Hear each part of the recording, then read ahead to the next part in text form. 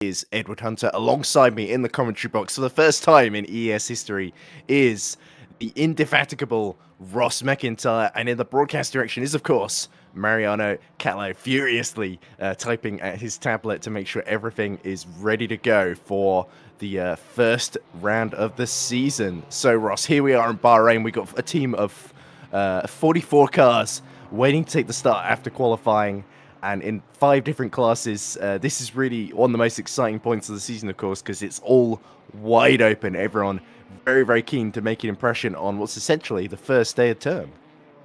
It absolutely is. Hello and welcome, everyone. Thank you for the wonderful intro there, Ed. It's greatly appreciated. We'll have to look As up you what said, indefatigable means then.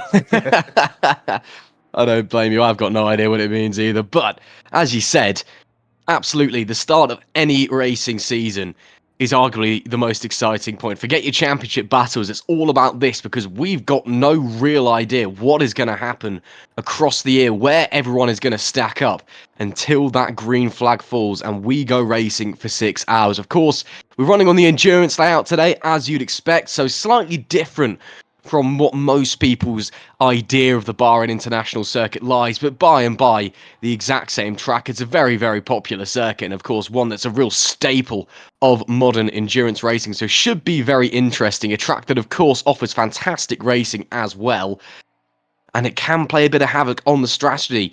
We've got seeing the track temperature there, 43.7 degrees Celsius. That's pretty warm, so tyres, something that we might need to be keeping an eye on. Of course, we'll have a different range of tyres at the start of the race, from the softs down to the hards, just to keep an eye on there. The drivers will be shortly heading out for their formation lap before we go racing.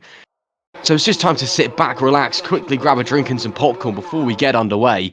But should be very, very interesting. I mean, we're seeing some familiar names around in qualifying, where we're expecting them to be. Some new teams, some new names as well joining the grid for this season. So for 6 hours, they're going to duke it out and show us what they can do. Exactly. It's a tantalizing contest in prospect. And of course, Simfream, as you may know, with the number 1 on their car after dominating Hypercar with their number 7 and number 8 entries last season, of course. This time, down to just 1 Hypercar. And will that give a lot of the top Simfream drivers, some of them have stayed, but not all of them. And it's always the case every season. You get drivers moving on and new talent coming in. And it's always the job of these teams to make sure everyone is in fighting fit shape in order to take on what there can be. It may only be 6 hours compared to, say, 24 hours of Le Mans, as we ended last season with, but it can still be quite bruising if you've not done endurance racing quite a while. Indeed, commentating for 6 hours is itself a bit of a feat, so we'll see how we manage that. But especially with the throat not being 100% in my case, but I'm sure it'll get better. That's what throats do, right? But anyway. So Bahrain, of course, a sort of man-made island in the Middle East, in near the city of Manama in Sakir, of course, and it's 15 corners essentially, isn't it? So I don't think it's the endurance layout. I think last year we raced on just the normal Grand Prix layout, so it would be a surprise if you know something I don't on that front, Ross. No, in fact, you're absolutely right. I saw the track map and got confused. We're on the regular layout. Ignore everything. Just say endurance at the top, so I don't blame you, but of course. But anyway, yeah, as I was about to say, Simfrey number 1, I think that's the team, as you can see, just in the background, that's on pole position in the hands of Nello Pastorino, Sander Callas in the Grand Effect alongside them. And Grand Effect actually had some pretty strong races last season. I thought they were really, really unlucky. They came very, very close in races like Imola and Istanbul. Imola, they were leading until about 20 minutes to go. There was a collision with one of the GT3 cars, and I think then they also got penalised for speeding in the pit lane as well post-race. So, and then Istanbul, they decided to gamble on wet tyres on a drying track near the end. They were gambling on a Code 80, which is effectively a full course yellow. So if somebody loses a rear wing, or loses a wheel, and has the steering completely buckled, they'll often throw a Code 80, which allows the wounded car to get back to the pits without having a hypercar ram into them at high speed unnoticed, because there are some pretty fast corners at Bahrain, so and some blind corners as well, particularly the turn they're just coming up to now on the formation lap, which is of course turn 4. So you've got to remember as well, Ed, those fast corners down in the middle section coming into the last 6, those big left and right hand sweepers, very, very easy to lose the car there as well. You just hit a bump wrong or get a little bit of dirty air, can completely upset the balance of the car and send you spitting out into the gravel trap. So it's a circuit where you have to be very, very careful, especially on worn tyres. Exactly, and they're going to get very, very worn as these stints go on, so the rears are definitely going to need to be protected. So, of course, front row in Hypercar, we talked about Nelly Pastorino, Sander Callas for Simframe and Granafit. Behind them, William Snowden in Boy Transport Racing's first appearance in Hypercar. He's in third, with Lazaros Filipicardos for Team Iris in fourth. Chris Kazmarkiewicz for Sweet Force 37 in 5th, and bring up the rear of the Hypercar pack is Franz-Jan Rom for Level 1 Esports 27. So Boy Transport, Sweet Force and Level 1, all 3 new Hypercar teams moving up from LMP2, looking to make a big impression here. Then LMP2 Pro, of course, we got the 2 Titans from last season, Go Team and Hyperion, Roland Zux on pole from Patrick Skolowski in the Hyperion. So they're basically picking up from where they left off last time, Hyperion, it seems, with Andrei Mersak in third. So I think Blackhawk Racing have moved down to LMP2 Pro, interestingly. Then, of course, we've got Riccardo Di Marchi and Savas Unal for Sunset Motorsport, the reigning Pro-Am champion in LMP2 in 4th and 5th in the Pro class. Then in Pro-Am, we've got Giuseppe Saracino on pole for Team Shiba 320, which is definitely a big upset. Saracino looking to impress, of course, after some strong performances in other series. And Jay Rakelli lines up second for Simframe 47. Then it's Stefano Benato in Naha Racing Italia 33. Arm Zebra 42 is in 4th in class. And HG Esports Blue Bolt 91 in 5th from Team Shiba number 10. Carloni Racing Prototype Red. Boy Transport 40, Cassandra Sim Racing 888, and then Fuel Savers number 23 bring up the rear of LMP2 Pro-Am. Then let's quickly breeze through the GT3 field. Salvatore Zitello is on pole for Arms Zebra number 41, with Michele D'Alessandro for Pescara SRT behind him. Then it's Carlo Dianda for the Virtual Drivers Alliance number 74, Nicola Pastor for Team Shiba for number 13, and then Casio Motorsport 75, Tameli ERT number 69, and MR Motorsport bring up the rear. And then, of course, in GT3 AM, we've got MR Motorsport 66, GR Simfrost ERT number 8, Carloni Racing 82, Simframe Esports Junior Team in 4th. Then in 5th, it's the pink Simframe Esports team, number 17, ahead of Le Casacu Sim Racing, the French outfit. Then Team Rookie Monsters, number 62, Virtual Drivers Alliance, 115, Boy Transport 306, Cassetra Sim Racing 88, Boy Transport, Grow Racing Team, Team Shiba, and Team Rookie Monsters 63 bringing up the rear. As here's the Hypercars about to be released any moment now, Ross, and Pastorino's got to look in those rear wing mirrors. He does indeed. We see them lined up, ready to go, waiting for that green flag. And they are away. The LMP2's behind them as well. We get going. A bit of a delay in the background, but looks all clean. Already trying to challenge down into turn 1. Porsche on Porsche action up the front of the field as Pastorino squeezes down onto the inside. Looks all clean, but gets held up a little bit there. Some drivers running off the road as well. The LMP2's also away in the background, and it's already chaos at the start. Yeah, you saw Pastorino sort of tried to block Callas and push him into the Iris Boy Transport battle, and Felipe Cardos has also been able to, in the confusion, overwhelm Will Snowden, who's now behind the Sweet Force car of Chris Kazmarkiewicz, and not a good opening lap so far for Will Snowden and Boy Transport then. But here's LMP2, Zux is just starting to escape up the road from Patrick Swikowski in the Hyperion then, as Saracino is not far behind, leading the Team Shiba in the Pro-Am class. Here are the GT3s. Michele D'Alessandro has launched into the lead ahead of Salvatore Zitello in the Arm Zebra number 41, of course. So Zitello for Arm Zebra in the Aston Martin and Michele D'Alessandro in the Mercedes AMG. And then it's the Porsche behind. That's the GT3 AM leader of Giancarlo Rossi. He's also made a good start and has eaten in to the GT3 Pro field in the GR Simfrost ERT, of course. Not to be confused with the Formula E team, which I think has since been renamed to something else in recent history as well. ERT, I think it used to stand for Electric Racing Team or something, or Technologies, I think it was. I don't know what it stands for in the context of GR Simfrost, because previously they just entered as GR Simpras, so the number 8 car, of course, seems to have got some new sponsorship on it. But anyway, we cut back now to the hypercar field at the end of the first lap, and Nele Pastorino has held off Sander Kallas for the time being, but the Estonian Kallas looks very, very fired up in his opening stint. Ground Effect eager to take that first win, and look side by side, Kazmarkovic, and that must be Snowden, and Kazmarkovic holds on from Will Snowden there. Yeah, nice stuff. Nice battles, early doors, clean racing, respectful Snowden racing. got through, sorry. Snowden got through. But as I was saying, it's clean and respectful. You can't win an endurance race on the first lap, but you can certainly lose it. Drivers want to make sure they're in a great position so they can execute their strategy, especially early on in the race as we come to the end of the opening lap for the GT field. And there we see Michele D'Alessandro holding on at the front. This is a track that the Mercedes GT3 will absolutely love. It's got such a long wheelbase.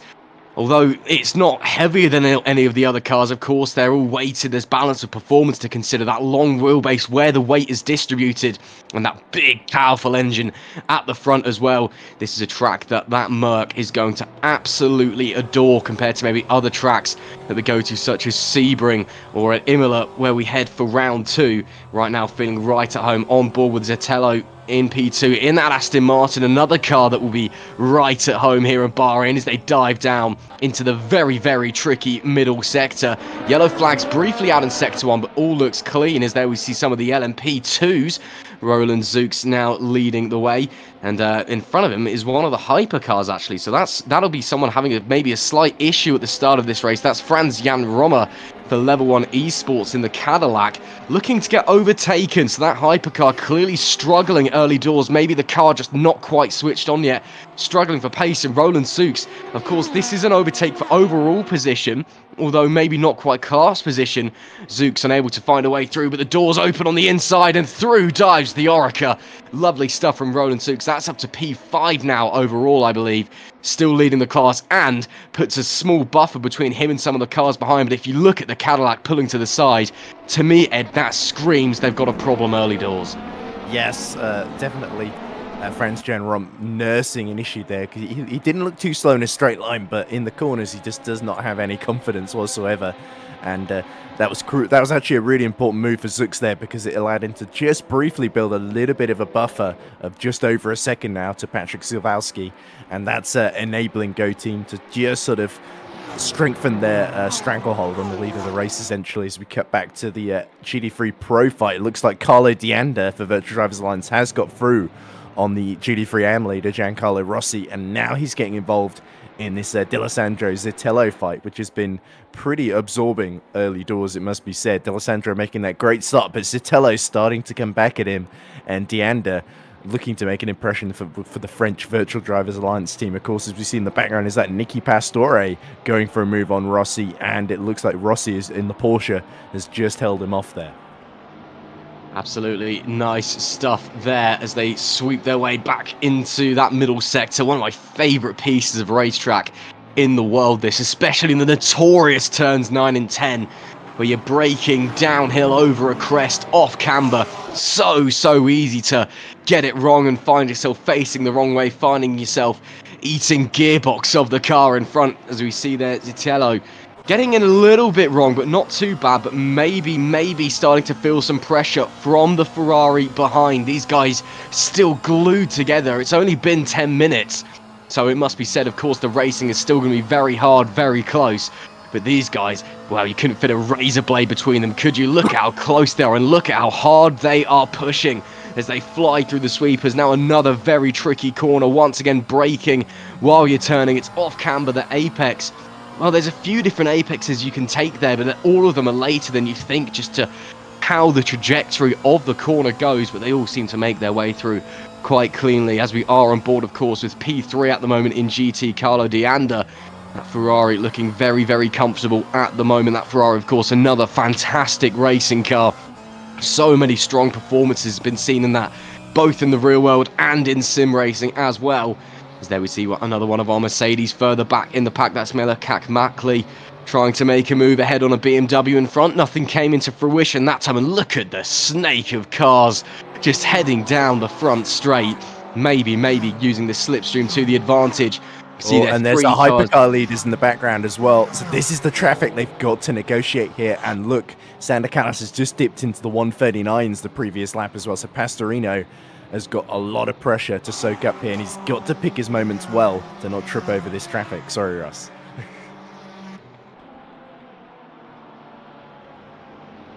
Absolutely. It's going to be very, very interesting to see how it all unfolds. Still focusing on some GT battles as we wait to see where the hypercars emerge. Of course, the hypercars, well, funnily enough, they're a bit faster than the GT cars. The fastest lap from a hypercar at the moment, a 139.852.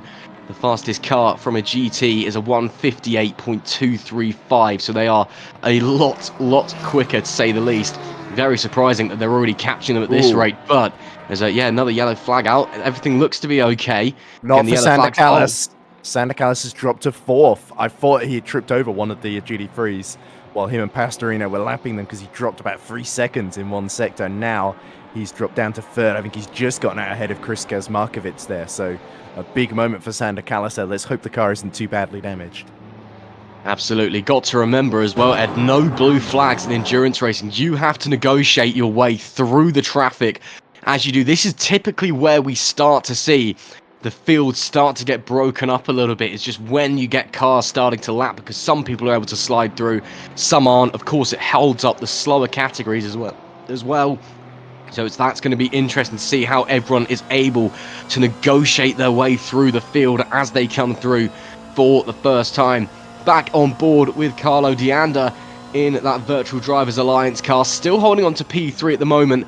Doesn't seem to be trying to look for an overtake at the moment. Seems to be fairly comfortable just sitting in 3rd, putting the pressure on that Aston in front. Maybe he's trying to play the long game already. Maybe he knows he's happy just sitting, watching his tyres, not risking anything. Doesn't want to put himself into problems so early into the race. We're not even 15 minutes into this 6-hour affair. Just look at the slip angle on that Aston. Look at the rear stepping out. It's almost power sliding through turn 4. What a sight to behold as they come back down through the middle sector. And you can tell, wow, it just really likes stepping out on the rear, does the Aston. It's just how the car is set up, I suppose. And Deanda getting very, very close to the diffuser there.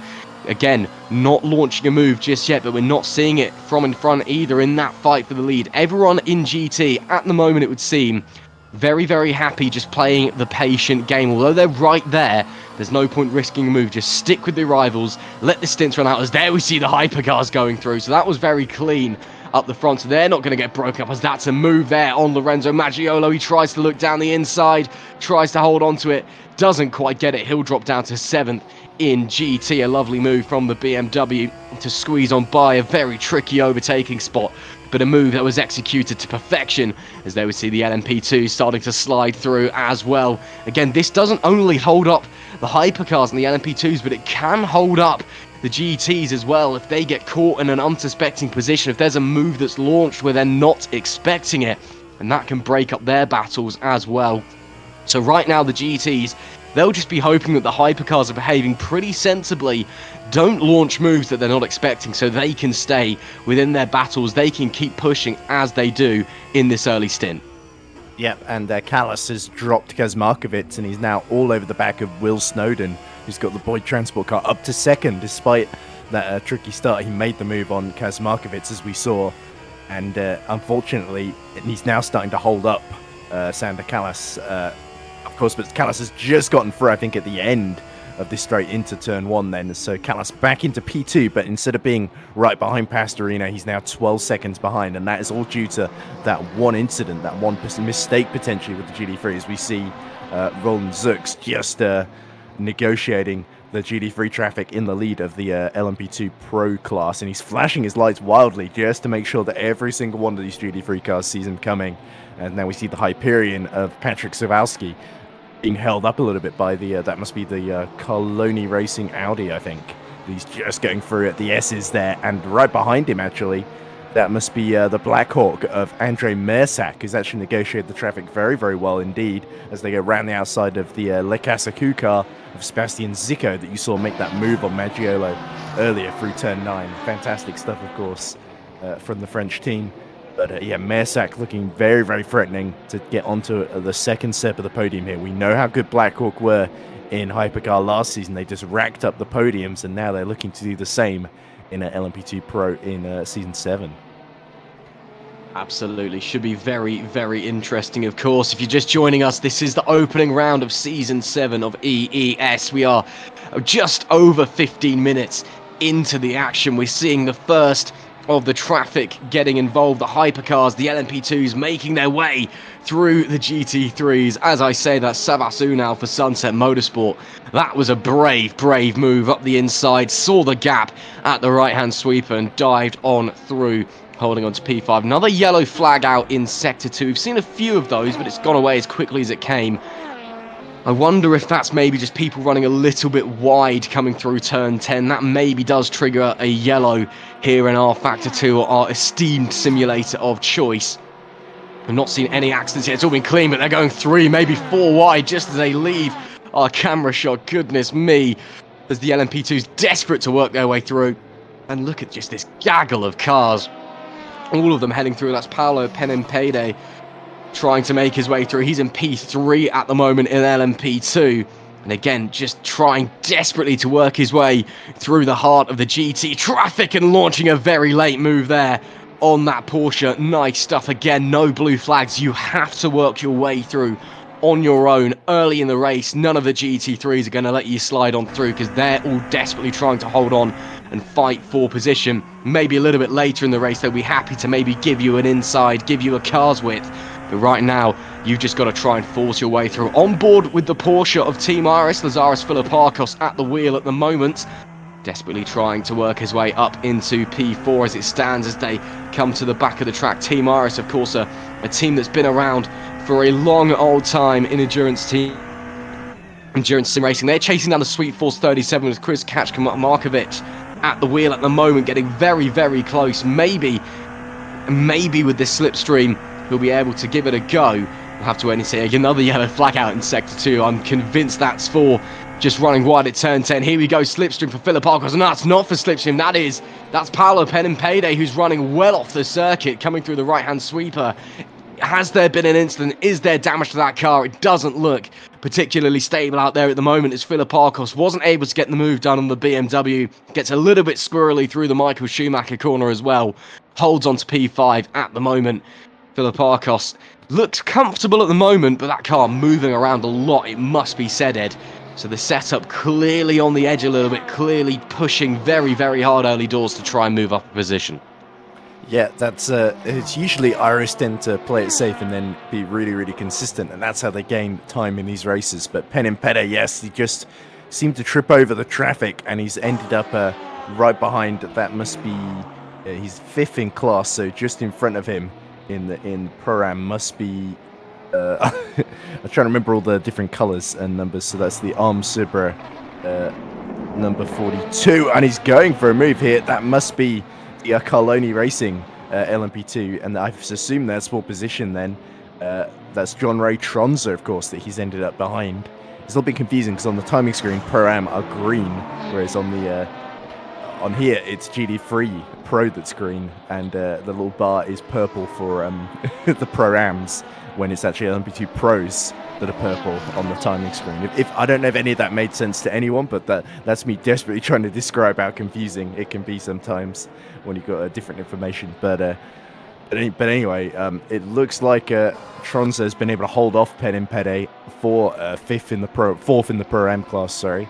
And yeah, it's that one mistake from Penimpede dropped him from right behind Richelli, who was 2nd in class, and it's dropped him to 5th in class. If you look at Deanda, just continuing in that Ferrari to keep a watching brief then on Zitello and D'Alessandro in the Arm Subra and the class-leading Pescara SRT in front of him then.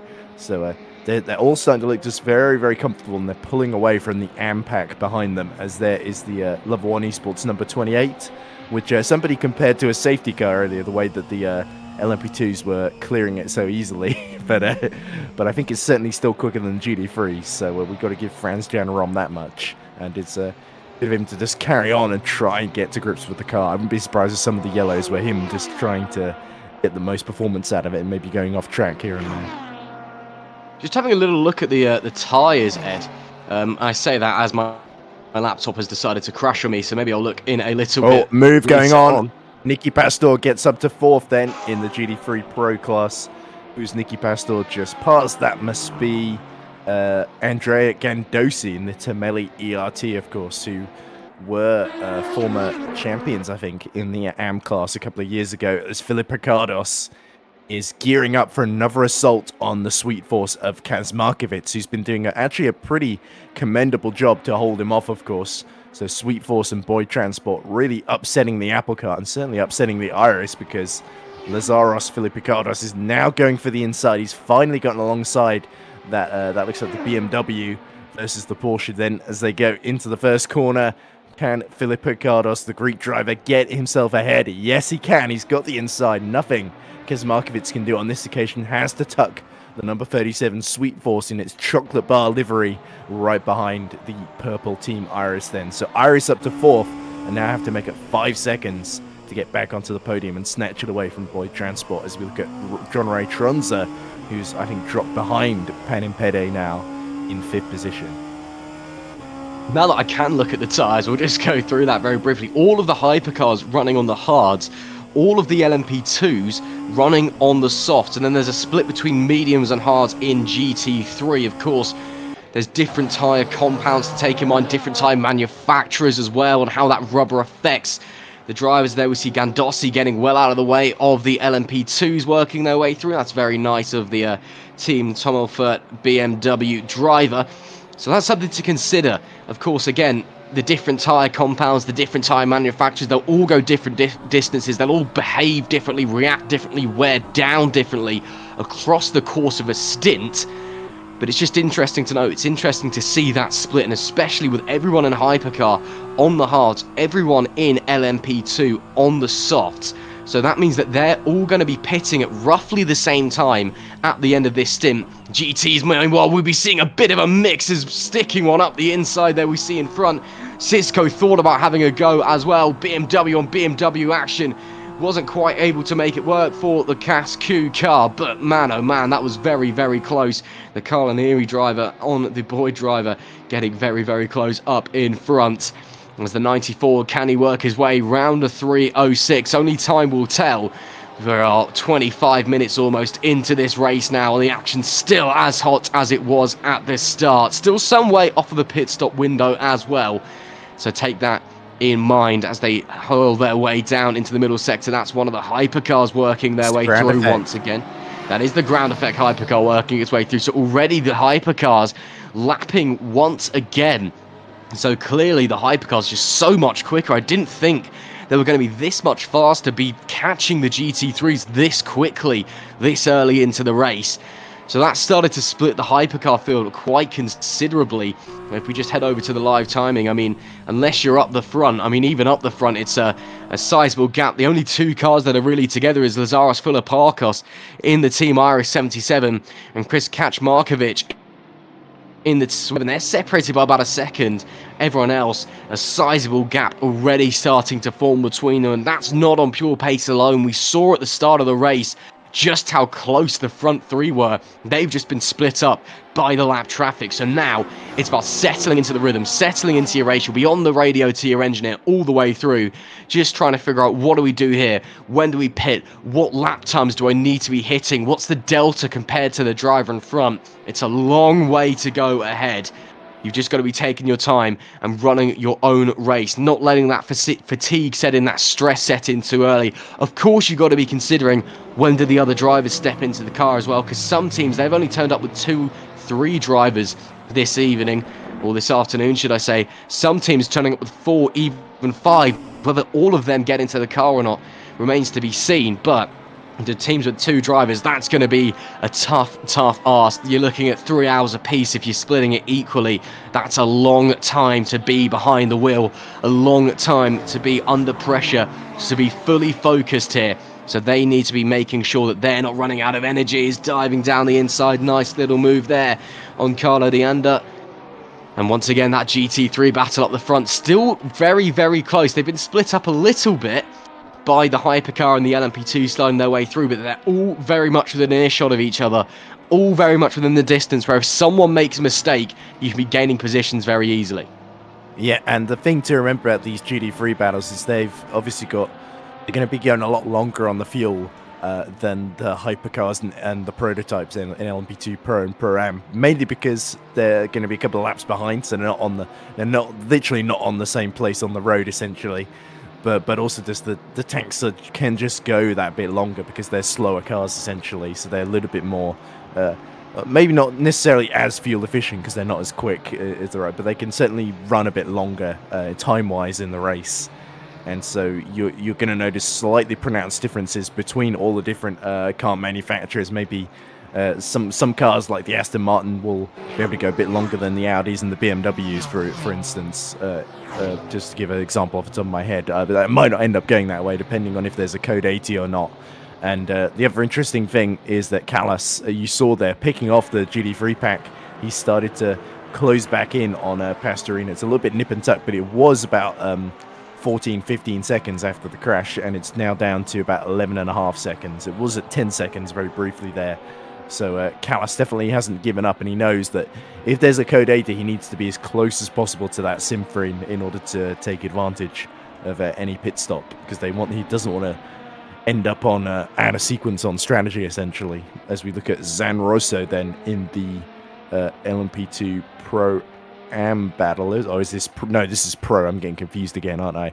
This is John Ray Tronza having been passed by Pede, now being caught by Stefano Zanrosso for the Blue Bolt 91 team.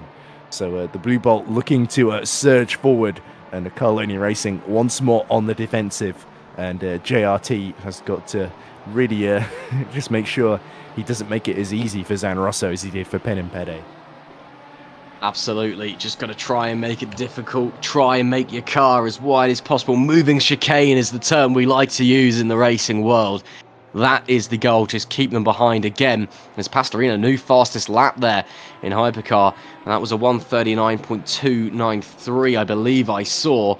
So very, very quick lap time starting to come out. Again, all of the hypercars on the hard compounded tyre, they'll be able to go a fair distance.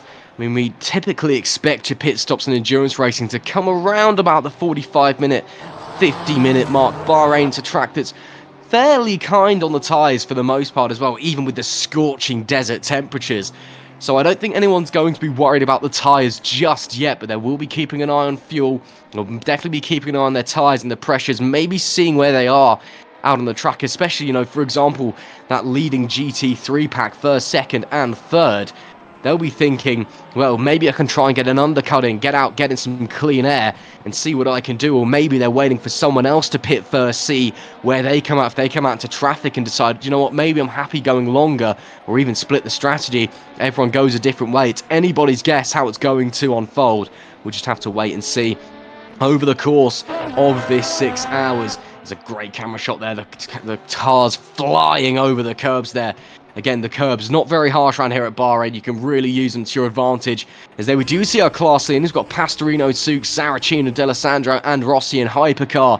LMP2, LMP2 Pro Am, GT3 and GT3 Am respectively. As there we see battle for position. Lorenzo Maggiola, excuse me, trying to make his way through, hasn't quite come into account. Yeah, I think that's actually Lucrezia Milanese for Sim from Esports Pink, just getting through and actually making a mistake, I think, there, or potentially letting him through intentionally if he thought that bump past was maybe a little bit egregious. But yeah, great to see these two teams still fighting out. Maggiolo, I don't think has really got the pace in the Ampac to hold on to the podium at the moment, because he's dropping to almost 3 seconds behind Busink in Rookie Monster 62, who's doing a very good job holding on to that third in class spot. But yes, Milanese looking very, very threatening indeed. And only 1.4 seconds down the road is Sebastian Zico, who's already made quite a few decent moves of his own for the Casa Coup today. So yeah, Milanese want to get through sooner rather than later, as we look at Gandosi in his little battle here with, that must be Filippo Lapaglia in the MR Motorsport number 71, who's just 6/10 ahead of him then. But here's Carlo D'Anda. Now he's started to get the hurry up. Look in front. D'Alessandro is now made a break for it. He's 1.7 seconds ahead, and Zitello suddenly looks that little bit vulnerable, and Carlo Dianda senses blood in the water, doesn't he, Russ?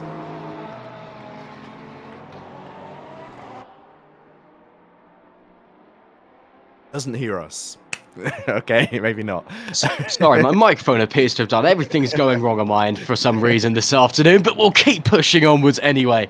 As I was saying, you will definitely want to get through, but again, at this point, for me, if I was behind the wheel, I'm starting to, I know I said, you know, you're not worrying about tyres, but you're starting to think about that strategy. Maybe the move now, if your tyres are starting to get to a point where they're not worn necessarily, but they're starting to get a little bit sketchy, a little bit on edge, you're starting to think about strategy. Maybe this is one we take further into the race. If this is the battle that we're going to be fighting, there's no point wasting tyres, wasting fuel, risking damage now when we can take it further on into the race. Again, 6 hours, it's a long old time to be out on the racetrack. You don't want to destroy the car in the first hour, because not only is that a disaster for you and you tumble down the order, but it annoys your team, it annoys your teammates, all those people that have put in the work, you know, the hours and the hours of practice doing setup, team meetings, all of those people, you've not let them down necessarily, but you have essentially in that sense. And it's obviously, it's heartbreaking for the team, it's heartbreaking for the driver involved as well. So again, for me right now, just want to be taking it steady, taking it chill. Again, maybe start to think about the strategy and how that unfolds. And look at this. This is the battle for third in hypercar. And look at, oh, opportunistic from Philip Picardos. They saw the GT3 in front of them. They're going side by side. And Philip Picardos not quite able to get past William Snowden. He's going to be stuck on the outside here into turn 9. Look how twitchy that steering is.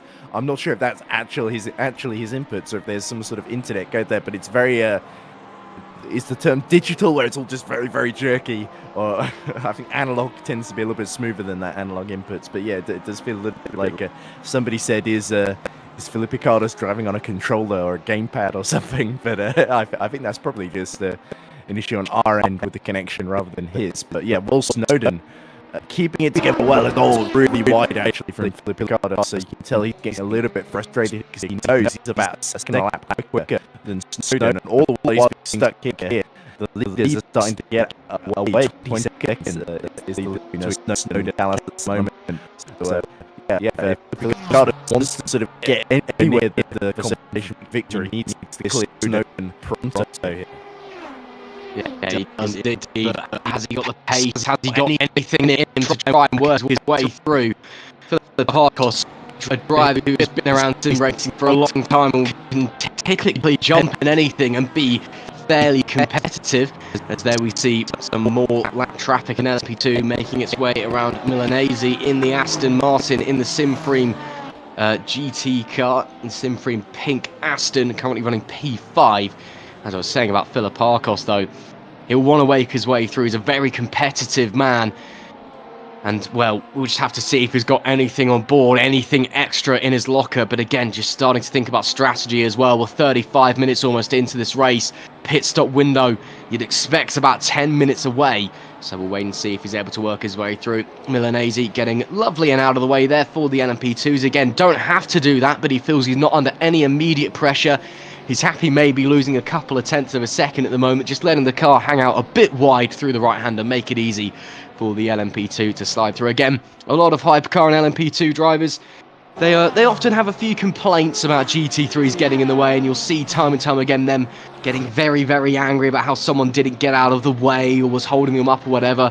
What they often forget, they have no obligation to get out of the way. It's the nature of endurance racing. It always has been since the birth of motorsport and endurance racing.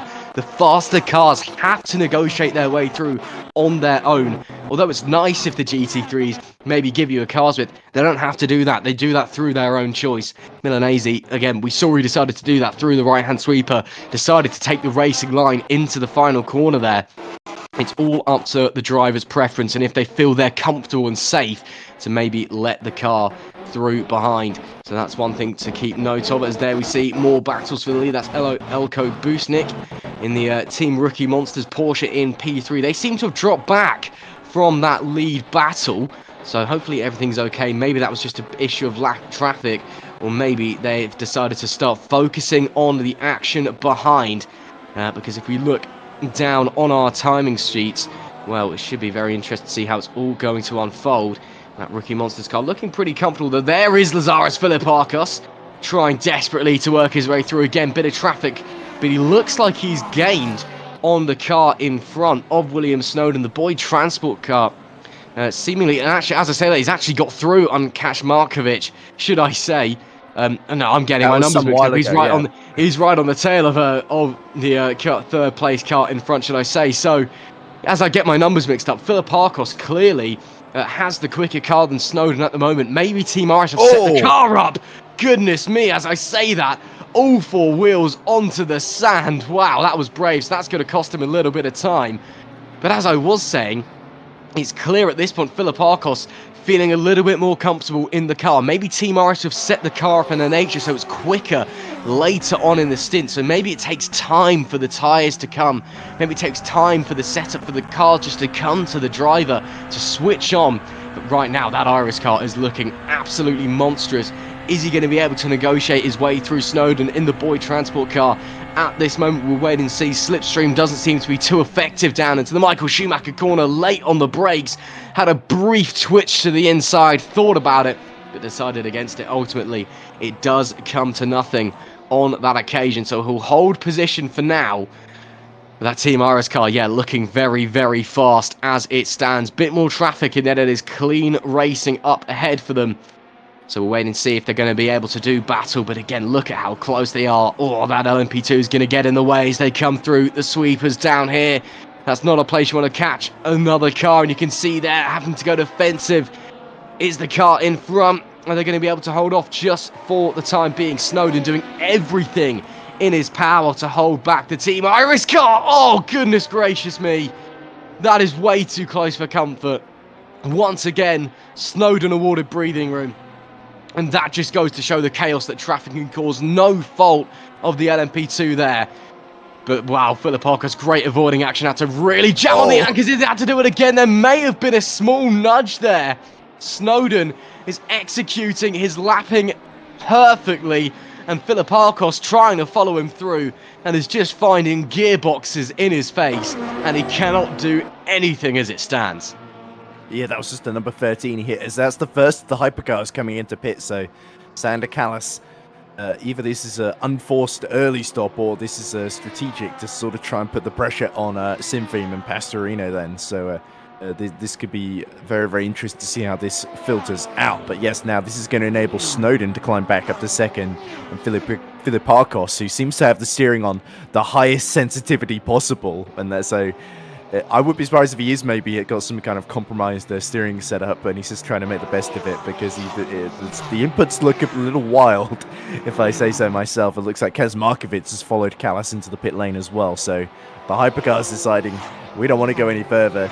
We want to pit early, put some fresh cars on, and undercut the people in front of us. But yes, Snowden, as you say, of course, we've seen him in other championships driving for Boyd Transport in LMP2 and doing a really, really good job. And it's great to see him translate that to defensive moves. Even though the traffic is often not ideal points, he's been able to just negotiate it very, very cleanly. Although having said that, he's getting stuck around the Mercedes. They're going to have to go either side. And round the outside goes Philippakos up to second place then. Is Snowden done with him? No! Oh, he's going to dive into turn 10 from a long way back. Philippakos almost can't get out of the way quickly enough. He got completely blindsided by that one. Fantastic defensive driving from Will Snowden there. Another fastest lap for Pastorino, 139.124, extending that gap. These two, though, leaving it all out on the racetrack. Just furious racing at the 5-hour, 20-minute mark left on the clock. And, well, team bosses potentially in the ears just going, boys, long way to go. Don't crash into each other, please. Let's take it easy, because we've seen already a little bit of wheel banging, a little bit of aggression out on the racing surface. And boy, oh boy, it is getting exciting as Philippakos actually decides to dive into the pit lane from P3. So he's decided, you know what, had enough of that. He's going to come on in and, well, take his first stop early doors, leave Snowden a bit of breathing room in P2. So we've had a few hypercars come into the pits now. And long stop for Callas, by the way. Look at that. He's come out in 11th position overall, behind Kazmarkovic and Franz-Jan Rom, who we saw was really struggling and is yet to go into the pits for any repairs or to just put different tyres on that car or whatever. But yeah, Kazmarkovic was a long way behind Callas, and he's come out significantly ahead by about 10 seconds or so. So that is very, very surprising. So maybe there was some sort of issue for a ground effect there. Maybe some damage that they had to repair because they've not changed drivers. The only other thing I can think of is maybe they've just put a bit more fuel in for this stint. Potentially, maybe even missed the pit boxes or getting very, very close there. Oh, and off the road, that is Callas that goes very wide coming through the penultimate corner. That's definitely a racing line of all time. Not the ideal one, it must be said. And it looks like he just went off on his own as well, unless there was maybe a bit of aggression with some of the lap cars in front. That's very, very bizarre as he works his way through. Remember he hit one of the GT3 cars earlier, Ross, so while he was trying to chase Pastorino, who himself has gone into the pits from the hypercar lead, so maybe there's a legacy of that crash that he's still having to deal with at the wheel of that car, and they just can't find a workaround. That is a shame because they've lost a lot of ground as a result of that. Although having said that, we are seeing some of the other hypercars pit now. Philip Picardos has actually had a long stop as well, and has come out in 13th, I believe, behind Sander Callas as well. So it may not be just Callas that was having issues then. Potentially, maybe some issues all across the board early on. It is the first race of the season. If there's ever going to be a time where anything goes wrong, it's going to be this one, unfortunately. But so far, everyone, although there have been a couple of collisions, a couple of moments, a couple of incidents, everyone is still running. To my eye, so we've had no DNFs yet from what I can tell, which is great to see. And everyone holding on to their own, on board with Deander, still in third place, no longer on board with Deander as we go to Sebastian Shizko for Lukascu, that number 94 BMW, manipulating his way through the final corner as he's under a bit of pressure from that 75 Merc behind. They're in two different classes. Important to remember, of course, you can tell that from the colours on the number board. You can tell it from the colours on the timing screens as well. Of course, you've got GT3 Pro and GT3 AM to consider. And, well, at the moment, they're working their way through fine. Shishko in the AM class in 6th place in that category. A bit further back in the Pro class behind him, Mela Kakmakli. He's in the GT3 Pro number 75 Caspian car. So two different categories there. They'll still be putting on a show, still be fighting very, very hard as Itelio, second place in the Pro class as it stands in that arms curver at number 41. Right on the tail of Michele De Alessandro in the Pescara SRT car.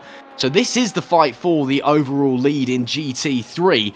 Again, we saw how close they were earlier on. Still neck and neck. That Mercedes doing a great job to hold its own. As we see one of the Cadillacs sneaking its way through, having to hold behind as the Mercedes lets him through as well, coming into the right-hander. Very nice of him to do that.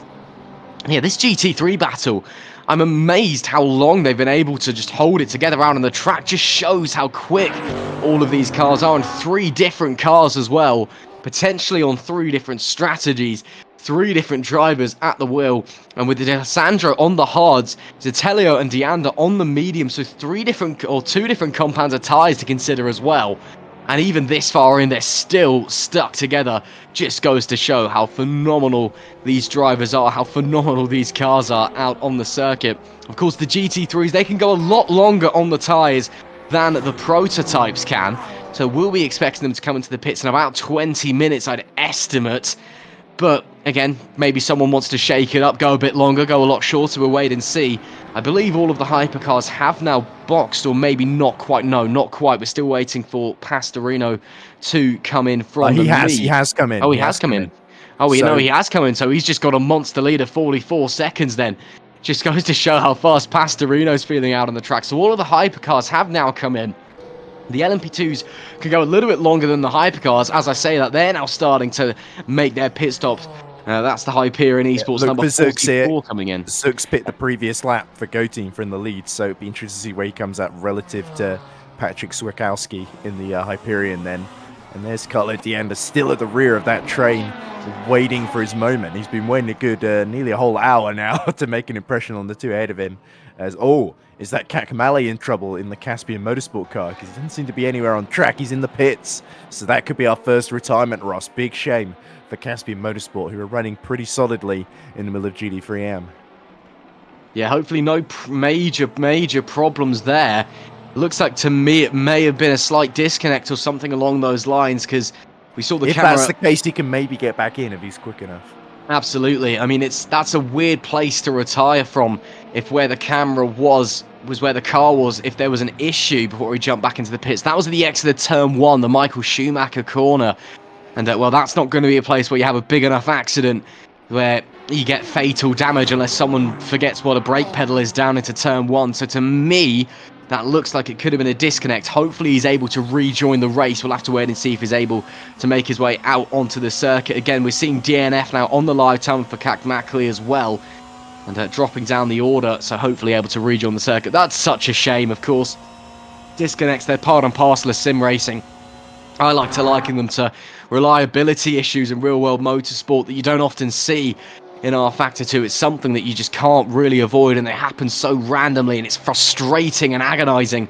But unfortunately, that's sim racing. Sometimes you just get a poor luck of the draw, lady luck just frowns upon you in a brief moment, and you find yourself spiralling down the order, desperately trying to rejoin the session.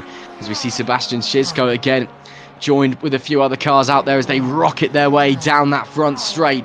They'll be getting up to 260 kilometers an hour, the GT3s, before they're slamming onto the brakes. Of course, the hypercars will be going a little bit faster than that, shall we say. Again, they are lapping so fast into the 130s. At the moment is the fastest driver, Nello Pastorino, on 39.124. Only other driver in the 139s is Sandor Callas in the Ground Effect 27, a 139.174. Was his fastest lap, but his previous best was a 142 on his last go round. Pastorino still lapping consistently in the 139s. He is in essentially a race of his own at the moment. Is that pace advantage for the hypercar leader? So that's something to watch out for. Can they keep that pace up, or is this maybe just a one-time thing? But clearly right now, Simframe picking up where they left off in Season 6, showing why they've got that number 1 plate on the side of the car, showing coming into Season 7 why they are the team to beat. Yeah, certainly Pastorino doing an impressive job so far, but certainly you got to feel that Callas, it started going wrong when he had that collision with the GT3 car. He might still be nursing damage. The good news is he's got past the Sweet Force car of Kazmarkovic.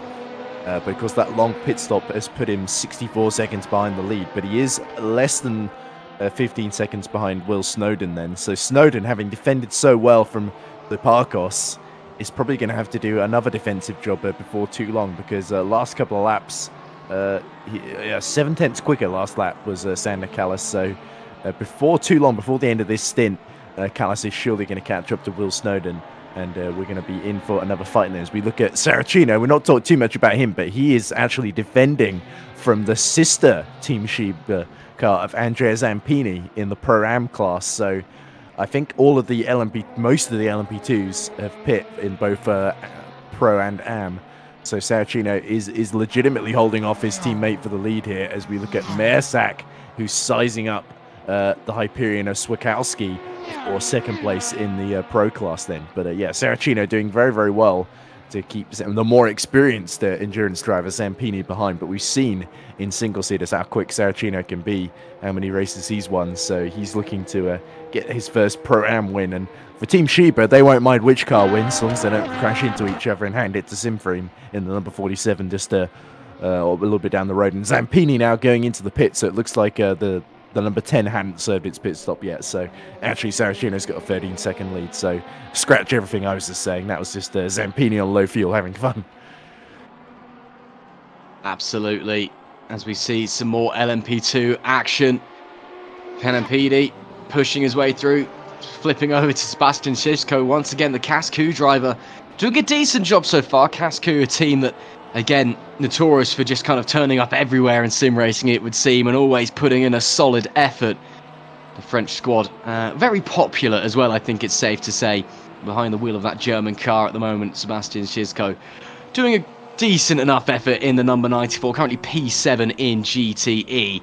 and just holding on to his own. Again, drivers in the GTs still yet to really make their pit stop, so they'll be waiting to see if they can push their way through and see if they can maybe gain some ground during that opening stint. Again, as I said earlier, GT3s, they can go a lot longer on their tyres than the LMP1s and the hypercars, and there's a nudge there to an LMP2 from Shizuko, who I think that's no real fault of anyone's there. The LMP2 just came into the braking zone right as Shizuko whacked on the anchors and maybe just upset the dirty air, the balance of the car, and he just got drawn into the back of him. It was the lightest of kisses, so there shouldn't be any problems. There was certainly no spin outs, or looks like no damage as well, but well, that just goes to show how easy it is for things to go wrong in endurance racing. Just something you don't expect crops up and bang, that can be a race over. So, well, a little bit close for comfort. We got a front row seat of what happened as well. So I think it was this man that he just tapped the back of, the Black Hawk of Mersak as well. So who's been relentlessly chasing down Swakowski. So that's been a great little battle for second in LMP2 Pro. But correct me if I'm wrong, Russ. I'm pretty sure Le Cassicou, being a French name, all the drivers are French. I'm pretty sure it's safe to say it's a French team, not a German team. But maybe you know. They're in a German car. They're in a German car. Oh, it's a BMW, of course. Yeah, I guess Alpine wasn't available. So. No, entirely fair. But they, they try and stick to their. It's one of the, you do get that with sim racing, to be fair, don't you? You get teams that are very kind of national based. You get all French squads. I've seen all Hungarian squads turn up before a lot of the time. You get it quite a lot. We've got all Italian squads here as well in EES. Of course, being an Italian series, that's not entirely surprising, but you do get it in sim racing much more so than real world motorsports, where occasionally you might get a full Italian squad showing up, and that's about it. In sim racing, you do very much find teams that everyone's based out of one country, and they really are proud to fly their flags out there, wear their hearts on their sleeves, and that is great to see, and it adds another element to the story of the season, the stories of the races. You've got the kind of these battles, these inter-country battles going on for sim racing glory, and obviously this isn't a sim racing World Cup by any means, but it just goes to show, everyone is so proud and out there and doing a great job. As here we see Francesco De Gaetano for MR Motorsport, just trying to hold off an LMP2 behind. That won't last too long as the LMP2 pulls out and rockets away down the front straight. As again, BMW is very, very popular here this afternoon, it would seem. Remember, of course, this being GT3, it's slightly different to the GTE BMW that no one used to drive apart from me, apparently, back in the day. And that's why I never achieved anything in sim racing, but I did love that M6 thing. But yeah, this BMW, very popular out there today. We've got a really good mix of cars out there in GT3s, it must be said. Hypercars, it seems to be the Porsche is the go-to. We've got the odd Ferrari, the Cadillac, and so on. Of course, we've got a great mix, though, in the GT3s. We've got BMWs, we've got Porsches, we've got the odd McLaren. We're seeing a lot of Aston Martins out there as well. We've got a few Mercedes as well, including our leaders. So a great, great mix. And then, of course, in LMP2, everyone's in an Orica. So that makes it really, really boring in terms of if you like having different cars out on a racetrack. But, I mean, why not bring back the Ligier or something? I don't know. But, yeah, great to see such a great mix of different manufacturers, different cars out on the circuit. And great to see that they're all so competitive as well. Of course, there's balance of performance to consider. But all of the cars, they're built very, very differently. The weight distribution, how they drive, where the power comes from, where the power band is in the car, how they treat the tyres, everything among each of those different builds is going to be very, very different. And of course, the teams are then going to set those cars up differently as well. So it's great to see all of the cars being in the mix out there competitively and putting on a show. It really makes it exciting. Because it can be quite dull, unfortunately, when there's one car that's just the car to be in, or even two cars that are just significantly better than anything else. Again, we did used to see that when GTE was common in rFactor 2. It was essentially you're in the Porsche, you're in the Ferrari, you were nowhere. And that was a real shame. So it's great to see as we see some battles going on here in LMP2 that's changing. Yeah, I think that's Mersak still in third. That must be lapping one of the LMP2s there as he's trying to chase down Swakowski, so that's not changed a whole lot. We were just watching the battle between Di Gaetano in the MR Motorsport 66 chasing down Hallam Voice, the British driver, and the Boy Transport 306 then. So Voice having dropped off the back of Zico in the Cassicou car is now sort of just struggling to hold on to. I believe that's 7th or 8th in class, essentially. But yeah, Mersak, having negotiated the traffic, is doing a good job here as we cut back to Maggiolo, who's got the Simframe, the race leader, just picking him off there. And there's the Boyd Transport. No, that's not the race lead, that's the LMP2, of course. And then there's the Boyd Transport of Will Snowden going through as well. So this is Maggiolo trying to chase down, that must be the Porsche in front of him. So who's Maggiolo fighting? That must be a Busink, of course, for Rookie Monsters. This is for the AM podium then. And Ilko Busink has slowly been caught by the Carloni car behind him. The other driver being caught is, ironically enough, Will Snowden, who I was just talking about. Who was he set a lap time almost 2 seconds slower than Sander Callis last time around. So what was 11-12 second gap has now been halved to 6.5 seconds. And so Sander Callis is absolutely flying out there, not lapping too much slower than Pastorino either. So still a 64 second gap. But if Callis can clear Snowden, then you never know what might happen later in the race then. So certainly Ground Effect are still in this one with the pace that they've got. They absolutely are. Let's see though if they can push onwards. Again, we're not far off the opening hour mark. 5 hours and 5 minutes left on the clock. And again, we're still waiting for GT pit stops as well. We'll expect them to be coming in not too far away, but everyone seems pretty comfortable out on the racetrack as it stands in those GT machines. So we'll wait and see how it's going to unfold. Again, you do sometimes get it, and we may get it here, that actually the second hypercar pit stops actually come around the same mark as the GT pit stops. So that could be something to consider going forward. As there we see Filippo Lapaglia for MR Motorsport. The number 71 McLaren doing a good job out there at the moment. Again, the McLaren not often a popular choice here in rFactor 2, and in general in sim racing. It's I don't know why, it just doesn't seem to attract a lot of fans, but doing a good job out there at the moment is the MR Motorsport car. On board though with our GT leader, Michele D'Alessandro, Pescara SRT, that Mercedes doing a mighty job. He's commanded the races. That's a car. That was an LMP2 off the side of the racetrack. Who was that? That's gone wide and is running off. Was that maybe into the wall? I'm not sure. But as we stay on board with D'Alessandro, as I was saying, that Mercedes has just been imperious up the front of the train. It's never looked out of place. It's never had a fault so far. It was Sabasunil that went off track there for Sunset Motorsport 83. They were running 4th in the Pro class, some distance behind the top 3, and now they've dropped to 5th behind Riccardo Di Marchi. So the promotion for Sunset after that dominant LMP2 Pro-Am, the Turkish squad have not really had things their own way, and Sunset now losing a lot of time. I think they've rejoined the order because they're sort of stabilized about 5 seconds behind Pen Pede in 16th overall. But yeah, that's not a great moment for Savasunal, and the Sunset will probably be hoping that it gets dark soon, because then that's it. That tends to be more their territory, as the team name suggests. Potentially. We'll have to wait and see. Looks like that Mackley still hasn't... Oh no, he has rejoined the circuit, I believe. Yes, he has. So oh no, he hasn't. I lied. So Mackley got a bit excited there. Looks like the Caspian Motorsports car still unable to rejoin the race track. No, they are back out on track. I do apologise. So the Caspian Motorsport car has been able to rejoin. They're down in last place, of course. They're 10 laps down from the leader, 4 laps behind the next GT3 car. So a real shame for them. But of course, they'll be able to work their way, hopefully, back forwards across the rest of the race. They certainly have the pace to from where they were running earlier on. There we see Alessandro Ricciardiel, Simfree, doing a great job all across the board so far this race. And once again, still That's the battle for holding the on. AM lead, isn't it? Yeah, it is the battle for the AM lead. Yeah, doing a great job. Again, we're seeing battles for the lead in Pro and battles for the lead in AM and GT.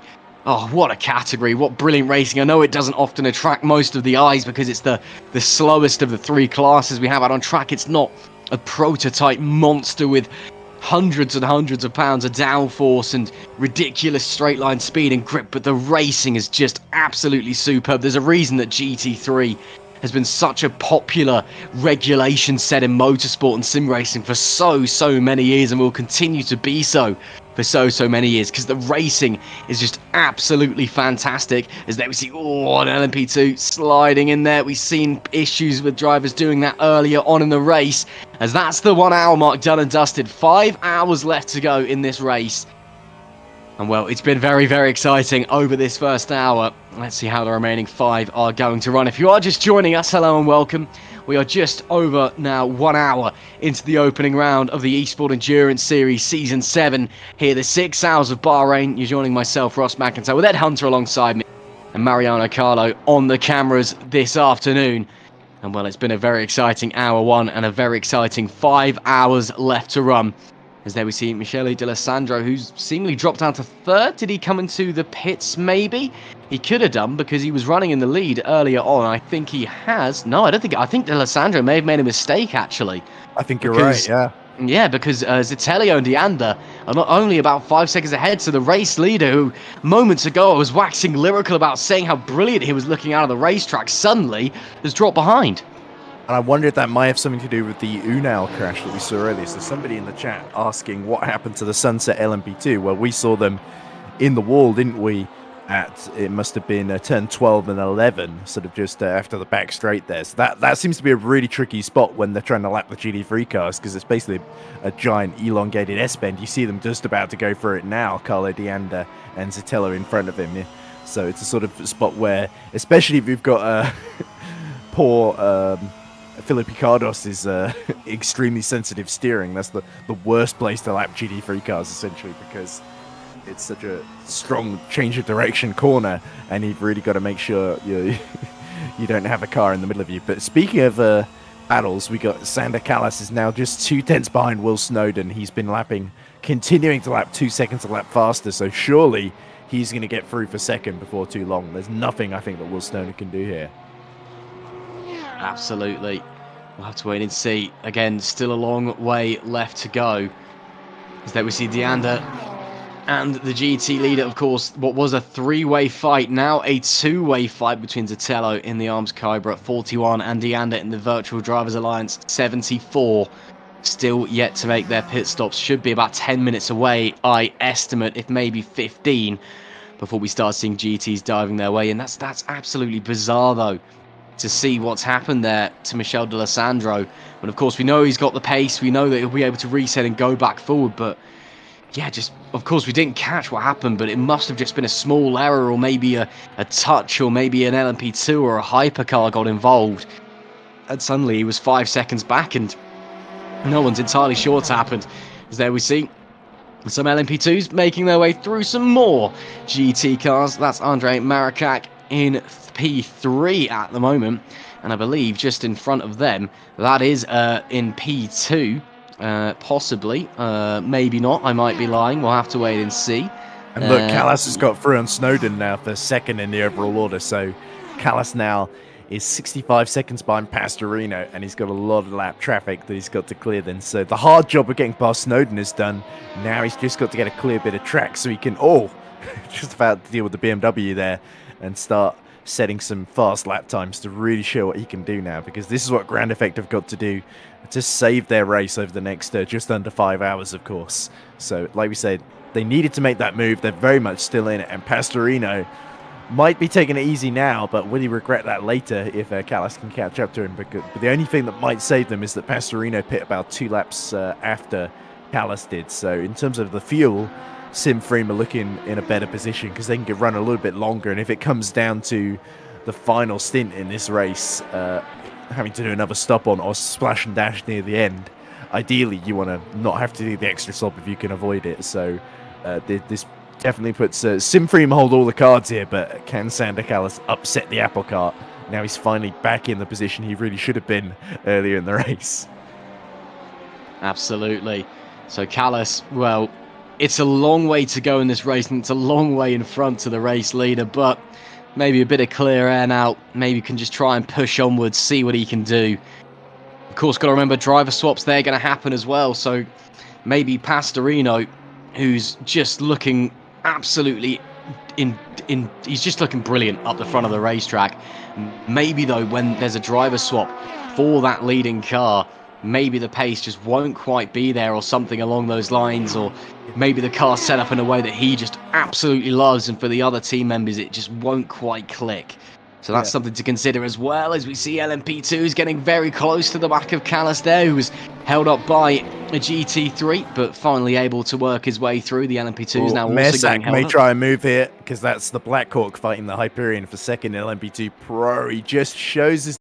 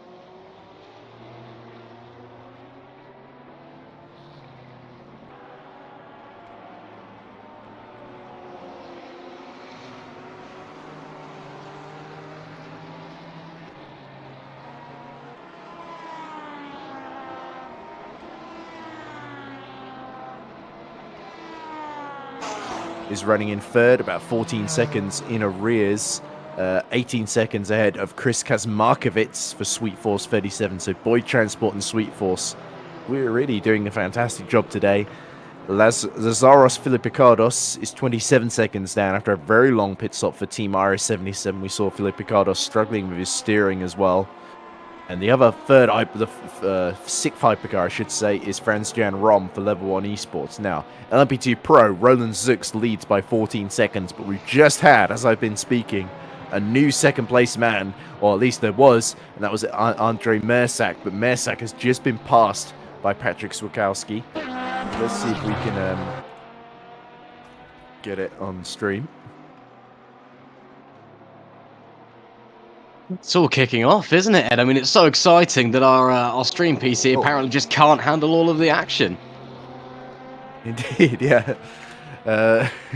So, unfortunately, it's been a very, very close battle for second LMP2 Pro, but we've not been able to see any of it because we're looking at Gandosi in 6th in the GT3 Pro class. Speaking of LMP2s, behind Zuk, Swakowski, and Mersak, and there they are. It looks like Swakowski is held on by the skin of his teeth to that second place, so this traffic ahead of them is really playing its part here, as we see Swakowski just picking off another GT3 as they go towards turn 1 now. But LMP2 Pro-Am is being led by Giuseppe Saracino for Team Sheba 320, qualified on pole, and has built up a pretty big lead to second place man, Andrea Riccelli, Simframe number 47. It's a 21-second lead, I believe, if I've worked out the maths correctly from the intervals. And then in third in Pro-Am is Stefano Benato for Naha Racing Italia, the black and green card. I think you just saw Mersak lapping there in the background. GD3's Michele D'Alessandro has worked his way back into the lead. We did see him drop to third very briefly. He seems to have got back through now by a long way as well. He's 56 seconds ahead of Carlo D'Anda. And then Francesco Genial has gotten on board Arm Serpra 41. So I think this is the pit stops having played out. Arm Serpra have been the first to change drivers. D'Anda and D'Alessandro staying in the SRT and the Virtual Driver Alliance cars, respectively. And then GT3 Am Giancarlo Rossi leads from Lorenzo Maggiolo and Ruta de Bruyne, who's gotten on board the Rookie Monsters number 62. Of course, they were in a pretty close battle with Simframe Junior team, weren't they? With Alessandro Riccardiello at the wheel currently. So, plenty of battles going on. That's your top 3 in each class. This is Sander Callas is making a very early second stop, Ross. And is this the consequence of him having come in earlier in the first stint, or are Grand Effect once more in major trouble here? Yeah, that's an interesting move from the number 27 car. So Callas comes in. Yeah, very, very weird. I mean, we did say they took an earlier first stop, so naturally their second stop's going to be a little bit earlier as well. But this is at least a few laps, I think, before we were expecting them to come in. So maybe just struggling with the tyres a little bit. Ooh, maybe just struggling doing the same, the Sweet Force. So it really feels like the hypercars. You said Bahrain wasn't the hardest on its tyres, but they're chewing through them, aren't they, in those hypercars? At least some of them, anyway. Maybe they just don't like the tyres. Maybe they're just pushing too hard. I don't know. It's absolutely bizarre what's going on in terms of the strategy. I mean, they're all sticking to the hards as well, as there we see D'Alessandro coming in from lead of GT3. Of course, we saw him leading for most of that opening stint. Then he dropped down into third after what we believe was a mistake. Now he's back in the lead into the pits. He should be coming out roughly third as Hortensi, new fastest lap there for GT3, a 158.276. Very, very quick indeed. So D'Alessandro comes in. We've got one of the BMW hypercars in as well there.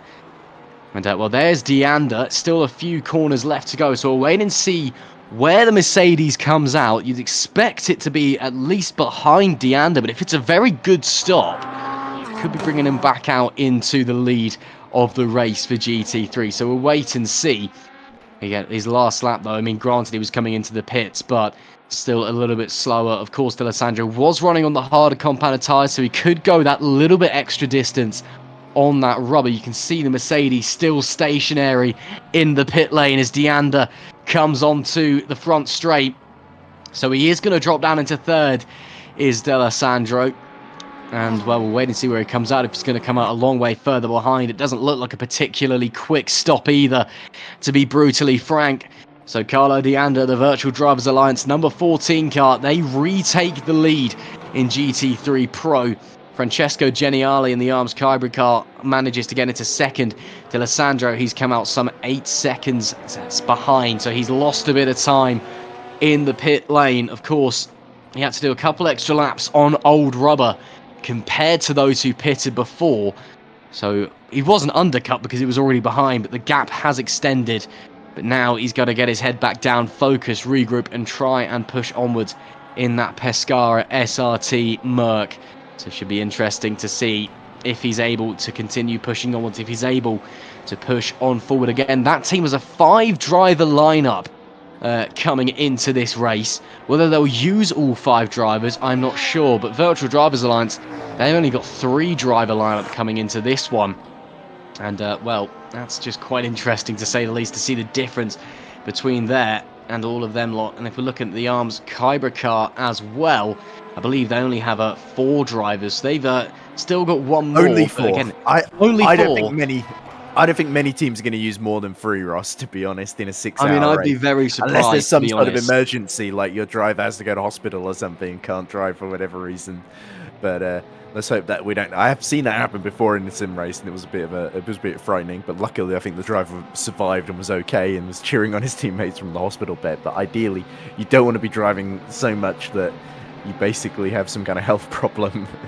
Luckily, in a 6-hour race, you're unlikely to run into that issue. A 24 or 12-hour race, suddenly it does get a bit more hectic, as Pastorino pits from the lead of the race just as that's the level 1 car, Franz Jan Rom, handing over to his teammate John-Paul Van Eerl in the number 28 then. This is looking a bit hectic here, as Ricardiel is still trying to get onto that GT Am podium, with Ricky Monsters of Boosink just leading this train in front of him. So Boosink under a lot of pressure here, or at least it would be Boosink if he hadn't handed over to his teammate Wouter de Bruyn. And I need to get used to the fact that de Bruyn is in that car, not Boosink.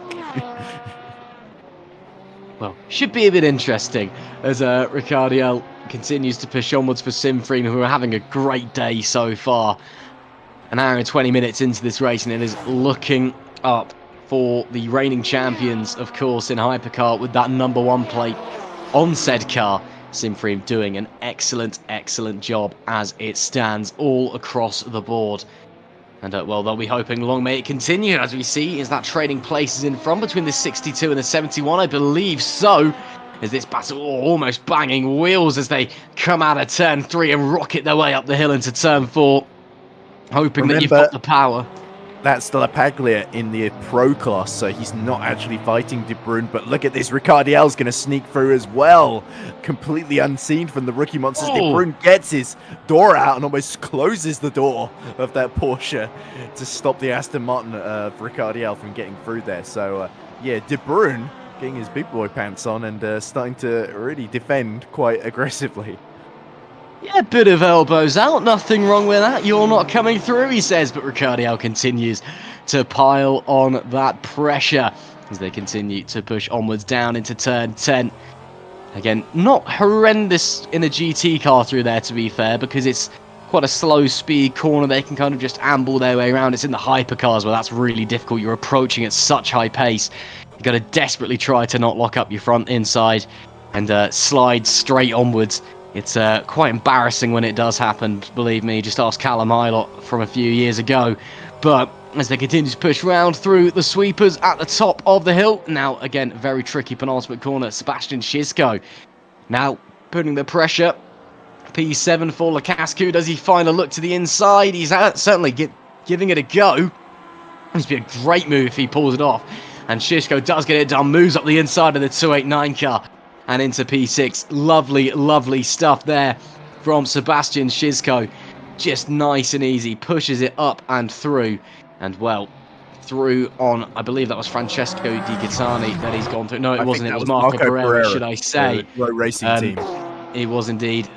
So, well corrected. I thought about it.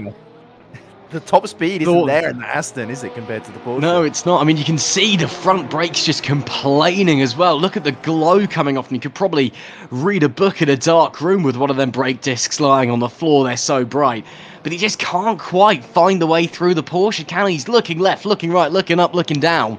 And, well, there's just no gap through. And look at the defensive efforts from the Porsche, it must be said, making the car as wide as the racetrack. It's brilliant to see, but it's frustrating for Ricardiel. He's starting to think surely the tensions behind the wheel of that Aston are going to be rising. He just needs to keep his cool, keep pushing. Eventually, he's got the pace. Some sort of gap's got to appear. And speaking of things that are brilliant to see, as Ricardiel looks very, very close and has just shown the door once more from De Bruyn there.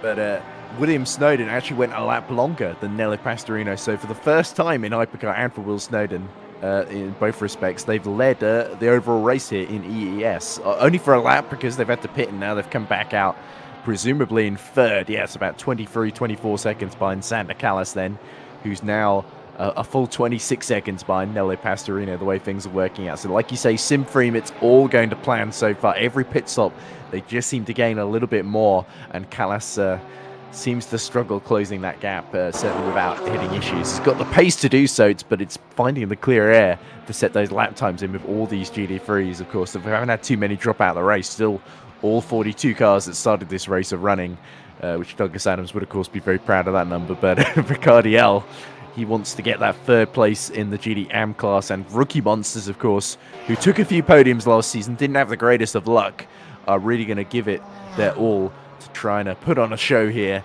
and keep Ricardiel at bay. I think Rookie Monsters, actually, there were a couple of races like Nürburgring. They were in the mix. They were leading that race in class at the Nürburgring until they got there was a collision with Callas, I think it was, in the ground effect, the hypercar, that took them out of that one, sadly, when Tommy Teasdale, teammate, of course, of those guys, was at the wheel.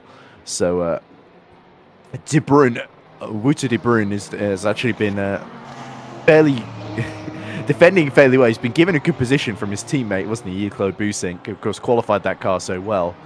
And now he's very, very intent on not undoing Boussink's hard work here, which is always the case in endurance racing. You have often you have one driver comes in and they suddenly inherit the position of the previous one, and either you're really far behind or you're unexpectedly much further up than you thought you were. You're never exactly where you should be, it seems, in sim racing, as they're about to go through wide into turn 4. The Kazakh car steers well clear of the LMP2 and the ground effect hypercar in that instance. Right, getting a bit close there for comfort, shall we say. I mean, this has just been an excellent race the whole way through, and we've still got 4 hours and 35 minutes left on the clock. What a way to open ES Season 7 here at Bahrain, of course, under the blazing Middle Eastern sun. But the drivers, they're not feeling the heat so far. We've had a few moments of aggression, a few moments of wheel banging, but nothing that's outrageous, nothing that calls for anything to... And as I say that, well, gets a bit interesting there. And that's the class leader, just trying to find his space in the pit lane and coming back out onto the track then. So, of course, Swakowski, once more Hyperion going a lap longer than Go Team. Let's see how that pans out for them as the race goes on. But in terms of track position, Hyperion should very much come out behind once they pit, of course. Just to see Felipe Arcos had a pit stop as well, and this come out about 4 seconds behind Swakowski. So yeah, the LMP2s are still close enough to cause a little bit of trouble for all the hypercars, because they have to pit that much earlier each stint, of course.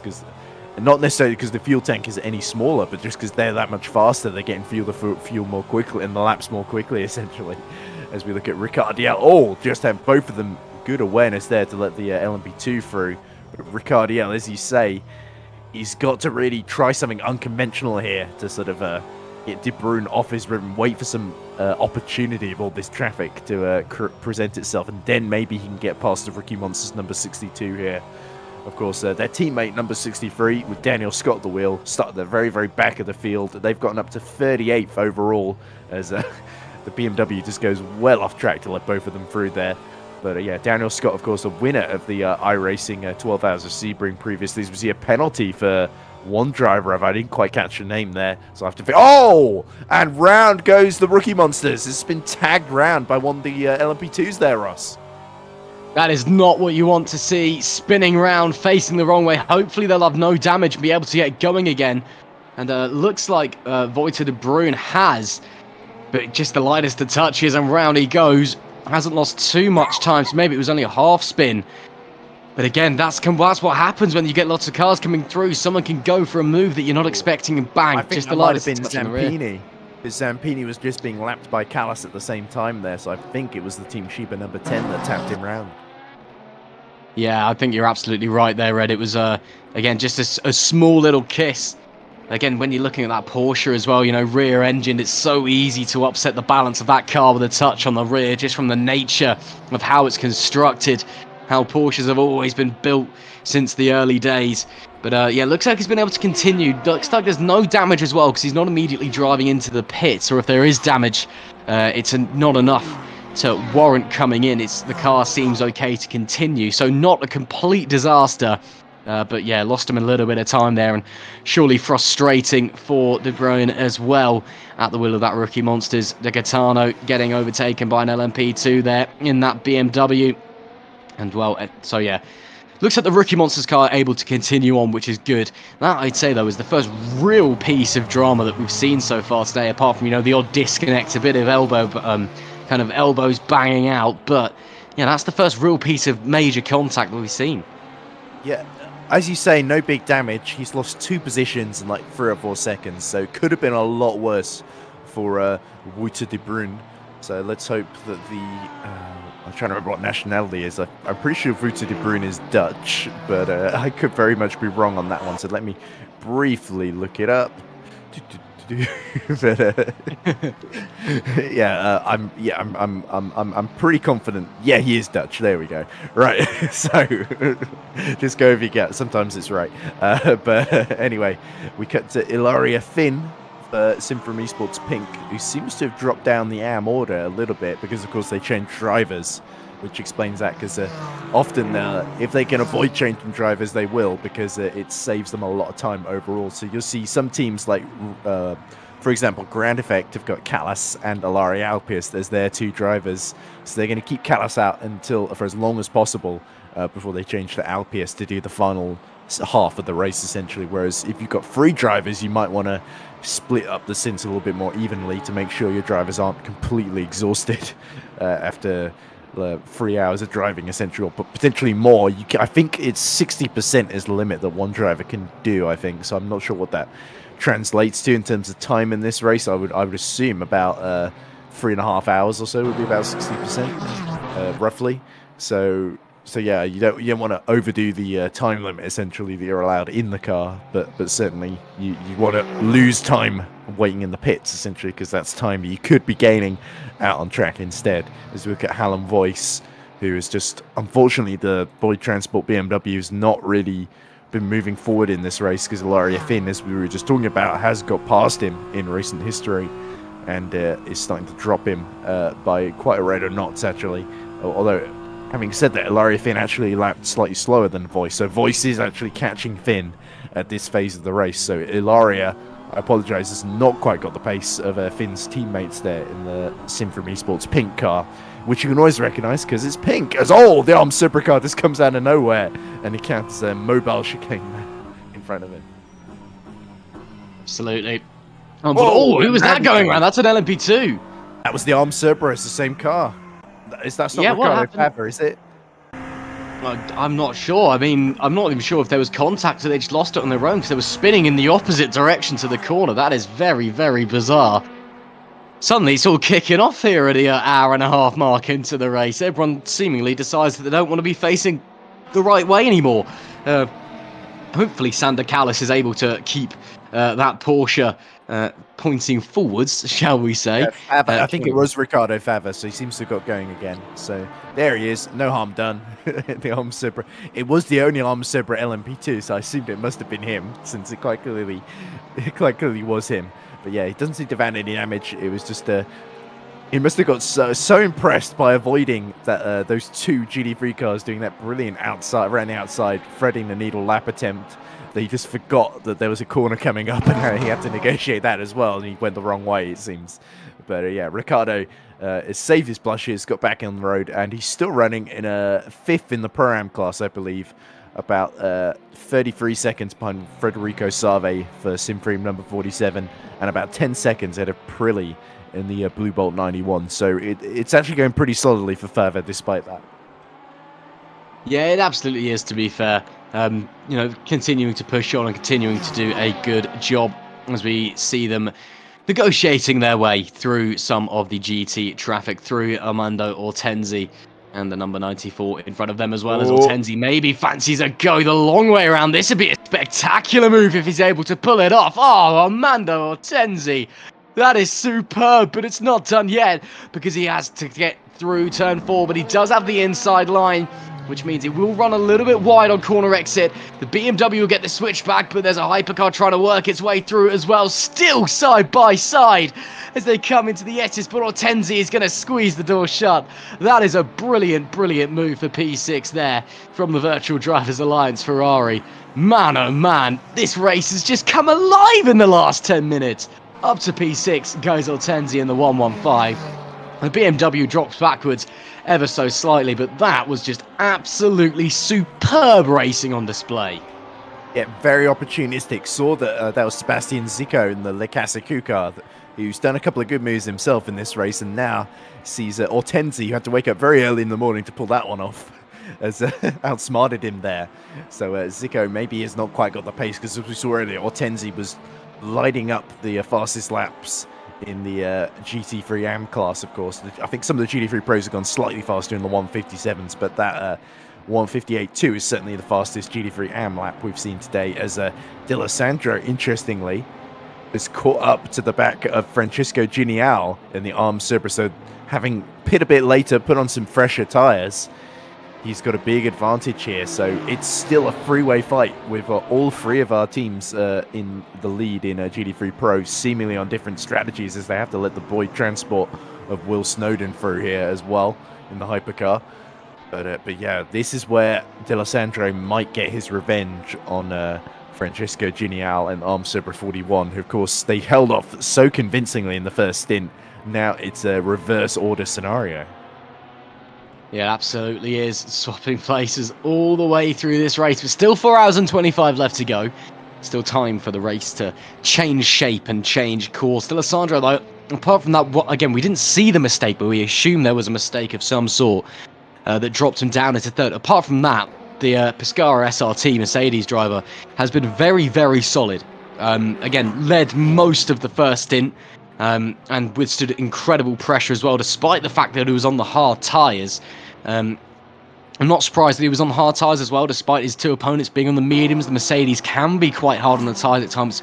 Very long wheelbase, not very agile. You have to really lean and rely on the rubber to get up to pace, and it can chew through them quite quickly. But even in this second stint as well, when he's been down in third, he's just been putting the lap times in, chipping away at those in front, and now he's getting back involved, getting back into the fight. So that is great to see. Up the front, Simfrim Esports lead by about 25 seconds from ground effect, so that gap's come down quite considerably, actually, over the course of this stint. There's a yellow flag out in Sector 2. Hopefully everyone's okay. Gone as quickly as it arrived. I think Pastorino had a very slow stop, or slower than the first stop, certainly, because he did have that 40 to 60 second lead on Callas, didn't he? And that's more than halved now. So yes, ground effect might be a little bit excited when they see that. But of course, in terms of the last lap, Pastorino set a 140.3, Callas set a 140.9. So they need to keep the pace up if they want to stay in that victory conversation. But D'Alessandro, you sense that he's toying a little bit here with Genial, who of course took over from his teammate Zitello earlier, and Genial has got to drive a very, very wide Aston Martin here, whereas D'Alessandro, that Mercedes, we know the Mercedes has got really, really good top speed the way that the BOP has worked out here. So it's going to be interesting to see where D'Alessandro tries to make the move. Will he wait for the start-finish straight and just hope for an opportunity, or will he be more reliant on traffic to try and surprise Genial here? Potentially. I mean, again, there's still a decent way to go, Ed. And, oh, goodness me. That's an LMP2 appearing from the darkness in the background there. Don't think D'Alessandro was quite expecting that one. As I was saying, though, there's still a long way to go in this race. There's still opportunity for lots of different things to happen. Of course, still got to have driver swaps as well. You know, everyone's going to be on the radio to engineers, team bosses, teammates, whatever, constantly during this one, being like, what's going on? How's everyone else doing? And what's the tyres like? What's our pace like? Is there a lap time I need to be matching? Something along those lines. And every step of the way, they'll be changing strategy. They'll be figuring something out. And ultimately, realistically, you know, I don't want to sound crude here, but the race, as long as you're in a comfortable position, it doesn't really matter what happens until the last hour. That's where it all really starts to kick off. You just want to be in a good enough position in the last hour where you can kind of get your head down and really start pushing and challenging for the win in that last 60 minutes. So right now, it's just about getting through the race, getting through the stints, and, you know, just keeping in touch with your team, figuring out what everyone else is doing, just so you are in that position when time starts to tick away, that when the checkered flag falls, you know, you're on the podium or you're standing in first place or something along those lines. And that's what everyone is going to be doing all throughout this field, as we're seeing Marco Pereira currently for Grow Racing Team, the 289 BMW. Again, lots of BMWs out in this field at the moment. Current leaders of our classes, Pastorino and Hypercar Jukes in LMP2, Dakoitis in LMP2 AM, Dianda in GT3 Pro. And GT3 AM, I'll just have to check because unfortunately it just flashed away. I believe it's Giancarlo Rossi for GR Simthrust ERT in the number 8 machine, and indeed it is. So that's your class leaders at the moment. And looks like it's all going pretty swimmingly, as there once again is Michele D'Alessandro, who again just looking very, very comfortable. He's 7/10 of a second behind Geniale in the Arms Kyber car at the moment. Ooh, and just very wide from Francesco. Francesco went really wide at the penultimate corner there, so this could be the chance for D'Alessandro to get through. No pesky LMP2s appearing out of nowhere this time, so he's got Francesco Geniale all to himself then. Let's see if he can make a move going into turn 1. Yeah, it looks like D'Alessandro got a good exit out of the final corner. So did Geniale, though. So it could have to be a last of the late breakers type maneuver using the slipstream as that Pescara SRT Mercedes. Does he have a look to the inside late in the day? He certainly pokes a nose, but ultimately it doesn't come into fruition. But this is the closest that D'Alessandro has ever been. Again, a good exit out of the opening section. Could see a move into turn 4, which isn't a guarantee because of how the layout of the corner is, as Geniale goes ultra defensive on the inside. D'Alessandro has to cut across an LMP2. They're going to be forced the long way round. Can he keep it there? Can he make the tyres work? No. He's going to have to back out of it. But look at that. They are so tight. That LMP2 thinking about getting involved as they're almost bump drafting through the corners, NASCAR style. Ultimately, D'Alessandro, for the time being. Oh, and he makes a mistake. Slides a little bit wide. Just got a bit crossed up on the rear of the car. And unfortunately, D'Alessandro's got to do all that work again. Yeah, you could tell he just got a little bit too sucked into the back of the Arms Supra car, didn't he? So, yeah, D'Alessandro doing well to put the pressure on, but Geniale, having just got in that car, of course, he's a little bit less fatigued than D'Alessandro, so he's trying to use that to his advantage. And there's a similar dynamic actually going on in the lead of LMP2 Pro. So Zux stayed in that go team. He's 20 seconds ahead of Thomas Vatt, who's got board by Bahrain from his teammate Patrick Caps. Go low. He's also on the blood racing. The 30 is about 8 seconds behind Thomas Vatt. So Vatt below start to lap quicker than Zux, and that get very interesting thing at that battle as well. The last lap was Zux 144.8, Vatt 147.3. 145.0. So I guess Vatt's still getting to grips with things, but we've seen, if you ever watched the FSR Pro, you'll know that Thomas Vatt is a very consistent driver, always able to sneak a 4th place or just get onto the back end of the podium as well. So certainly not to be underestimated. Very effective driver in endurance racing is Thomas Vatt. So let's see what he can do. We'll have to wait and see. D'Alessandro, he's already starting to cut back into that time. The Mercedes clearly has the pace over the Aston Martin. Time, and it's the cheap sheet number 10, Davide Lupi. I think had just gotten on board that car, and he's out of the race then. So that's a big shame because they were out of sequence, doing a little bit of an interesting strategy in Pro-Am, weren't they? They were sort of fighting for 3rd and 4th on the road, essentially. And now it looks like Team Sheba are down to just the one car, the 320, leading the Pro-Am class in LMP2, driven by Lorenzo Di Cutis. So Team Sheba got to hope that while one car failed, the other will prevail. Hopefully that was just a disconnect as well, because they will be able to rejoin the race, as did Kak Mackley earlier on the Caspian Motorsports 75 car, who sat out for about 4 laps, unfortunately, while trying to get his internet working again. Was able to rejoin from the pit lane, but he is last at the moment, 3 laps down on the car in front. So a big task ahead of the Caspian Motorsport team heading forward. As there we see, you can see D'Alessandro's just got the pace for that Pescara SRT machine. It is just really comfortable. He seems to not be feeling the pressure. Again, there was a little mistake early when he was all over the rear wheel, or the the Aston Martin in front, as for some reason we just saw them swapping places on the timing graphic for some reason.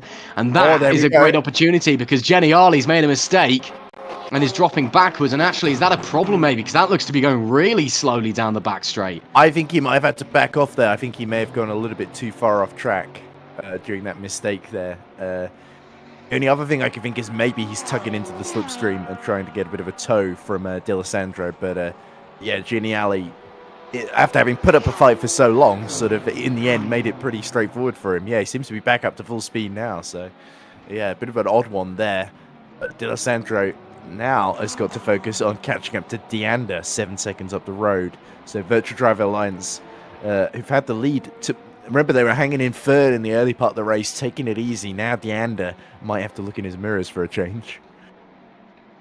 Potentially. But yeah, very interesting. I guess it just did back off. I just don't think I was expecting the backing off to have that much of an effect. So D'Alessandro slides on up into second place. And, well, now he can maybe try and set his eyes forward. 6.5 seconds back to Carlo Deanda in the Virtual Drivers Alliance 74 at the moment. So, as D'Alessandro laps GT Amcar there. Of course, one thing you have to remember, there's no blue flags if you're lapping another category, but there are blue flags if you're lapping within your own category, as Jenny Arley gets very close to the back of the 63 Porsche there. So the Porsche will have to move out of the way of Jenny Arley. Doesn't seem like he's willing to do so, though, which is a bit interesting. Hopefully everything's okay. He should be getting out of the way. Indeed, he does in the braking zone for turn 11. But yeah, very, very bizarre. So again, you don't have blue flags. You don't have to get out of the way for faster cars in other classes. You do have to get out of the way for faster cars in your own classes. There we see that's one of the Porsches sliding its way through there. And getting onwards very nicely. Nice and easy stuff there for that hypercar. You can just see the pace difference there. I mean, even compared to the LMP2s, the hypercars, Ed, I mean, they're some of the fastest racing cars in the world. They're just ridiculously quick. Yeah, that electrical hybrid power down the straight certainly plays a part, but also they've also got a bit more grip and downforce as well, just a slightly more optimized prototype car with years of development, often from manufacturers as well, often helps too. But yeah, just looking at the lap times, Deanda has been lapping in the 159s, but D'Alessandro is in the high 58s as well, so he's significantly quicker.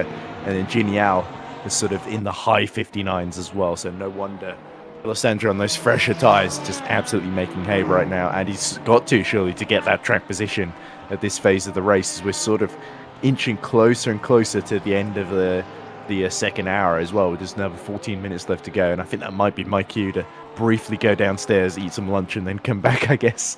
But just so I don't completely collapse mid-race, but from exhaustion.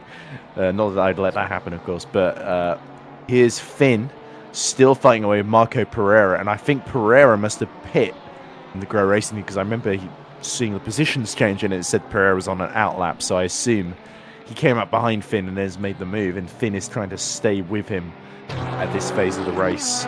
But yeah, not too many bad. I was just looking at the lap times between Pastorino and Callas in the overall lead, by the way. The previous lap, they both set a 140.6, almost identical lap time. This lap round, 141.1 for Pastorino, I think's hit traffic. Callas, 140.5. So yeah, Callas definitely continuing to challenge and staying within that pit window, essentially, is going to keep him in contention here if he can keep that pace up. It absolutely will be. 4 hours, 13 minutes and 24 seconds left on the clock. And you'll be thinking, Ed, surely at the next pit stops, we're starting to see some driver changes maybe, especially for the teams with, 4 or 5 drivers entered. Again, we're not sure if we'll be seeing every single one of them out on track today. But certainly teams of 4 drivers, maybe even 3, you're coming up to the point where you think, if we're splitting this evenly, you'd expect to be seeing different people hopping into the cars the next time they come into the pit lane. And of course, that then creates the dynamic of, new driver out on track. They've got to get used to the car, got to get used to everything, as we see getting very, very close there between a hypercar and that's Ilya Finn for Simframe Pink. And yeah, again, just different drivers. It adds another dimension to endurance racing because, you could have maybe your fastest driver on at the start of the race who's maybe a second quicker than everyone else, or There's someone at the end of the race could be 5/10 quicker than everyone else in your squad. So what we're seeing now can completely change over the remaining 4 hours, 12 minutes. So we've got to keep that into consideration as well. We shouldn't be too horrendously far off the LMP2 starting to come in once again. And again, I'd be expecting to start seeing some driver swaps there. So keep your eyes on who's behind the wheel. Again, next pit stops for GTs. That will be about 20 minutes to 25 minutes away, I'd estimate. And there will be, again, I'd expect some driver swaps to be coming in there. Again, the fatigue's probably going to be starting to set in as well. You know, it's not a ridiculously physical track, Bahrain, but sim racing, it does wear you out. Of course, the human brain is not designed to be staring at a 2D screen for hours on end. It can start to play havoc on your mind. Sometimes the mental fatigue is far stronger than the physical fatigue in sim racing. So I don't think we'll be horrendously far off seeing those swaps being made. Right now, though, everyone's still out on track, still pushing to their absolute limit. They're going all the way through at maximum attack. Well, certainly seems that way from the way things have been going so far the first 2 hours. None of the hypercar top 5 in the overall top 5 have pit to change drivers yet, which is interesting. So, like you say, we shouldn't be too far off that either. We do get a comment in the chat from Oliver Newman from Rookie Monsters who says, voice audio is a bit robotic. I just listened to a bit to hear you speaking, Ross. You sounded fine, so I can only assume the issue's with me. And it might be because I've just got a very sore throat at the moment, Oliver. I can't say more than that. If I do sound robotic, just because of the connection, then I'll try and push for it and see if I can get a few syllables in there. But I can't say more than that, I'm afraid. But yeah, rest assured, I'm going to cover the race to the best of my. I've done these races ill before, and it's not worked out too badly. So I'm not pushing myself to do something I don't want to do. So don't worry about that. But anyway, let's look at D'Alessandro. I think Carlo D'Ander's upped his pace because he's realised D'Alessandro is coming for him because he's just set a 1:58.7, which is a tenth quicker than D'Alessandro on the previous lap. So Virtual Drivers Alliance have certainly got the pace in both classes, actually. It's just a shame for Ortenzi that he qualified a bit further down the field, and now he's very much at the mercy of Zico in the Le Cassicou, who wants revenge for that earlier move into the final corner. Oh! And Ortenzi turns in from the outside and bumps off the rear, but luckily both cars okay. But that was well judged from Zico, and I don't think Ortenzi saw him coming until the last minute there. Yeah, nice stuff there from the Cascou driver, just sliding his way through. I don't think that was necessarily a I'm coming through from Zico. I think you're right. I think Ortenzi just didn't expect the move to be coming there. Didn't expect to see a very large BMW M6 on his inside. And a slight amount of contact. Again, I don't think enough to do any damage. So they should be okay to continue. Zico now up to P6 and can continue pushing forward. Again, the Cascou car, it's been pretty solid. Been slowly working its way forward. Who's got a bit of LMP2 cars and a hypercar in the background as well, actually trying to fight their way through. Oh, that's brave from that LMP2. And the hypercar will surely be following. Oh, they touch it off the road! Oh, goodness me, that's not what you want to see. That's the boy transport. And there's more contact in the background. It's all kicking off here. What has gone on here? On the Toshiba cars as he rejoined William Snowden. So that's just really unfortunate. He had to go off track to lap the GT3 car and then got into all sorts of difficulties. As Callas once more is the first to pit from the hypercar leaders. But yeah, let's have a look then. So I think it must, because the other team Shiba LMP2 is gone, that must have been Dekutis, the class leader that Snowden hit there as he was rejoining the track then. So Dekutis sort of a bit unsighted. Luckily, he's still emerged in the lead and with a good 50 seconds, I think, to Federico Suave. So he's going to be annoyed in the moment, but certainly in terms of the overall race, he can just carry on as if nothing happened. But yeah, certainly Will Snowden will be, he's driven a pretty faultless race up to that point, will certainly be reeling a little bit from that one. I wonder if maybe there might be some damage though. Yeah, I'm not entirely sure. It was quite a big hit, so we'll have to wait and see what's gone on there. But hopefully, okay to continue. Haven't seen him diving into the pits. He set a personal best final sector as Will Snowden, actually. 25.4. So yeah, I would suggest not that damaged, if at all. But yeah, and he's come out just ahead, of course, of Sander Callas. But that's literally by virtue of Callas pitting to get some more fuel in that car. So John Ray Tronzo is trying to line up Giuseppe Prilli and the Blue Bolt. So Carloni Racing want that top 5 in Pro-Am in LMP2. Ray Tronzo goes to the inside, but he isn't far enough alongside, has to go right back to the outside, and gets a tap for good measure from, I think that's the Grow Racing team, BMW, just behind him in bright red as well. So Tronzo sort of in a sandwich here that he doesn't want to be in. It needs to get ahead of pretty pronto, but can't quite get the overlap into any of these corners. No, just not quite working out for him at the moment, unfortunately. But Tronzo is all over the tail of Prilli. And well, if he gets a good exit here, gets the slipstream, maybe a move down into turn 4, or up into turn 4, should I say. Certainly looking to the inside, decides against it ultimately. There's Prilli really slow at the mid-corner though. Tronzo clearly has the pace at this current phase of the race as they wind their way through the S's. Try not to get involved. Contact as Prilli gets sort of sideways. Has to cut across the racing circuit to keep it pointing in the straight line. Locks up as well. Yeah, that car is really struggling at the moment, I think. Prilli looks a bit all over the shop, just struggling. And once again on the brakes very early. Tronzo has to take avoiding action. And at this point, I think Tronzo will be wanting to clear the HD eSports car up in front sooner rather than later. Bit of lap traffic up ahead as well. Does Prilli feel brave? He is going to have a look to the inside. Has to really jam on the anchors. That's going to cost him time as well. Oh, goodness me. This is the battle for second. It looks like Callas is going around the outside of Wilstone and cuts him off aggressively, actually, into turn 4. So there we go. Callas on fresh tyres after his pit stop retakes second position in the race. Is now 89 seconds behind Pastorino, who's of course yet to pit then.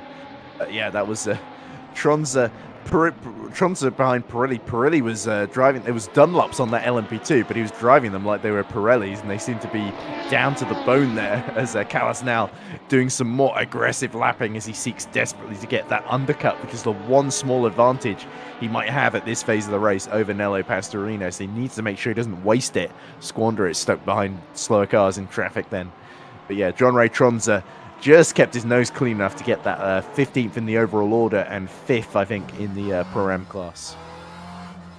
Absolutely. Very, very close racing all across the board here as we approach the 2-hour mark here at the opening round of Season 7 of EES. Here the 6 hours of Bahrain. And what a race it has been so far. Still a long way to go. But man, oh man, the drivers have been leaving it all out on the racing surface. You can see the virtual fans in the grandstand absolutely loving the action here at the Bahrain International Circuit. And the lap times as well. Again, just looking at the pace from so many of our drivers, it's been absolutely phenomenal. Fastest lap of the race was set by Nello Pastorino. It's at 1:39.124 some laps ago. Of course, given that we're not on the endurance layout, the lap record around here at Bahrain set by a Formula 1 car. I believe it was Fernando Alonso who holds the lap record around here, or I might be just completely lying. And no, it's actually Pedro de la Rosa back in 2005. I always forget that stat, that he's still got the lap record around here. So we're still some way off of Formula 1 lap times, but you know, still very, very quick, especially up in the hypercar class. So very, very fast indeed. Of course, let us know who you think is going to win. Let us know who you're supporting in the live stream chat. And let us know if you're enjoying the action so far, because we certainly are in the commentary box. It's been absolutely brilliant. Myself, Ross McIntyre, Ed Hunter alongside me, and we'll be joined a little bit later on by Ewan O'Leary as well. And we'll be taking you all the way through the live action, apart from, of course, that brief moment where we had some slight issues earlier on. Hopefully, no more issues for us and no issues for the drivers out on track as well. As you can see there, it looks like a bollard that's just lying sideways on the... oh no, it's an advertising. One of the Polestar and advertising boards has been destroyed. Snowden might have knocked it over during his little escapade earlier. But oh, look at this! Di Gaetano breaking very, very late into turn 10, and De Bruyne, who we saw defending very, very well earlier on before he got spun around, is now defending 4th position very well from the MR Motorsport driver behind him. Then, so yeah, we're in for another Porsche versus BMW scrap here in GT3 AM, as we're continuing to see a few more pit stops. Looks like Filipe Picardos in the hypercar field is going to pit and come out behind the Sweet Force number 37 of Kaz Markovic. And we should be seeing Pastorino and Snowden in the pits as well before too long as well. So I'm interested to see Santa Callas. In fact, in comes Pastorino now, and Callas was about 86 seconds behind. So I'm interested to see if he can get the gap under 20 seconds. We could be in some very interesting territory, especially if you're a ground effect fan of the Chilean squad, of course, as Callas continues to just try and make up for lost time here. But Di Gaetano, he fancies a go at the rookie monsters, but he's going to find that the rookie monsters is a tougher nut to crack than I think he may have initially realised, because De Bruyne is very, very intent on not being bullied around again, isn't he? Yeah, I think he's that's very, very close for comfort once again. I mean, here at Bahrain, there's so many heavy braking zones. Even though it's quite a quick track, suddenly you can just see LMP2s appearing out of midair as well. Brown, or almost, I think he just didn't see that LMP2 coming through, and they had to change lanes heading up the second straight on the run up to turn 4. De Gaetano looks like he's gaining little by little on Wouter de Brown. That's an interesting way to take that corner. And actually, De Gaetano, I think, may have slammed on the anchors there to back off, because he was convinced the Rookie Monsters car was going to go sideways, and that 62 seems to be really struggling for grip on the rear of the car at the moment. Again, the rear-ended in Porsche, it's very easy to get the rear stepping out if you have the car set up in a slightly oversteery way. But that rear of the car, it's shaking all over the shop. But incredible car control to keep it pointing in a straight line, or somewhat straight anyway. And, De Gaetano, he's still holding on to about 5/10 back at the moment, still doing a good enough job to stay there, maybe put some pressure on Wouter de Bruyne. But as it stands, the BMW not able to get right onto the tail of the Porsche, not able to quite find its way through. But again, we're about to hit 2 hours in. We're about 30 seconds away off that mark. Still a long way to go in this race. Again, the GT3 pit stops coming up soon. So I'd expect to maybe start seeing a bit more pushing. Maybe try and make his way through before the stop. Maybe even dive in now if he fancies it. I doubt it very much, and no, very much commits to that slipstream. So, De Gaetano, this is the opportunity maybe in this slipstream. Does he fancy a move up the inside? Looks a little bit too far back. And ducking out as well, so maybe actually struggling a little bit with engine temps, because we see him ducking out of the slipstream well back down the straight. He was too far back to launch a move, so maybe just trying to cool the car down a little bit. And that's also allowed him to close right up to the back of Wouter de Bruyne on the brakes. The BMW possessing immense braking power, clearly. Maybe he's able to have a go into turn 4 here. Again, think he's going to be a little bit too far back. Yeah, and there's actually, while we've been watching this, a very, very close battle for third. It looks like Genial has actually fallen into the clutches of Nicola Pastore for Team Sheba for number 13. And he's taken the third place in GT3 Pro away from him. But look at this. So close as Wouter de Bruyne was about to be passed there, right as I brought that up. So that's all on me for getting excited about a battle further up the order, right as that battle was just about to kick off then. So let's see, did Wouter de Bruyne hold on? No, it doesn't look like it. They're still just about side by side, and Di Gaetano, I think, has gotten through for that 4th place in class then. So he's been threatening to do that for a while, and just another bad run through that 5 and 6 S section allowed Di Gaetano to strike then. But look at this, Nicky Pastore's got 2. Oh, the Team Sheba nearly hits the sister car there as it's fighting away with, oh my goodness me, Geniali nearly loses it there. The rear tires look absolutely horrible on that Aston Martin. Yeah, tyres clearly starting to become an issue for the GT field, and it won't be long, surely, before they're coming into the pits now. Again, the GTs, they can run longer on the rubber than the prototypes. Not only do they run different compounds, there's also different manufacturers, I believe, on the tyres. I believe they're running on Dunlops while everyone else is running on Michelins. So that's something else to consider there.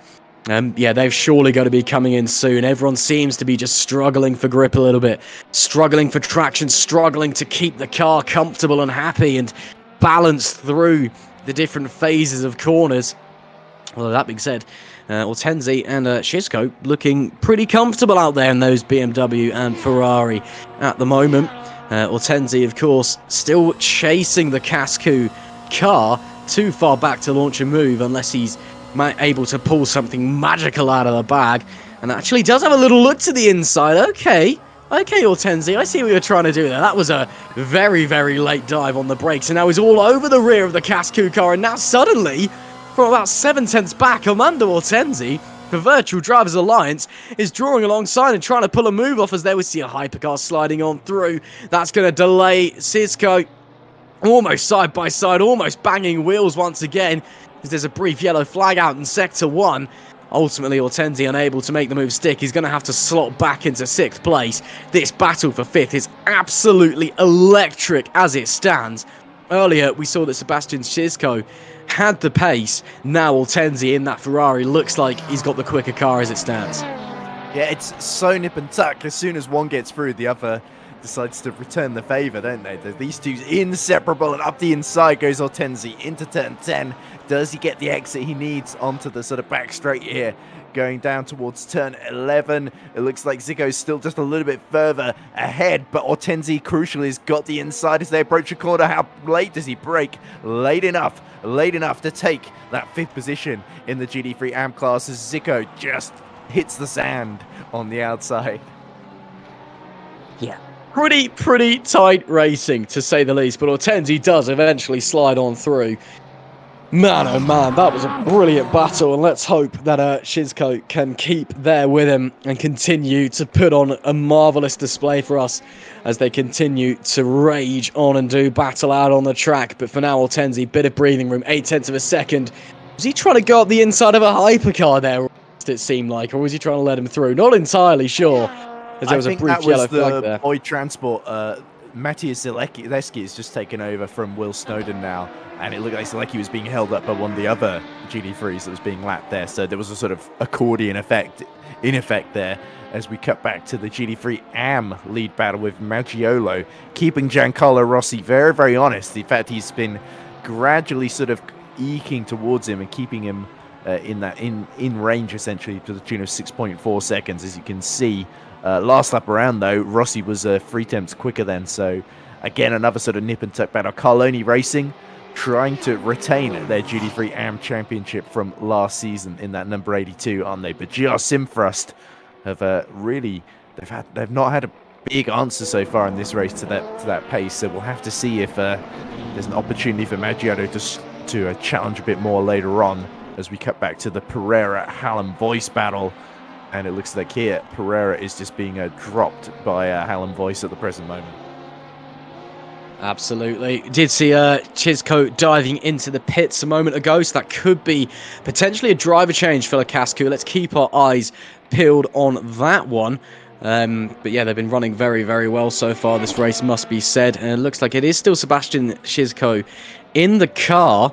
So I think he may be continuing to go around then. Fair enough, do what you want to do. I'm not a team boss, so I can't tell you who's getting in the car when.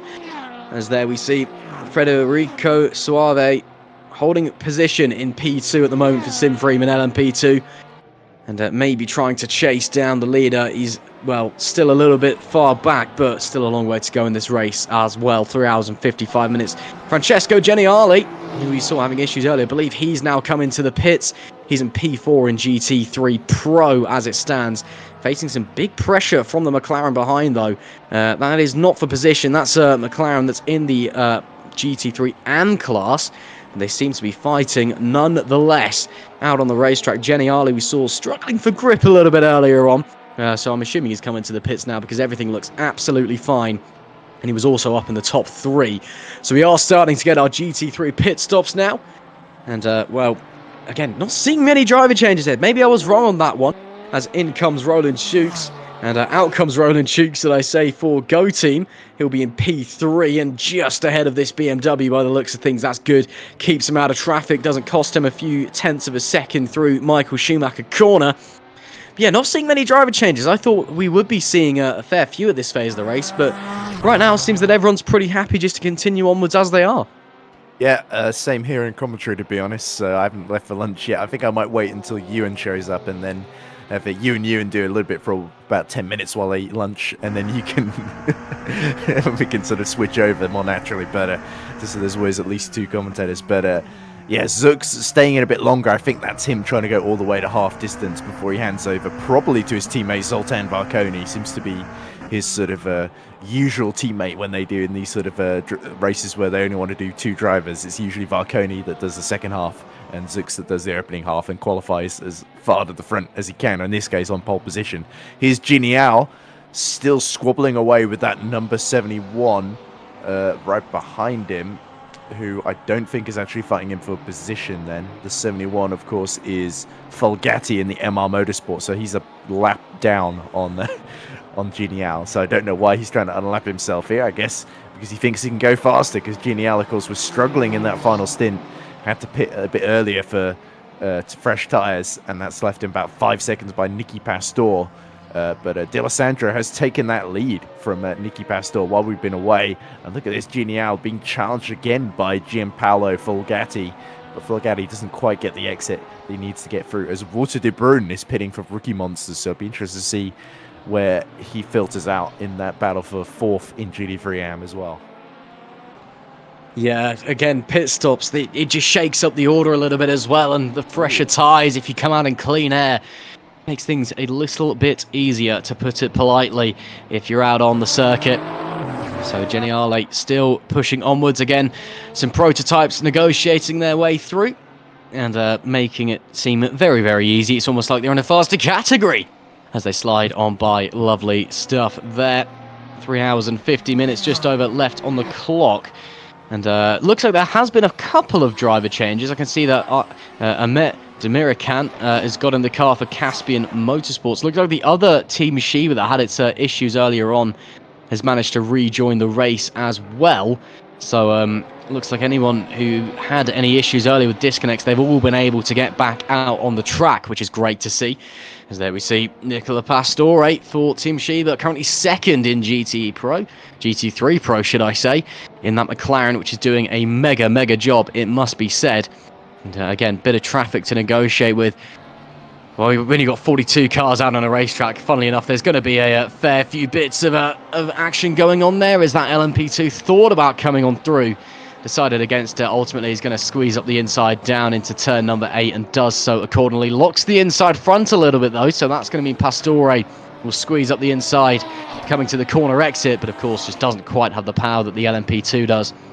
And that'll be a very easy overtake to make, coming through turns 9 and 10. So Pastore... Look at this, Ross. The lead, overall lead, Pastorino set a lap time 3 seconds slower than Callas. Callas 140.7.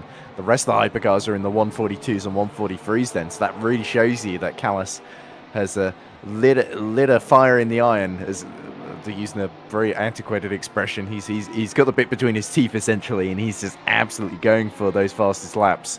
And Pastorino taking it a little bit more easily. He's being eaten into that lead. It was 27 seconds when they came out the pits. It's now 24, 23 seconds it's hovering between. I mean, Pastorino and Callas, their fastest laps, only separated by about half the tenth of a second.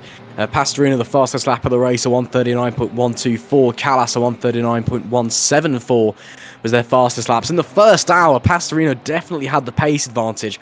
I wonder if maybe he's just starting to nurse the tyres a little bit. And just kind of wind the pace back a bit. He's pretty happy where he's sat. He doesn't feel the need to risk the car right now. Could also be a traffic thing, maybe. Maybe it was just a particularly poor lap in terms of being held up. But yeah, right now Callas seems to be closing that gap down little by little, lap by lap. As we see Geniale now up into 2nd place, so we're seeing more GT3 drivers coming into the pits. D'Alessandro now leads once again. Giancarlo Rossi in P3 for GR Simthrust. Looks like we've had a couple of driver changes up the front there as well, because I am not seeing our other driver who was in that battle for the lead, and indeed Michele Rizzo in the Virtual Drivers Alliance 74 car now. So there has been a driver swap there. So although the front two still at the wheel, first of our 3 kind of front runners in GT3 Pro having a driver swap. So it'll be interesting to see if the fatigue is becoming a real factor, if there's much more pace in the car. As there we do see Michele Rizzo. He's currently running in 4th place, and now in 3rd place. As I say that, as someone else has clearly come into the pits. That's That'll be Pastore in the pits. Yeah, Pastore is coming on in. Although, to be fair, Rizzo has got a couple of cars ahead of him in the AM category. He's got the GR Sim Thrust number 8, the Carloni Racing 82, and the Simframe JT number 99 in front of him before he gets to the 2 other drivers in Pro who have yet to pit. And the gap doesn't look massive, so Rizzo could be in a very, very good position here if the other 2, when they do come in, have a driver swap. So we'll wait and see how it's going to unfold, as there we see Nico Barkley in the Sheba number 13 in that McLaren. Currently P4 in that class, doing a great job again. The McLaren seemingly feeling pretty comfortable here. I've never been a fan of driving the McLaren personally. But yeah, out there at the moment seems to be doing a very, very good job all across. I mean, in general, all of the GT3 cars. I think I said it a bit earlier. They're all doing a very, very solid job, and all running pretty happily. And you've got 1 or 2 of every different manufacturer running up in the front of the pack. So good to see them in McLaren getting a good showing out there. Yeah, it is really positive to see, because it wasn't so long ago we saw everyone, especially when you get to tracks like Le Mans, everyone just went for the Ferrari or the Porsche. And it's great to see the McLaren being a viable option, a sort of all-rounder car, able to challenge them. Like, Aston Martin too is a little bit similar advantage as well, as we look at Callas just breezing around the outside, just on an absolute rocket ship, of course, in that hypercar to try and challenge, although he has lost a little bit of time actually to Nello Pastorino. So Pastorino fighting back then in the lead of the race, and there may be a little bit of fatigue as well for the drivers that have just gone and run since the beginning, as you say. We also see Roland Zux still yet to swap out of that Go Team car, and he's 23 seconds still ahead of Thomas Vack. So Vack hasn't lost that much time, despite the fact that it's taken him a few laps to sort of get up to Zux's speed and pace, essentially. So Hyperion's still very much in that fight for victory. But of course, Gogo below in the Black Hawk, he's more worrying about the Pro-Am leader, who's about half a second behind him, than Lorenzo Di Cutis. So Team Sheba have already been excelling themselves in the Pro-Am class in LMP2, and have really been giving Gogo below a bit of a hard time. So that is fantastic to see. Sheba always tend to be, they're kind of the underdogs, Team Sheba. They always seem to pull something out of the bag when you least expect it, so you can never really count them out, no matter what class they're in, essentially. But yeah, in terms of GT3 Pro, I think Rizzo in Virtual Drivers Alliance 74 is in a really, really good position. And I think D'Alessandro is probably going to have to pass them on track when they pit and come out behind them. Absolutely. As there we do see D'Alessandro, your race leader in GT3 Pro. Back where he was at the start of the race after a few mishaps and falling back down to 3rd for a little while, but the Mercedes back on top as it stands. Let's see if he can hold on to that position. Of course, with Geniali coming into the pits.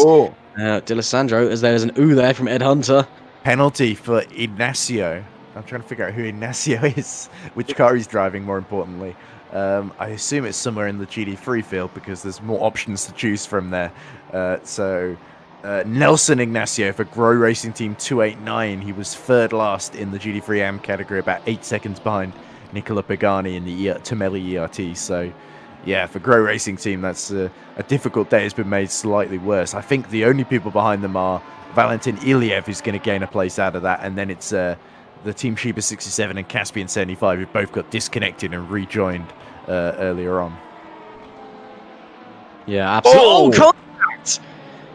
D'Alessandro getting a little bit argy-bargy there with a BMW. That wasn't particularly heavy, so everything's okay. As there we see Luca Fabro now at the wheel of the Arms Cairo car, so that'll be a driver change for them. But wow, that's very, very interesting there. That's not what you want to see. So another driver change in GT3 Pro for our leaders. So you'd expect that when D'Alessandro comes in, if I can get my pronunciations right, we'll be seeing someone else jumping into the car. He is running on the hards once again, so again he can go a little bit longer than his opponents, who all seem to be preferring the medium tyre. But Luca Fabro, he comes out in P4, so interesting to watch that and see what his pace is like as he gets done there by an LMP2 heading into the S's at the top of the hill. D'Alessandro. Another penalty for Dimitrios Papas for the Rookie Monsters number 63 in GT3 AM. And again, that's another driver that was struggling near the back of the field. Remember, they started dead last on the grid, made their way up to 37th overall out of 42. And now they've got a penalty coming their way, so that's going to drop them a couple of places at the very least. Although at least not taking Ignacio, Nelson Ignacio, who's got a penalty of his own to serve. So I imagine that's for breaking track limits rather than a pit lane speeding penalty. Yeah, absolutely. So a few penalties starting to slide on through, which is a shame, not what you want to see. Although not as damaging in an endurance race as it would be in a short sprint race, it can still really mess up your position and cost you points, cost you time. So hopefully they're able to, kind of buck that horse, just get the head down and push onwards, as irritating as it can be. As D'Alessandro still pushing onwards. He's got, that's the second place Audi in GT AM, I believe, just ahead of him, who will be able to negotiate pretty quickly. Again, as I was saying, on that hard compound tyre, can just go that little bit further than his opponents who prefer the mediums, it would appear. And, the Pescara SRT squad looks like they're going hard all the way to the end. But when he comes into the pits, if there's a driver swap, we'd expect there would be. Next question is, of course, who steps into the car? It's not quite like real-world endurance racing where we can cut a camera to the pit lane and see someone getting ready. Unfortunately, the drivers don't have physical avatars. They just randomly spawn into the car and away you go. So we're in as much of a guessing game as everybody else is until they come in. D'Alessandro goes round for another toss, clearly happy. Clearly no issues with the fuel or tyres. We did see this last time, though. Again, he lost a little bit of time staying out longer on worn hards compared to the fresher mediums, as you'd expect. But as you've seen, it enables him to inherit the lead a little bit later on into the stint when everyone else comes in to the pit box. So it could really be anyone who's at the top of this GT field come the checkered flag. We'll have to wait and see. 3 hours and 40 minutes left on the clock. Michele D'Alessandro leads the way in GT Pro. And with a pretty comfortable gap with everyone else coming into the pits. And it's not been without drama for the Pescara SRT squad, of course.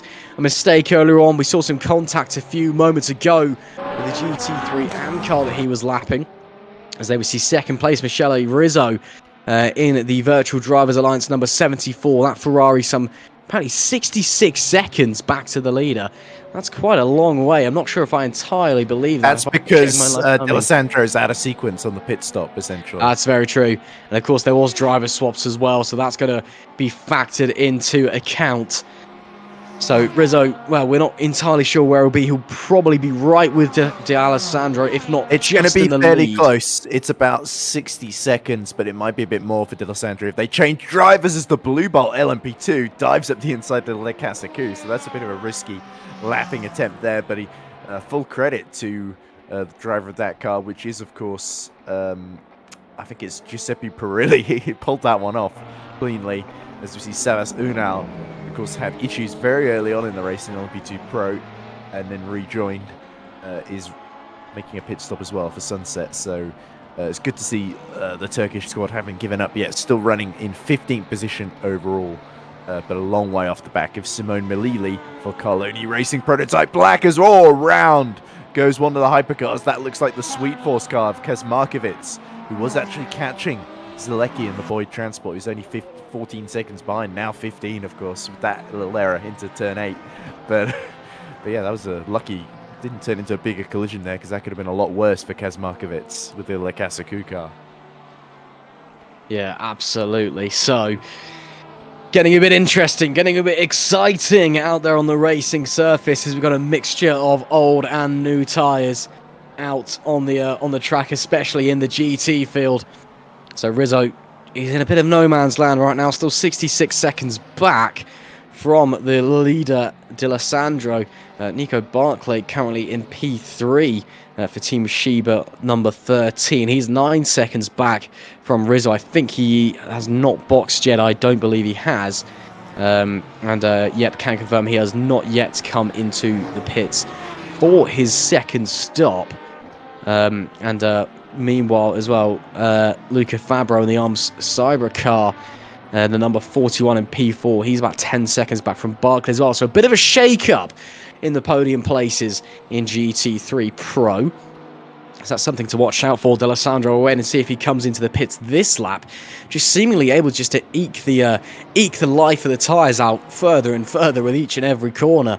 And well, you can tell he's definitely in tyre conservation mode right now. He's keeping the pace up, but just look how gentle he's being with the car. There's no movement. He's not pushing to the absolute 100%. Now, it'll be interesting to see if there's any lift and coast as well. We'll have a look at that as he comes down to the final corner. Gets lapped there by an LMP2 car. Drops into the slipstream just for that extra boost. Down into the final turn. And a little bit of lift and coast, but nothing too out there. So, does he dive into the pits? Nope, stays out for yet another tour. D'Alessandro clearly taking a very different route on the strategy. Clearly very, very happy to stay out there and just continually put the laps in. And well, if he wasn't out of sync before, he's definitely out of sync with the rest of the field now. So on an alternate running, that creates a very, very intriguing opportunity at the end of the run. We've got a whole gaggle of LMP2 cars trying to work their way through. D'Alessandro trying to stay out of their way as they split him and go 3 wide, coming down the second straight and up into turn number 4. I think that's a battle for position. Oh, that's a spin, as there was a battle for position, a half spin from someone there. That's the Simfrim that spun. That's number 47 of Suave. So he's lost third in the LMP2 Pro-Am class to Ricardo Fava, who was the car you saw going around the outside of him at turn 4. So Fava, that's the same corner we saw him facing the wrong way earlier. He's actually really recovered up to second now. So fantastic recovery from Arm Subra, number 42, and Ricardo Fava. Yeah, lovely, lovely stuff there to work his way through. And, well, D'Alessandro very nicely gets out of the way of that Cadillac as well. Again, no need to, but leaving plenty of room, although the Cadillac is also very, very slow off of the corner. Rizzo's going quicker. Look, he's 58 to 57.9 seconds behind him. He was about 59 seconds a few laps ago, so D'Alessandro's been caught here the longer he stays out, because Rizzo is just flying on those fresher tyres, so he's going to give himself more work to do when he comes in. The only reason I think he might be going longer is to try and make sure he doesn't have to do as many pit stops as those around him, so maybe we could be in an interesting position strategically with Pescara SRT. I mean, clearly they know something that we don't. They've got an idea that we don't quite understand with D'Alessandro staying out this long. There's, again, more lift and coast from the Mercedes there into the final corner. Surely, though, you've got to be looking at the times and thinking, I've got to be coming in soon. But no, yet again, staying out, taking this stint as long as he possibly can. Clearly, he's maybe happy losing time in this stint, gaining it later in the race. So interesting tactics there from Pescara SRT. Because there we see that is Rizzo there. 64 seconds back to the race leader, so he's gaining. I'm seeing 56. I'm seeing 56 on my timing screen. So maybe the live timing and the in-game timing have a little bit of a disagreement. It's definitely 56.929 back on the live timing. So yeah, clearly some discrepancies going on there. So Rizzo is definitely gaining on the Pescara SRT of D'Alessandro. So very, very interesting to see how it's all going to unfold over the remaining course of this race. And well, we'll just have to wait and see how it's going to unfold. I mean, clearly there's a split strategy between these two squads. And obviously they were split on the difference of the tyres, but right now Rizzo is really, really closing in that gap. And as it stands, when D'Alessandro comes into the pit lane, he will be behind that Ferrari. Indeed he will, so the longer he stays out, the only other thing about this is he'll have much fresher tyres when he comes out as well, so it is going to go his way, but he'll have to do the job on track rather than in the pit lane, so he's going to lose track position. Potentially longer he stays out, it also brings Nico Barclay, who's only 9 seconds behind, it potentially brings him into play as well. If he has to pass Barclay and Rizzo, then there might be a bit of a trouble for more issues for D'Alessandro, because it just gives him another car to pass, could delay him yet further. So the timing is going to be crucial of this. He definitely won't want to let Barclay through as well. Not, as I've apparently just broke my microphone again, which is why I probably sound terrible. So if you just give me a second, Ed, and we'll try and fix that. It's all going wrong for me today in the commentary box, apparently. Oh, I think we've lost you, Russ, entirely. Am I back? Yeah, there you go. There we go. Yeah, managed to pull my microphone out. It's all going wrong for me, but at least the racing Well, is apparently very, I very sounded like a exciting. robot earlier, according to Oliver Newman. I thought it was just me having a sore throat, but actually it genuinely was a connection issue. So I've closed all the tabs I'd opened in the background and hoped that that's fixed it, but maybe it hasn't. I don't know. You sound But, fine to my ears. You, I mean, as always, Ed, did your I sound bad soothing earlier? tones. Were you too No, nervous to tell me earlier? But I don't know. No, the soothing tones of Ed Hunter live in your ears here at the 6 hours of Bahrain. But yeah, as there we see, still going round Michele D'Alessandro. Again, Pescara clearly knows something we don't, Ed, because they're just continuing to stick with this really long second stint. They're clearly happy on fuel, they're clearly happy on tyres, and they're clearly happy just to keep pushing around. And it could pay dividends at the end of the race, it could be the wrong move. Time will tell, we've got 3.5 hours left to go. Indeed, and into the pits comes Callas, who clearly, once more, having pit so early, and been forced into this sort of undercut strategy, is realised he lost a whole second the previous lap to Pastorino, so it was time to come in because the gap had gotten down as low as 21 seconds, and it was sort of ballooning up to 24, 25 again. So Grand Effect had to respond to that. But each stint, Callas keeps closing into Pastorino, who, it must be honest, I think he was part of the GT3 lineup with Satellite Racing that won GT3 Pro last season, if memory serves correctly. So Pastorino, very, very good in GT3s, a very, very quick endurance racing driver, and certainly it's proven the case in Hypercar. But Callas, clearly that little bit more confident from his experience last season, as there's a bright red BMW just getting well out of the way there, coming to a crawl. I think that's the Grow Racing Team car that's hit difficulties once again. I think I saw Nelson Ignacio getting another penalty for breaking track limits just a few minutes ago as well. So that's not great for them. But Callas now has come out 82 seconds now behind Pastorino. So now on those fresher tyres, he's got to cut the gap down again, see if he can get the undercut. And finally, in comes Michele D'Alessandro. So this is crucial. Where is he going to filter out behind Rizzo, or is he going to be behind Barkley as well? Well, we'll wait and see if there's a driver change as well. In he comes. Of course, taking a little bit of time with the virtual pit crews. And they can only do one tyre at a time, as there is Rizzo. So the Virtual Drivers Alliance is coming around the penultimate corner now, is the number 74. And we'll wait and see if D'Alessandro is going to stay in that Mercedes or not. We'd expect that he wouldn't. We'd expect that he'd hop out of the car, but he could well be staying in for yet another stint. There is Rizzo coming through the final corner now. And where is D'Alessandro? Is he still in the pit lane? I believe he is. So Rizzo should be taking the lead of the race in GT3 Pro as they come down almost at exactly the 3 hour and 30 minute mark. Indeed, Rizzo does take the lead of the race in the Ferrari. The question is, how much is that lead of the race going to be by? And it's going to be by a fair few seconds, I believe, at least. Barkley coming through as well. Oh, yeah, Barkley's going to come through as well. Oh no, he's just behind. Michael Francesconi gets on board and comes out just 2 seconds behind Nico Barkley then. So that's pretty much game on then. So Pescara SRT didn't quite get the second place in class that they were hoping for, but now Michael Francesconi, we know how quick he's been in a series like GPVWC, as the Hyperion was going for a risky attempt there on that GT3. But yeah, there is Francesconi aboard the Mercedes, and it's clear the job he's got to do in the second half of this race, Ross. Yeah, absolutely. So Francesconi in the car, another very, very quick driver, it must be said, at the wheel of that Mercedes now. D'Alessandro's done a fantastic effort, and they've gone very, very long on that second stint. So it'll be interesting to see how Pescara SRT end up at the end of this race. This is really the real intriguing battle, this battle for the lead in GT3 Pro. 12 seconds back to the leader according to the in-game timing. According to our live timing, it looks about 11 seconds. So the gap isn't massive. Again, fresher tyres, hard tyres once again for that Mercedes. They seemingly are going to stick with the hard compound of rubber the whole way through. There's a yellow flag out in Sector 1, gone as quickly as it arrived. So Francesconi, it's not a huge, huge ask ahead of him. He's got time on his hand, he's got clean air in front of him. He can just get his head down, focus in, and get moving across the remainder of this race. But that alternate strategy, again, it could be a genius move, it could be a disaster. We'll only be able to tell when the checkered flag's out. Yeah, and another noteworthy thing to mention so far in this race we're nearly at half distance and no code 80s whatsoever. It's been green, apart from like the odd localized yellow, it's been green flag all the way through, which has been great to see. Everyone's kept it relatively clean for the most part.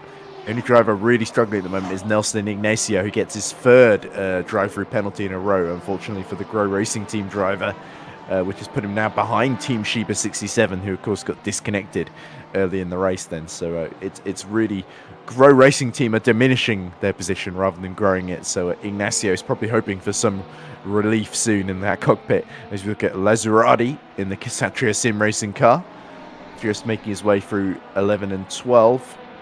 And he is in 8th in the Pro-Am class, about 2.6 seconds behind Pirilli, who's had some adventures of his own today. We know Pirilli's not the best at saving tyres, so there could be an opportunity for Lazurati to get into the top 7 here, which of course they're sort of fighting near the back of Pro-Am, and even near the back there's still points on offer, regardless of where you finish. So if you can get in one position higher, it can help your championship, boost the morale of that team, and hopefully lead it on to bigger and better things, of course. So Lazurati, of course, there wasn't a whole lot for Ksatria Sim Racing to smile about last season, but they've taken all those hard knocks in that bright yellow machine they raced in. They've got a new sponsor, PEA. Lord knows what it stands for, but it certainly seems to be working for them so far.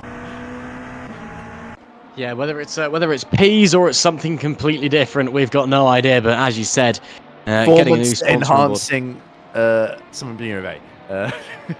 Antibiotics, and maybe it is. I mean, of course, we do not condone or endorse the use of anabolic steroids for your sim racing purposes. I had to make some being with A. I'm sorry.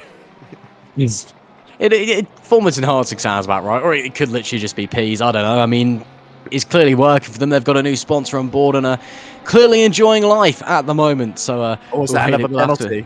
That's not for Ignacio. I believe it is.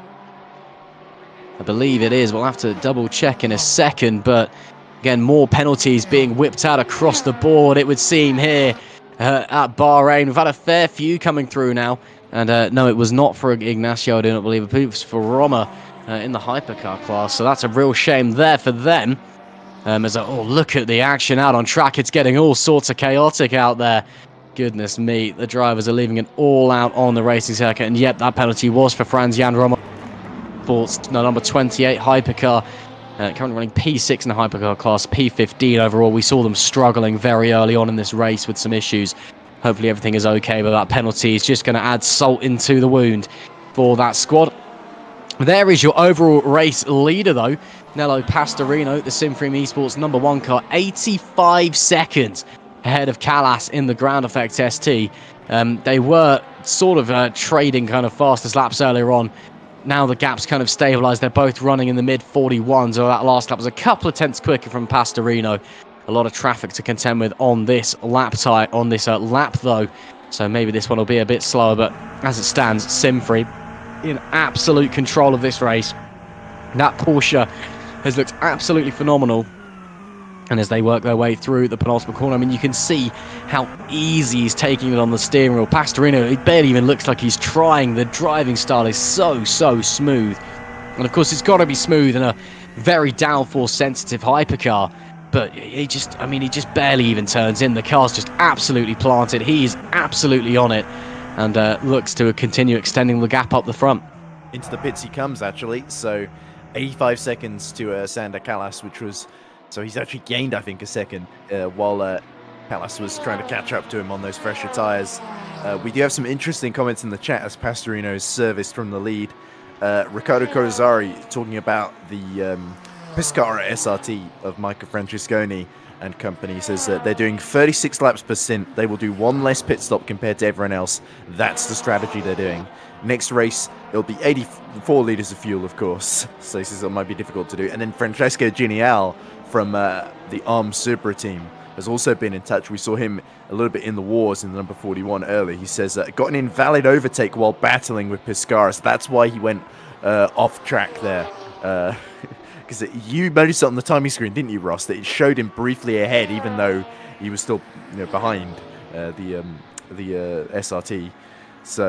So yeah, he says got an invalid overtake while battling, well, in quote-unquote battling Pescara. The problem was that the car wasn't even alongside me. Terrible stint anyway, zero feeling with the car. So that's a shame for Genial. because that team has won races in the GT3 Pro class before.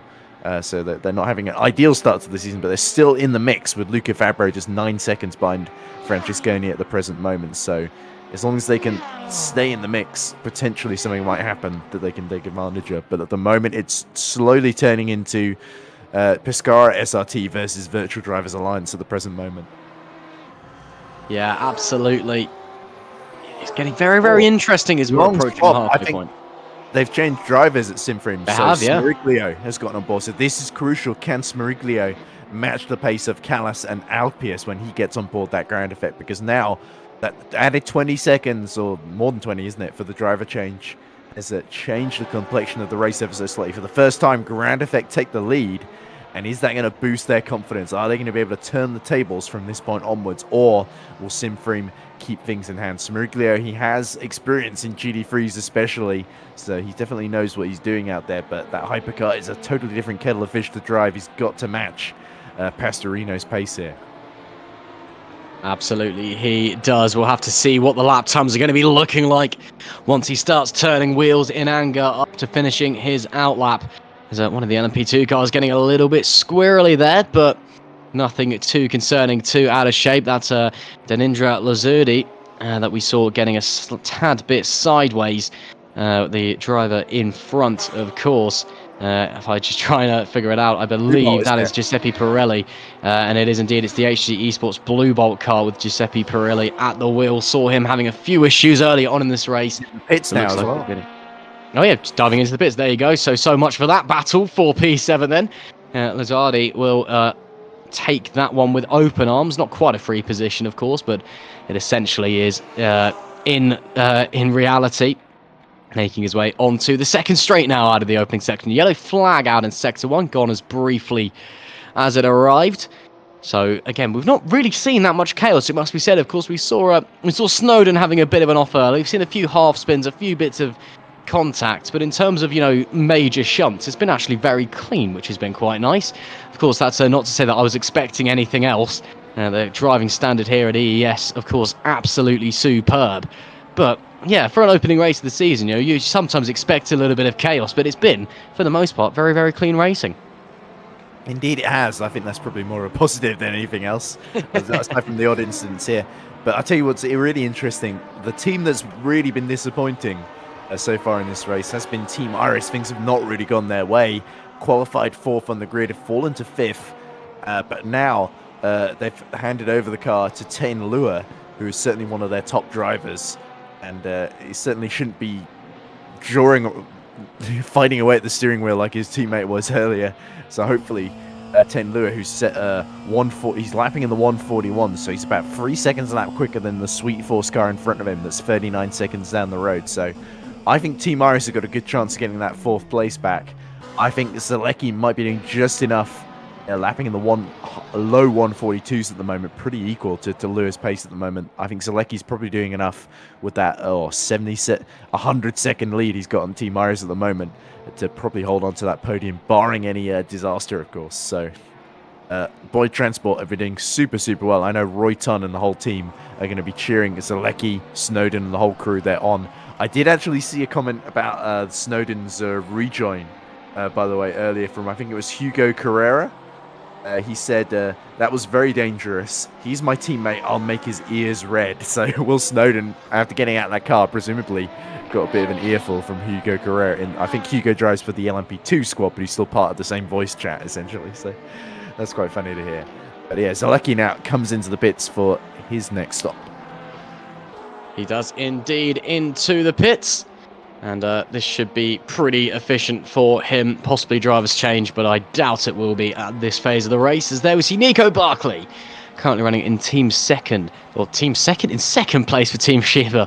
Should I say that number 13 car has been... They've been quietly working their way forwards, it must be said.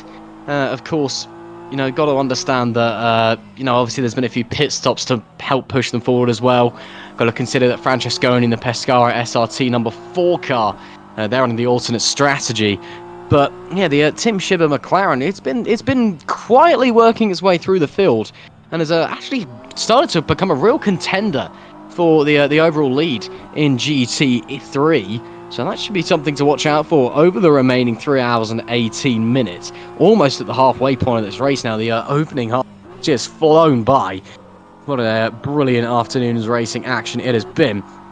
But yeah, it should be interesting to see what they can do come the final 30 minutes or so, if they still have the pace on board the car, or if they're able to turn it up and even go even faster. We'll have to wait and see. On board with Nicola Pagani for Team Tamele ERT, currently running in P6 in the Pro Class at the wheel of the BMW, as they head down the back straight and into the final corner. I know, Bahrain, it's kind of an outlier in kind of modern racetracks that have been built, and that most people really like it. You get a lot of criticisms of kind of tilkodromes and all that.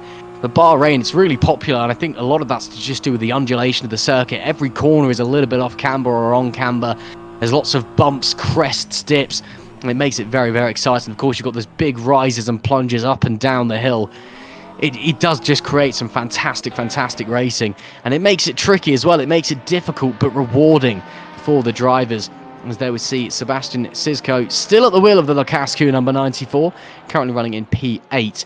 Volley behind him, that is the Pescara car looking to get through him. They'll be in P3 at the moment in GTE Pro.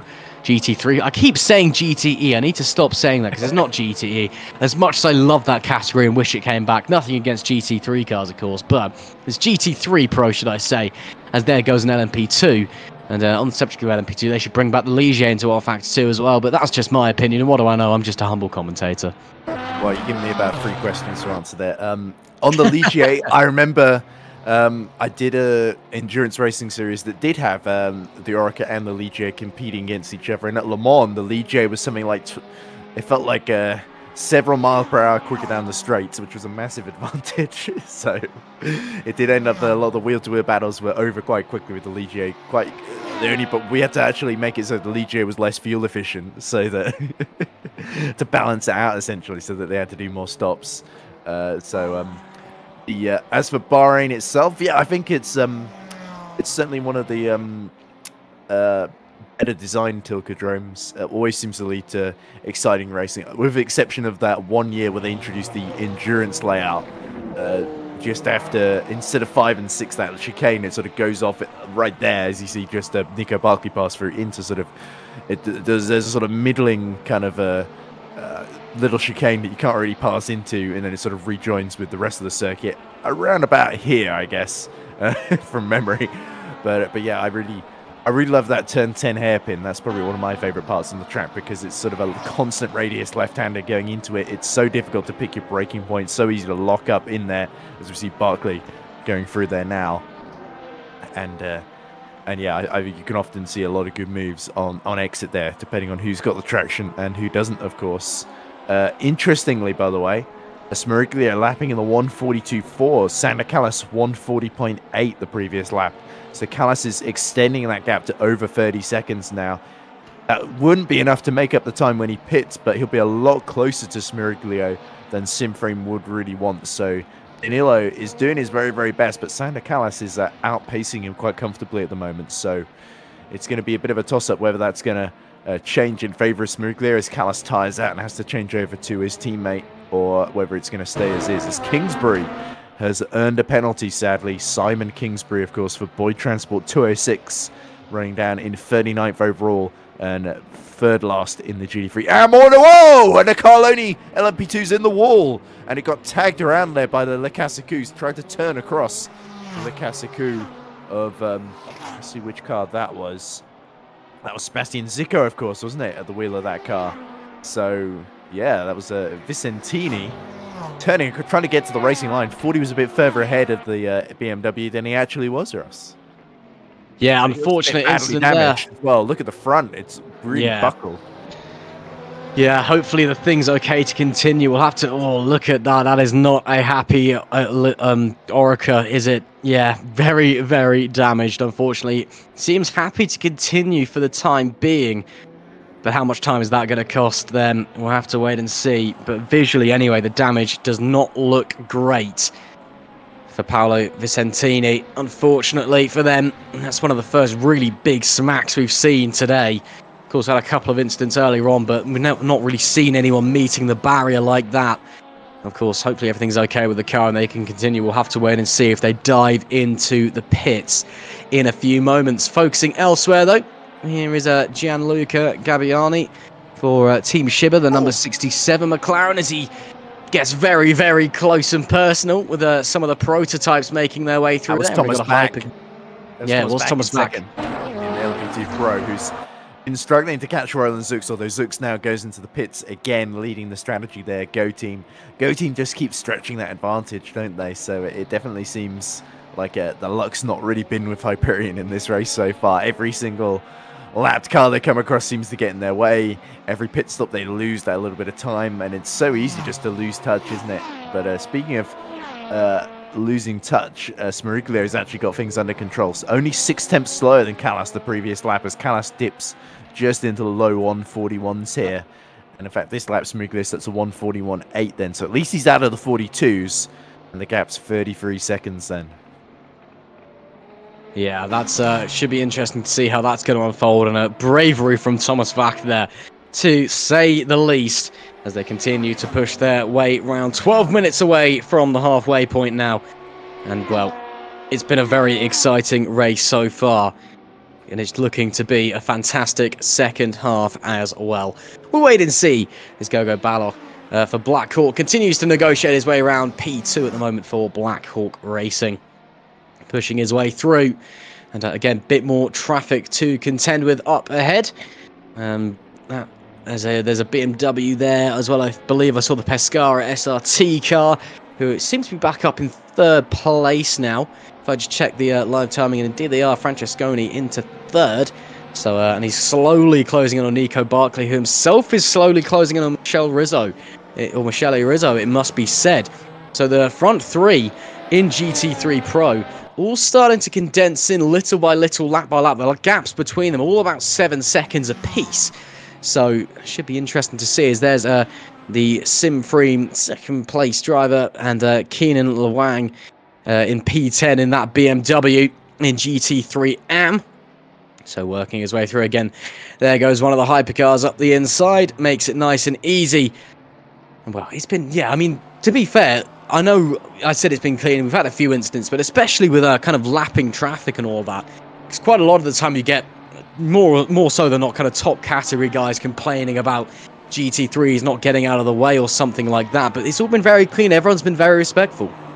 Yeah, on the most part, and I think now that it's just gone 3 o'clock, like you say, Ross, I should probably get some lunch in me before, as I said, like collapse from having not eaten anything since breakfast.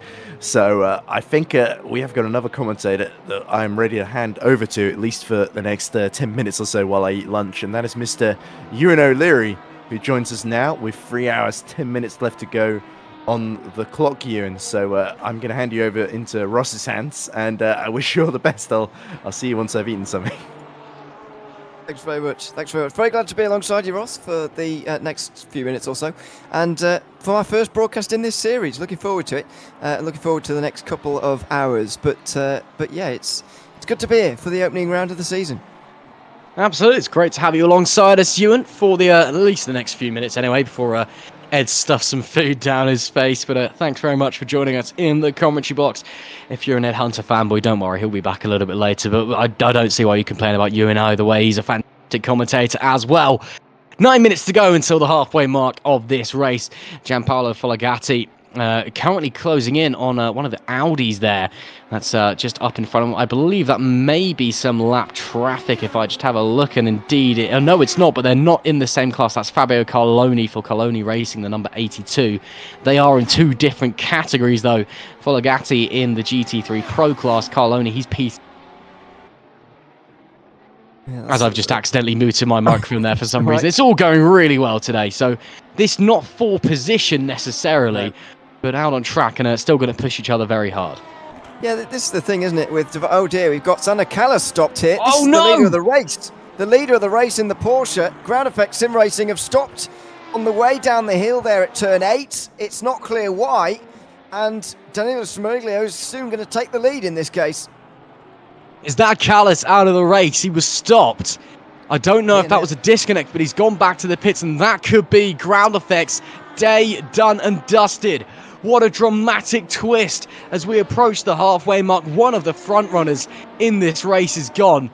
And well, that means essentially that if that is them done and out of the race, if they're not able to rejoin quickly, if it were a disconnect, that SimFrame eSports essentially can just bring it on home because they've got a laps advantage over everybody else. Unbelievable. We'll have to find out what's happened there. But man, oh man, that is not what you expect to see, especially from a front-running team. No, exactly. That's an absolute disaster for Sander Callas. I did, by the way, see it looked like a collapsed maybe advertising board or something in the background in the gravel. I wonder whether he has been off into the gravel, because turn 7 is a fast corner when you're in a prototype, but if you're going around a GT, it could be quite tricky to sort of coexist there through turn 7. So I wonder whether there may have been contact. We'll try and get some word on that, but it's certainly a DNF for now for Sander Callas.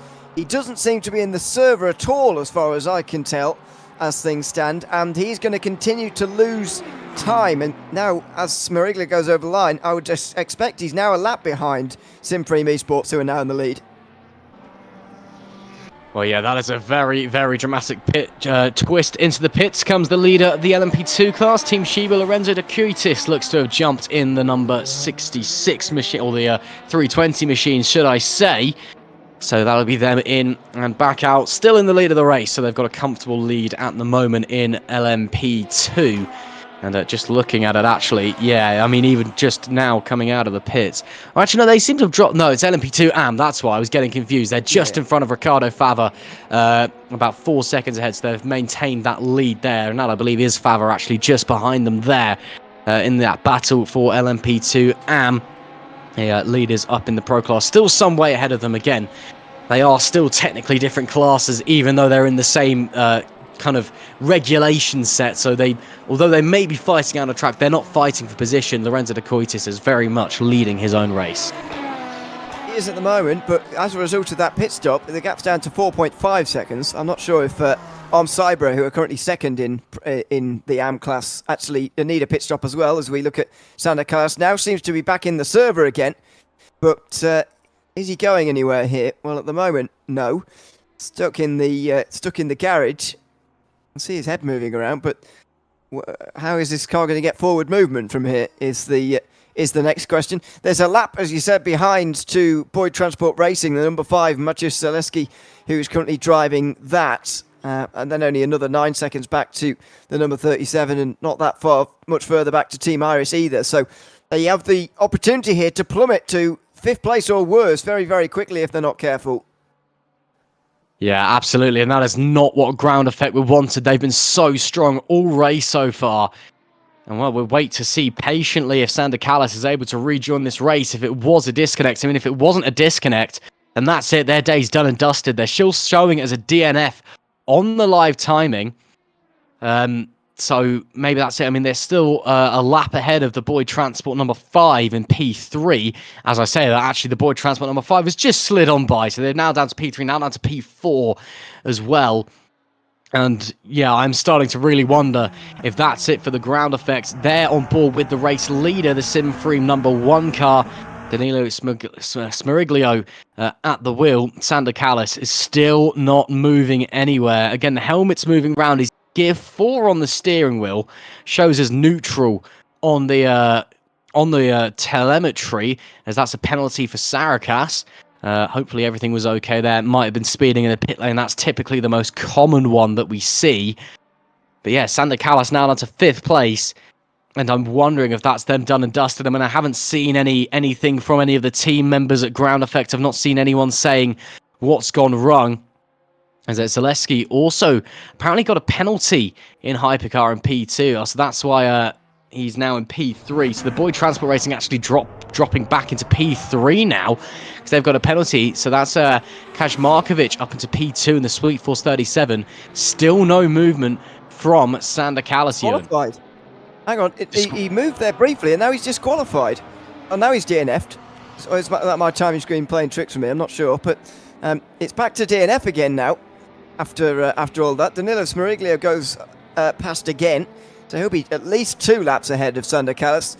I'm tempted to say before that even a lap's disadvantage at this stage with still 3 hours to go is not irrecoverable. or unrecoverable, whatever the right word is. But it looks like it is now, because that's a second problem for them, and they're going to drop that more than 2 laps down, probably more than 3. I don't know what's going on there for Sander Kalas at all. And again, we'll try and get some word as to what's happened there, but that's very strange. And even stranger that, according to the timing screen, he's sort of been disqualified and now back to DNF again. Doesn't seem to make much sense. I think that could be ground effects day done and dusted, unfortunately. Sander Kalas, I think, is out of the race for the time being. Again, we'll update you and let you know if that situation changes. But man, oh man, what a shocking twist here at the opening round of the Season 7 of EES here, the Bahrain 6 Hours. And the only other real front-runner in the hypercar has gone down, and that is a real shame. Nico Barkley, meanwhile, second for Team Sheba, the number 13 McLaren, doing a great job at the moment, getting overtaken there by some lap traffic.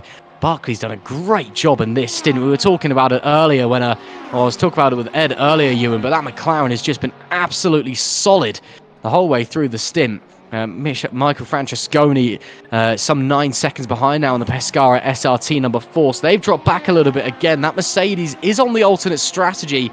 They led most of the first stint, then had a small mistake, dropped them down to 3rd, but still very much in the lead picture. Then had a super long second stint, again preferring that hard compound tyre. They clearly know something that we don't, so we're waiting to see as there's Zoltan Varkonyi for Go Team Racing, a team that crops up everywhere seemingly in sim racing, currently leading the way by some 30 seconds in LMP2 Pro. So we're at that phase of the race, Ewan, where everyone's kind of spread out, everyone's kind of fighting their own race. Right now, it's just about just hitting your marks, getting to the end of these stints so you can set yourself up to be in a good place in the final hour. Yeah, it is so about setting yourself up. I feel like in a 6-hour race, you're sort of implementing your strategy right from the first minute, really, because it is one of those distances you can plan for. It's not like the 24 Hours of Le Mans that we're going to see at the end of the season, where you really do have to think about your strategy sort of later on. Just forget about it for now and then think about it later on as Sander Kalas makes his way out. This was certainly not in their strategy, that's for sure. But yeah, you can plan for 6 hours, and so far the plan's going all right for Go Team. But Sander Kalas is back out there again. I did see this earlier on, then he seemingly got disqualified. At least that's what my timing screen told me. Hard to believe that now, because they're back out there on the circuit again. In amongst, by the way, overall, the LMP2s. They're now down to 9th overall, behind the top 4 in LMP2. Yeah, so bizarre there for Sander Kalas and, well, the ground effect number 27, but they are back out on circuit. And yeah, as you said, amongst the LMP2, so a long way ahead to the P4 in hypercar, which is Toyn Lawyer in the Team Iris 77. So yeah, ground effects have gone from in a very comfortable position to having their work cut out for them, unfortunately. But we'll wait and see how they're able to recover over the second half of this race. They've certainly got pace in that car, but now they've got a bit of a mountain to climb to get back onto the podium as they work their way through. That's the final hypercar runner. That's the Level 1 eSports number 28, Franz Jan Romer. He's been at the wheel since the start of this race. They were struggling with issues in the early few laps, and then there was a penalty as well, unfortunately, that dropped them back. And it's not quite an unscheduled test session, but it's unfortunately not quite been their day. As we go back to Nico Barkley in the number 13 Team Sheba car. Again, that McLaren doing an excellent job. And still slowly but surely hunting down the leader in GT3 Pro, the Virtual Drivers Alliance 74 of Michele Rizzo. The gap about 10-15 minutes ago was 7 seconds, now at 5. And they've also started to extend ever so slightly over Michael Francesconi.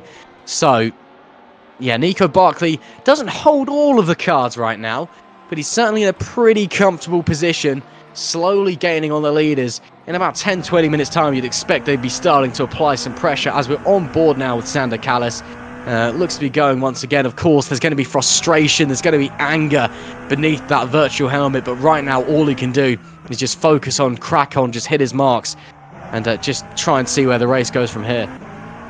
Yeah, that's all they can do, really. They're a long way behind the team ahead of them, which is Team Iris, the number 77. Sander Kalas is actually a lap further behind, so that previous lap won't have counted, of course, because he stopped halfway around the previous one, so he's just done his lap to sort of get himself scored again, if you like, and now he is getting laps that count towards his overall total. That puts him down to 12th place overall now, a good 4 laps behind, maybe 3 and a bit, 4 laps behind the next car in Hypercar. This is almost a unscheduled test session, as you say. That there is still something to race for here for Ground Effect, but there's not a lot to race for. They've just got to hope that the drivers ahead of them have problems, because if they don't, there's going to be a big struggle for them to get anywhere near the others. They did put a lap on the next 3 ahead of them, I suppose, in 3 hours, but even if they put another lap on them and unlap themselves once in the next 3 hours, that still gets them nowhere near. No, absolutely.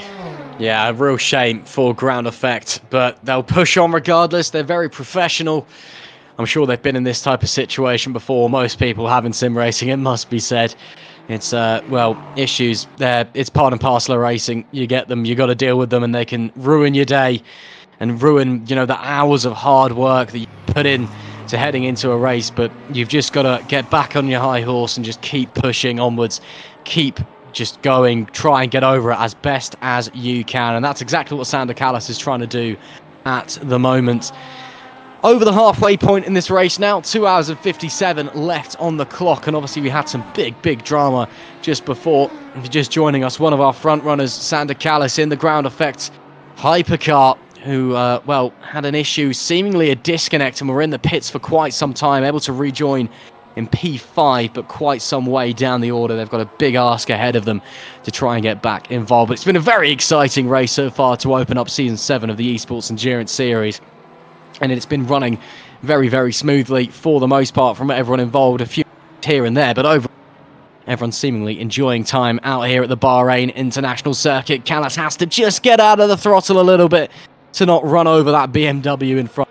Gets going once again. The pace difference between the hypercars and the GT3s just absolutely unreal. Of course, they've got a lot more power. They've got that electric motor helping to power them along, but also they've just got bucket loads of downforce, and that's where the money's made, is really in the corners. They are just so much faster in the medium to high speed stuff, and Callis pushing onwards here regardless as he makes his way. That is the Pescara SRT car, currently in P3 of GT3 Pro. Francesconi currently losing even more time, it would seem, to Nico Barkley in front. He's now 10 seconds behind the Team Sheba number 13. Again, they're running the old strategy. They're one of the only front runners in GT3 Pro. In fact, they're the only GT3, I think, on the, apart from the Tomelli ERT 69 with Nicola Pagani at the wheel. They're well done. And the only other front runner really in GT3 that's on the hard tyres is Marcello Konecki, the Simframe Esports JT number 99. They're second in GT3 AM at the moment. So the medium's clearly the more popular tyre, but maybe they know something we don't. They're making those hards work.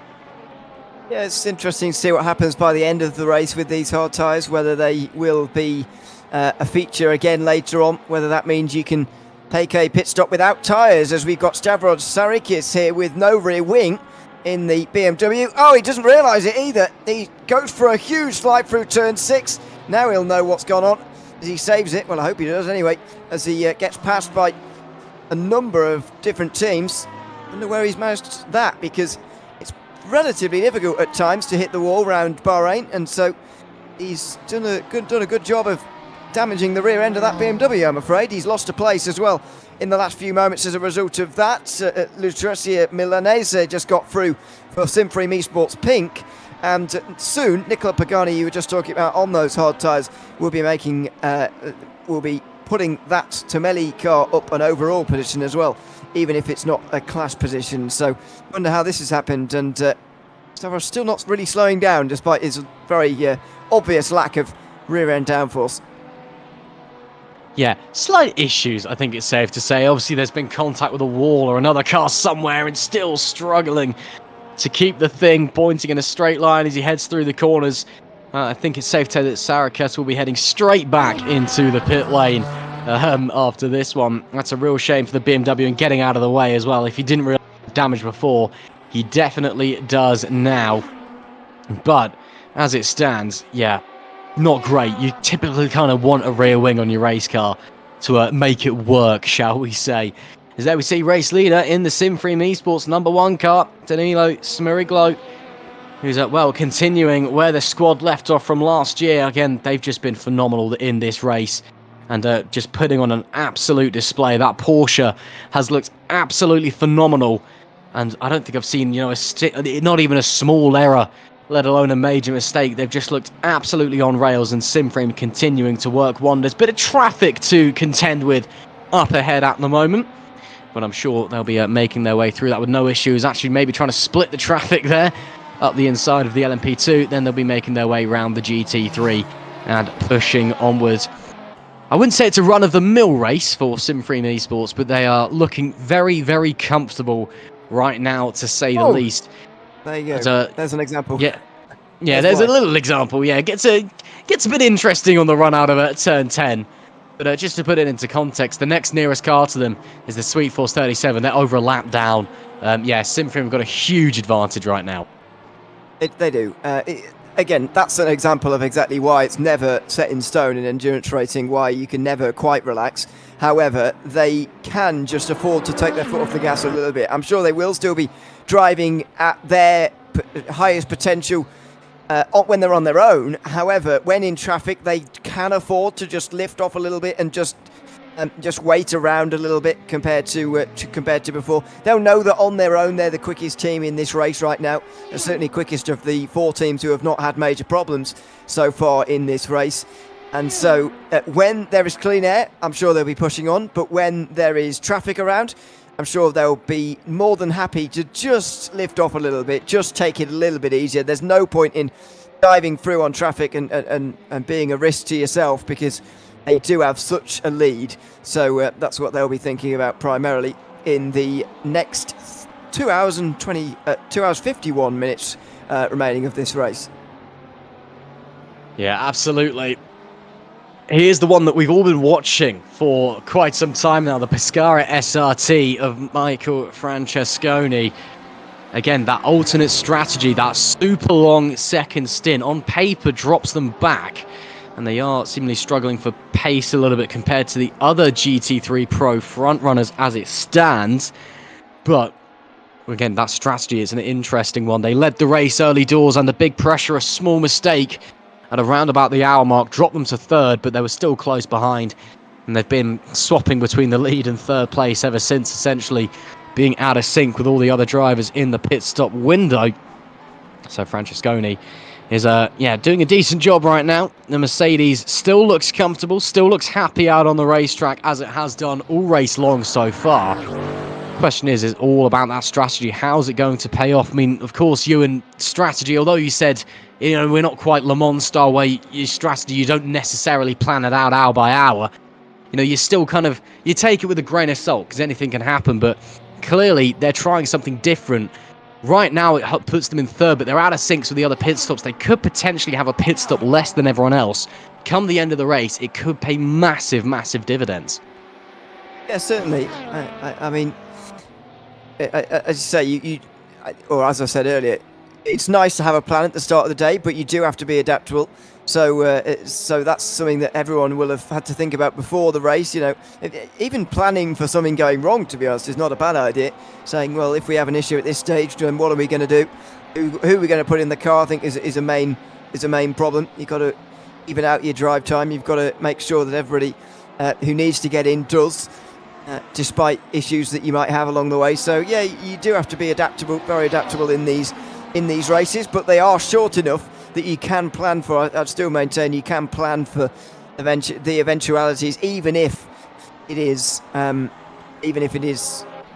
just a short race like this one. 6 hours, of course, the shortest distance that we're going to have over the course of this season, tied with a few other rounds, 3 other rounds in this season of the championship. So it's a distance you might want to be getting used to, the standard endurance distance for this type of racing, certainly.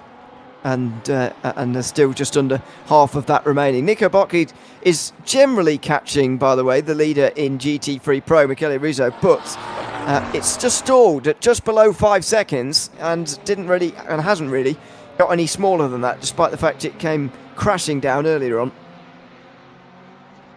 Yeah, absolutely. Maybe just the tyres starting to hit a limit, or maybe the leader maybe starting to up the pace, aware of what's happening. Of course, they'll be on the radio to constant updates. Where are my opponents? What are they doing? What are their tyres? So it could be a lot of different factors. We're still a little way away from the next round of GT3 pit stops for those on the mediums, on the standard strategy. But, you know, maybe it's just the tyres starting just to hit a little bit of a cliff for Nico Barclay. As there's Tommy Teasdale now at the wheel of the Rookie Monster 62. And Rookie Monster's not been their best day out on track, unfortunately. A team that enjoys a great successes all around sim racing. Today just not quite worked out for them for whatever reason. They've just not quite had the same pace as those up the front. But that's not to say that it's been a bad show, and they're still running very, very well. And that Porsche it's been fairly comfortable for most of the race, running on its own, doing its own thing. So Rookie Monsters, although maybe not heading for the result that they'd be wanting, I'm pretty certain it's a result that they'll be satisfied with nonetheless, as gets lapped by an LMP2 car there. Teasdale doing a pretty solid job at the moment at the wheel of that Porsche. Currently 20 seconds ahead of Marco Mazzetti in the MR Motorsport 66 behind. But only 4.1 seconds away from Lucrezia Milanese in the Simframe pink number 17 car ahead of him. So maybe I think we just saw them actually just at the front of that picture as they headed off into turn 4. So maybe Tommy Teasdale could be thinking about moving up to P5 as the rear gets a bit squirrely. Flash of the lights there from the LMP2 to let him know that he's there, as Teasdale follows suit and makes his way through the S's section. This is not what I like to call the danger zone you're in, but this is kind of the really tough point of the race, right in the middle. You're kind of running in a bit of no man's land, and right now it's just about getting through the minutes, getting through the hours. Again, you've been sat staring at a 2D monitor for hours, and then now it's probably starting to play tricks on your mind, and you just want to focus on forward. As Nico Barclay now in the lead of the Pro. That means that Michele Rizzo has come into the pits for Virtual Drivers Alliance, and indeed he has. He's dropped back into P4. He's got a couple of GT3 AM drivers ahead of him as well. So we are now in the pit stop window for the GT3 Pros. Barclay, of course, will surely come in next. Francesconi, he's going to stay out for a little while longer on that hard tyres. We'll have to see how far out everybody else comes out behind him. We will.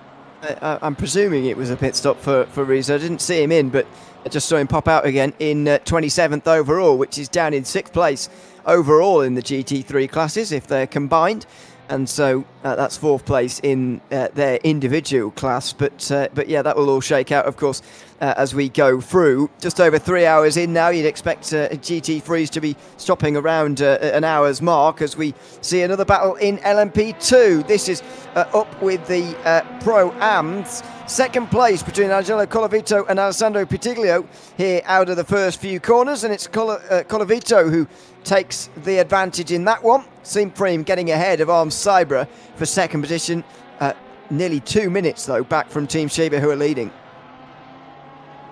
Yeah, still a long way to go for Simframe. And although it may be a good day for them overall, I'm sure they'd love to pick up a win in LMP2 as well. But yeah, long way to go for them to catch up. But also, it must be said, a long way to go in the race. So it should be very, very interesting. And I think we're going to welcome Ed Hunter back into the commentary box as well during all of that. Ed, you're looking it all kicked off. Yeah, classic exactly. Ed Hunter move.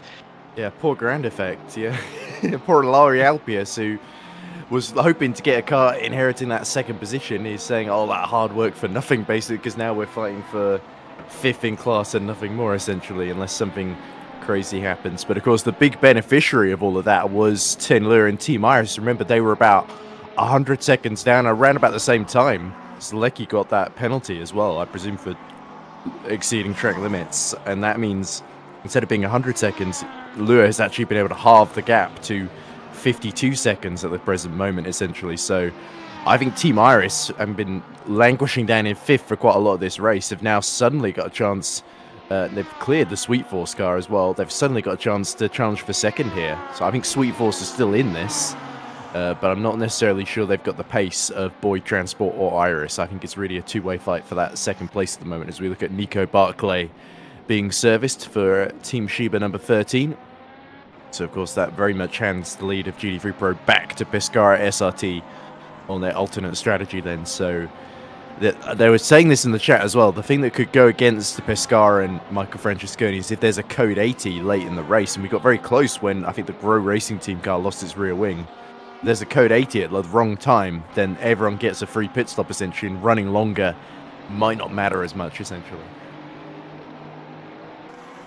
Yeah, absolutely. Sorry, I didn't know if I was picking up there with Ross.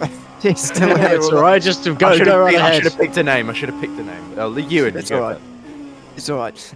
Yeah, it will. We'll see. I mean, it's complicated still this stage in the race. I feel with so many potential. I say the full course yellows as well.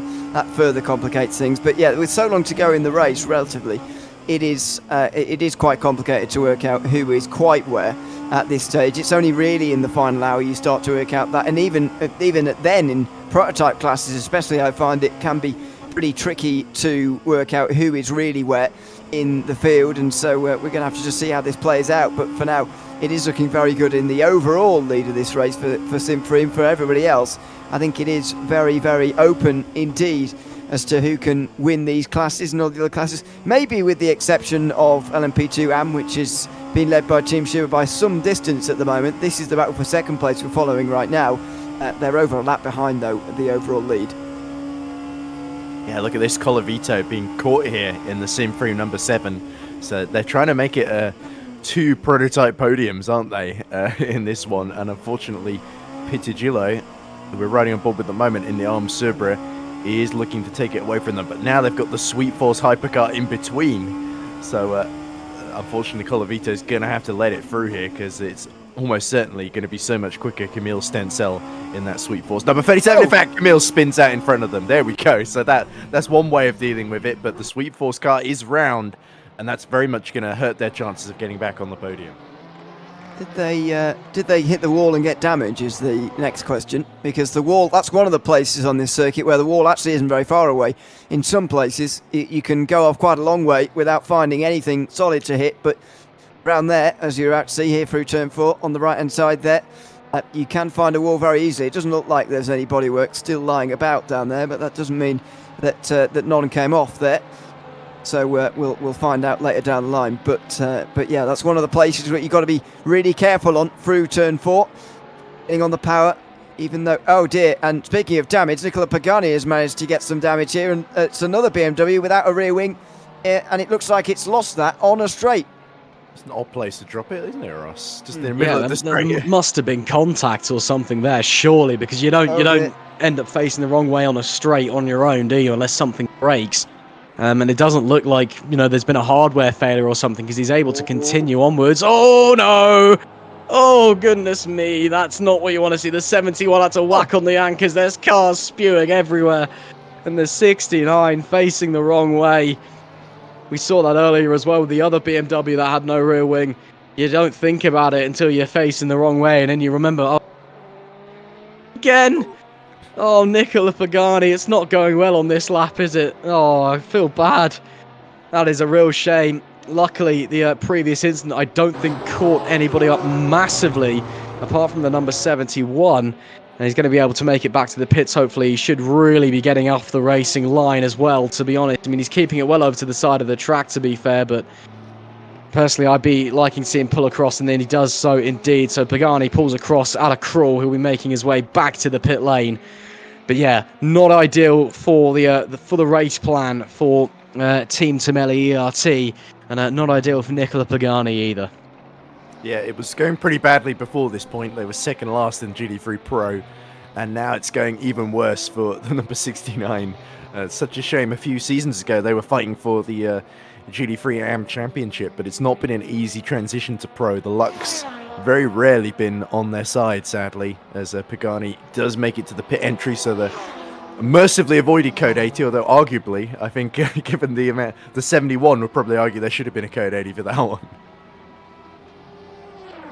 Yeah, it was pretty awkward. By the way, the McLaren that was caught up in that through the fast right-hander at turn 12 was, is that it? No, that's not it there. That's just other regular pit stops. It was the MR Motorsport number 71, the better placed of the two from that outfit, the pro car of those two as well. 5th place in pro as things stand, but managed to get caught up there. If you, to be fair, if you're seeing it BMW in front of you without a rear wing, it's probably best to stay out the way of it, but it's very difficult to. You're in a race after all.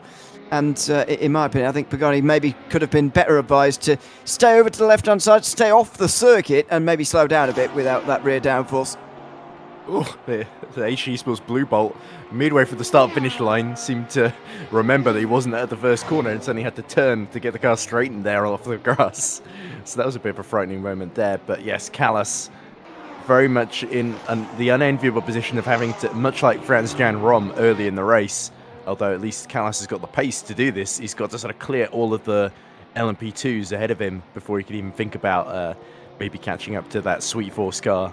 But of course, it's a long, long way down, like we've been saying, 3 laps between him and the next hypercar then. So in a way, they're lucky they got out when they did, still a lap ahead of Franz-Jan Rom, but so it could have been worse for Ground Effect, but of course they will be bitterly disappointed to be in this position in the first place. And they were saying it's a rerun of last season as well, where they always seem to have bad luck at the worst possible moments as well. And there are a couple of races that probably they arguably should have won. A couple that come to mind are Imola last season, where they were leading until the final 20 minutes and they tripped over a couple of GT cars. Istanbul, it was a wet dry sort of race. They gambled staying on the wets near the end as it dried up to try and hold the lead against Simframe, and in the end they ended up losing because they had to pit for dries because there wasn't a code 80 to bail them out. Essentially, they decided to roll the dice because they weren't going to beat Simframe normally. And a couple other races where they got on pole, were doing splendidly well, and then some trouble befell them at some point or other. So it seems to be a very familiar tale for Ground Effect, but luckily they've certainly improved from last season in terms of their pace, and there's certainly a lot that they can take away to be proud. I think to be in with a shot, they were like 30 seconds behind Smeriglio, ahead of Smeriglio before they got disconnected and sort of in that pit stop phase, weren't they? So it would have been within 20 seconds of the lead when they made their pit stop, depending on how long or short it would have been. So it would have been fascinating to see how that filtered out, but unfortunately that's not the race that we're going to get to see, so I guess we'll have to content ourselves with the remaining battles. And it looks like Zaleski, by the way, has pit and come out behind Tenlua then, so it looks like Team Iris have been promoted up to second position in Hypercar, which you wouldn't have thought that would have happened about 30 or 40 minutes ago, as we look at Sander Callas desperately trying to find a way through the GD3 traffic that almost is reluctant to move out of the way for him, is the 41 there. But anyway, I guess on lap 116, 2.5 hours left to go in this race, we are entering those closing stages, and this is where the fuel management is going to become very, very tight here. Yeah, it is, and I'll say they will have their plan from the very start, but those things can get knocked off course very easily indeed, as looks like Michael Favreau just making his way through on someone re-emerging after maybe a mistake. But anyway, yeah, you've got to be adaptable, as Ross was talking about half an hour ago. You've got to be adaptable to full course yellows, to incidents that Ground Effect have especially had to adapt to here today.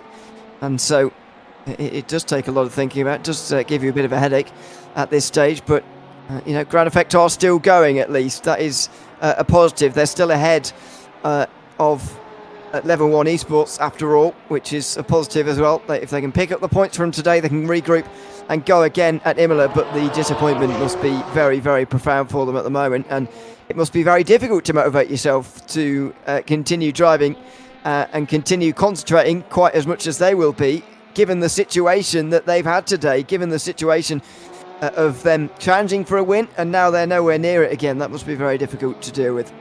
And we got another message from Alari Alpius, who's the other driver, Sander Callas' teammate at Ground Effect. He says, "We've got problems even driver swapping, couldn't join the server. My God," he says. So it's just not been a good day for Ground Effect all around in the end, which is a big, big shame, because that was probably the main excitement, that battle for the lead, that we were all kind of looking forward to. And unfortunately, Sander Callas' issue has prevented that from happening. But like you say, there's still points up for grabs, and you never know. Come the end of the season, if Ground Effect fight back, win a few more races, the points they get today could really make the difference against Simframe and all these other teams. Let's not rule out Team Iris either, who kept the points battle going until the very last round at the end of Season 6, of course, at Le Mans, before unfortunately hitting issues there as well.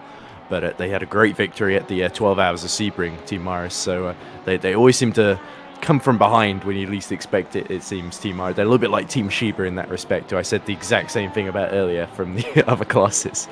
But yeah, here's Michael Favre then, who's settling into an 11-second lead over the Simframe Junior team, which is what the JT stands for, of course, on the number 99 of Marcelo Keneshi. And of course, you never know with the junior team, but a lot of those drivers could well end up driving for the main hypercar squad in years to come. So it's always good to get that experience in the GTs that they can draw upon in later years as well. And here's Petitgelo, Subra now on the podium, of course, in the LMP2 Pro-Am class, and 7 seconds behind Colavito, who of course we saw he was battling with earlier then. So Colavito started to pull away in the number 47. Yeah, very much has at this stage. We saw that battle earlier on, and it looked like a relatively easy pass at the time for Colavito, and now that's becoming clear why. Particularly, it doesn't have the speed at all of that Simframe eSports 47, unfortunately. So that gap is only going to grow and only going to continue to grow as well. Something else interesting that's about to happen here to this car is the fact that rFactor are about to pass them for an overall position. You don't see this very often at all, and it's not going to matter in any way as far as points are concerned or anything like that, but it's quite an interesting point to make about the state of this race, and more specifically the state of ground effects race. They are so far behind indeed that they are even passing some LMP2s overall for positions. That's just how much those issues have taken them back now in this race, but it also shows how quick the LMP2s are these days. Back in the LMP1 days of the sports car world, if you like, you wouldn't have seen this because the LMP2s were a lot slower, but the LMP2s first of all have got quicker themselves, and the top classes of World Motorsport, World Sports Car Racing have gotten slightly slower, and so the LMP2s stay a bit closer, and so situations like what we've got at the moment with rFactor unlapping themselves and overtaking these LMP2s for overall positions had to happen a bit more often than they used to. Yeah, and I think the other point to make on that, Ewan, is that the top teams in LMP2 Pro, you see them, Go Team, Hyperion, Blackhawk. Go Team and Hyperion were fighting it out for the Pro Championship pretty much on their own last season. Probably individually, they're both good enough to move up to Hypercar. And then we've got Blackhawk, who were in Hypercar last season, so they know that car pretty well. And I think they finished something like third overall because Iris got retired from that final race. It enabled them to finish, I think, that on that final step of the podium and just steal away those few extra points they needed to finish in the top three, as Geniali just about holds on to the rear end through the final corner. Of course, you don't want to get too far in the sand there because that can easily end with the car facing the wrong way, which you certainly do not want to see. But anyway, of course, early pit stop again for Go Team allows Hyperion to reassume that pro lead, but of course they'll only be able to go maximum about 2 laps more, I suspect, before they'll have to stop themselves. So Go Team still very much in control to the tune. I think it was about 24 seconds before they pit. At the very least, it might be more than that since I last checked, because the gaps, they keep growing and shrinking all the time. There's no static gaps here in endurance racing, that's for sure. Anyway, I'm going to let Ross speak now. Yeah, hi, I am still here. Sorry, I didn't want to like butt in or anything, but yeah, I mean, you're absolutely right there, Ed. I mean, you know, part of the joy of endurance racing is that the race is constantly evolving and ebbing and flowing across. Usually means we all miss the stuff as well with 42 cars. Yeah, also very true. Yeah, but there was one thing I just wanted to go back to when you were, talking about the struggles earlier on of the Grand Effect car, and obviously how they're having their issues. And obviously it's not ideal, and they're going to make the most of it. But one thing we have to remember as well, this is only an 8-round season. Even early on, points really do matter. You want to enjoy any disasters at all, or avoid, should I say, any disasters at all, because already, even though it's the first round of the season, it can have a massive impact on your championship fight, because already they're going to be playing the chasing game, presuming we finish as we do. I mean, I know there's 2.5 hours left to go, but if Simfree Team RS Boyd, they take the top 3, and Sander Callis in the ground effect car, if he's not able to jump out of the car, finishes in P5, he's already chasing. And that's not a position that a lot of people particularly enjoy being in. You typically find most teams and most drivers prefer to be in control of a championship rather than chasing, because then the pressure's on the other people, especially early doors. So obviously it's a real disaster for ground effect. It's an issue that they can't seem to avoid, and that's a real shame. And they've already got an ask ahead of them this season. We can tell that they're fast from this race and their performances earlier on. We know that they can pick up really, really good points, really, really good positions, podiums, even wins. But they need to really hope that they don't have any more issues across the rest of the season to give them the best chance for this championship. We're on board with Marcello Konieski right now in the Simfrim Junior car. He's in second place in that Aston at the moment. And again, Simfrim, they're just having a fantastic day, Ewan. I mean, literally every Simfrim car that's out there is doing a great job. I mean, it's like where we left off at the end of last season. Yeah, I mean, they're a great team. It's not too much of a surprise to me. They've been a great team for some time now. In the world of rFactor 2 especially, they've been really, really strong. So leading the overall race as the sort of highlight of their day, I suppose. But it's even promising for them for the future as well. We briefly touched a few moments ago on the GT3 AM junior team. As Ed said, they're drivers who can, in the future, move forward and possibly be driving hypercars. But even if they stay in GTs or whatever they decide to do, they're going to develop into very good drivers indeed. And it's not a surprise to me, really, to see Simfrim in this kind of form. I say that they've been one of the best sports car rFactor 2 teams for some time now, and asserting that once again here in the opening round of this season.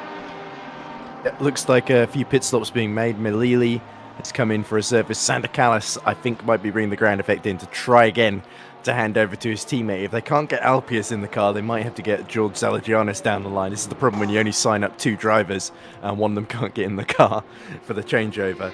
We also see a couple of comments in the chat. Paolo Penimpede from Arms Subra is complaining about Vicentini holding them up. Luckily for them, Paolo Vicentini and the Carloni Racing prototype Raiders just come into the pits. He says that's the second time he's near us and the second time he stays in front of us. So, so certainly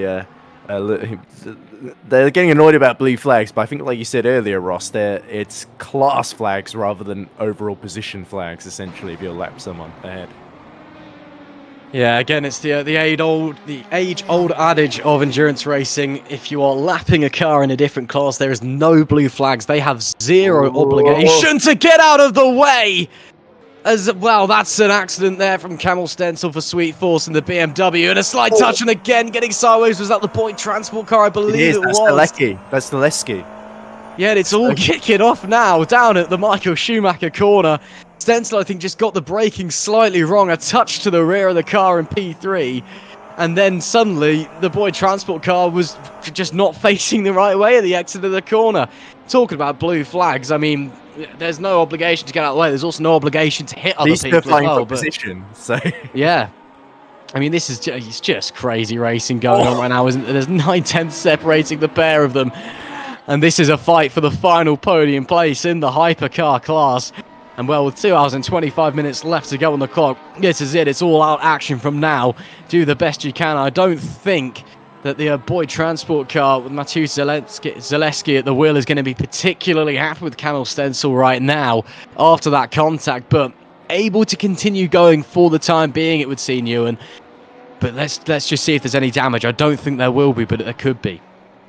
I think it was light enough contact. I think the contact was not bad enough for anything major to have happened. We went on board and it doesn't seem to have been any suspension damage done to Sweet Force and the BMW, so they should be okay. But what's the more pressing concern, I think, is the fact they're just not quite as quick as Boyd Transport Racing as things stand.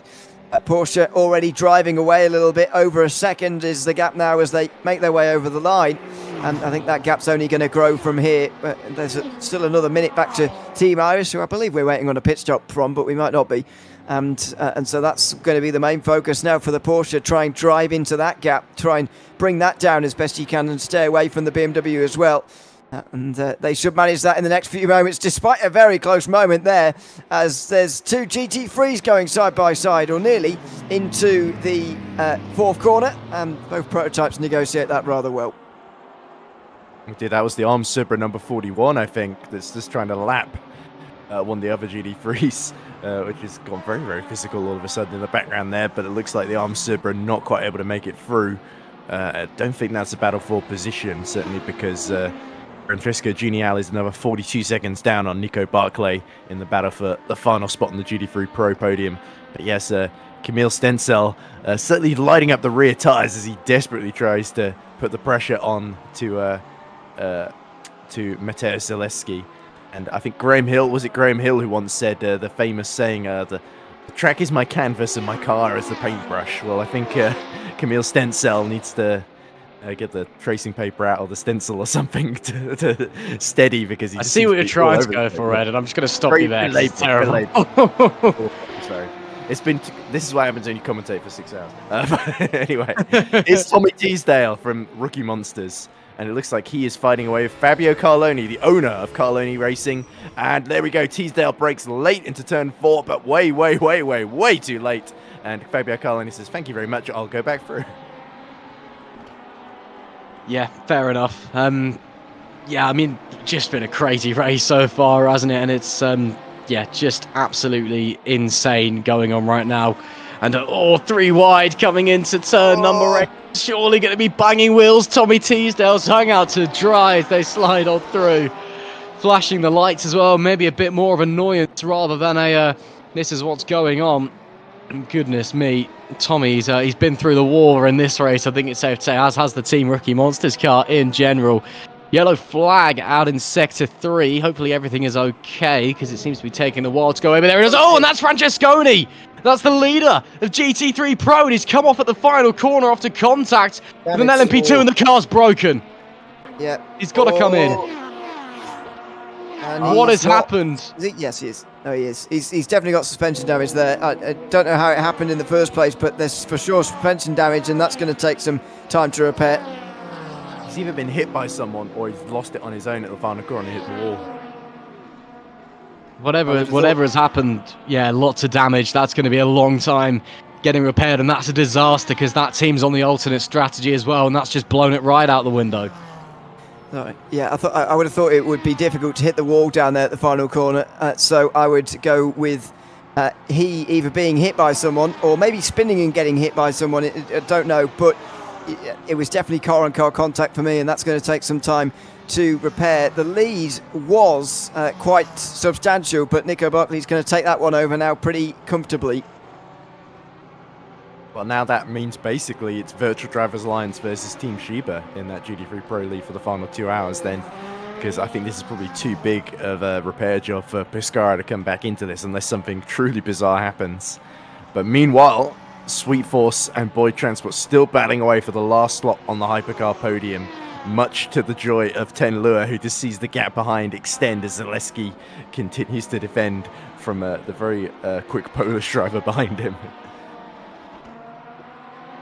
Oh, what a crazy turn of events we've got here once again at the Bahrain International Circuit. Michele Rizzo has probably got a big smile on his face because, well, someone that could have been very dangerous late in the race in that Pescara SRT machine is now in the pits and is looking to be in the pits for a long old time with those repairs. Man, oh man. I mean, that's a real shame for that squad. They were running so well and making the alternate strategy work. Whatever happened, you know, if it was their own mistake or if they were collected. Yeah, I mean, that's not what you want to happen. But again, as we were saying earlier, it's endurance racing. It's so many things can go wrong. And we've seen it, you know, all throughout the field. We've seen disconnects, you know, we've seen it with the likes of some of our front runners in the form of course, the ground effect car. They've had some big issues and dropped down to 5th as a result after being right at the front of that pack. And again, it's a short season. You really want to avoid disasters even in the first race because you want to get as many points as you can straight out of the gates to state your championship intentions. And that's just a real shame for them. Yeah, it certainly is. And the second leader at the time that we've seen fall by the wayside in the last hour. So I don't know if this is my fault, but it has happened or will happen here. So sorry about that in that case. But yeah, it's different this time. It's for sure an incident. I'm still not convinced that Sander Callas didn't have an actual crash and it wasn't just disconnection, but I don't know that. Ooh. And but that one certainly seems to have been contact down at the final corner, unfortunately for the Mercedes. And Francesconi is still in pit lane as we speak, getting those repairs done. Yeah, it could be a long job then, depending on how badly the steering was out of alignment there. But yeah, no, you don't get any jokers in rFactor 2, sadly, unlike iRacing. So You have to wait. You have to wait for the full service to fix that car to get it in working order again. But Tommy Teasdale looking very, very fired up at the present moment. Let's see what his lap times are looking like. I think he is a tenth slower than Carloni. I think he's capable of a bit more speed than that, as Carloni goes very, very wide at turn 10 here, trying to take away the podium from the Italians, the reigning GT3 AM champions, of course, Carloni Racing. And Fabio Carloni, mighty damn proud of it. And why shouldn't they be? Because they've been in this series a long, long time. And season 6 was... and there we go. Carloni completely loses it, which allows both the Hyperion fruit and Tommy Teasdale as well. So Rookie Monsters are back on the podium there. So that's what I get for praising the Carloni Racing team. Fabio just completely lost it on his own there, I think. Yeah, it's not ideal. You don't typically want to be facing the wrong way, especially at that corner. It's very, very fast, very easy to get collected, but manages to keep going with that. Does watch that back and blame me for that one, for commentators cussing him. Quite possibly, yeah. But I mean, it does promote Teasdale up into P3. It's not a comfortable P3, still right there with him, so it's not all done and dusted yet. But again, as you were saying, Ed, Tommy Teasdale, he's looking really, really confident in the car at the moment. Looking really racy. Rookie Monsters early on, they were okay, but it wasn't anything special. It looks like they've decided to set the car up so that it's quicker late on in the race, maybe later in the stints as well, because they're now starting to really come into their own and show that they are deserving to be in the podium places. There's Camel Stencil, who's writing his way around the track in the Sweet Force car and has to negotiate with some other cars up ahead, but will work his way through. Hopefully won't crash into this time the sole BMW hypercar out there. And yeah, not as popular as the Porsche for, well, reasons, mainly because the Porsche is probably a little bit quicker, to be honest, but he's doing a good job anyway. Sweet Force currently in P4, and Ewan, I'm sure they'll be trying to move their way forward because that fight for third place is still well and truly on. Yeah, I think it is. As I said earlier on, the lead is substantial for SimFrame Esports, but behind that, just behind that, there is an interesting fight. I think Team Iris are still not free of this yet either, even though the gap right now is just over a minute. I don't think they're quite free of these two teams in that battle for second place. And I think all three of the remaining teams will be fighting over those final two spots on the podium in the final hour of this race. But it's certainly up to these two to fight for the bottom step of the podium as things stand. I did say earlier on that thought the BMW was going backwards in comparison to the Boyd Transport Racing Porsche that seemed to have a little bit better speed, but in the last 5 minutes or so that seems to have turned around. Camel Stencil has found that bit of speed again and has caught back up to the Porsche, but can he give it a better go than he did last time round? Turn one, I think it was in towards turn one. Last time he gave it a go, it wasn't a great attempt at a move for third place, so we'll have to rethink those ideas and come back again in a few moments to try and get through some different way.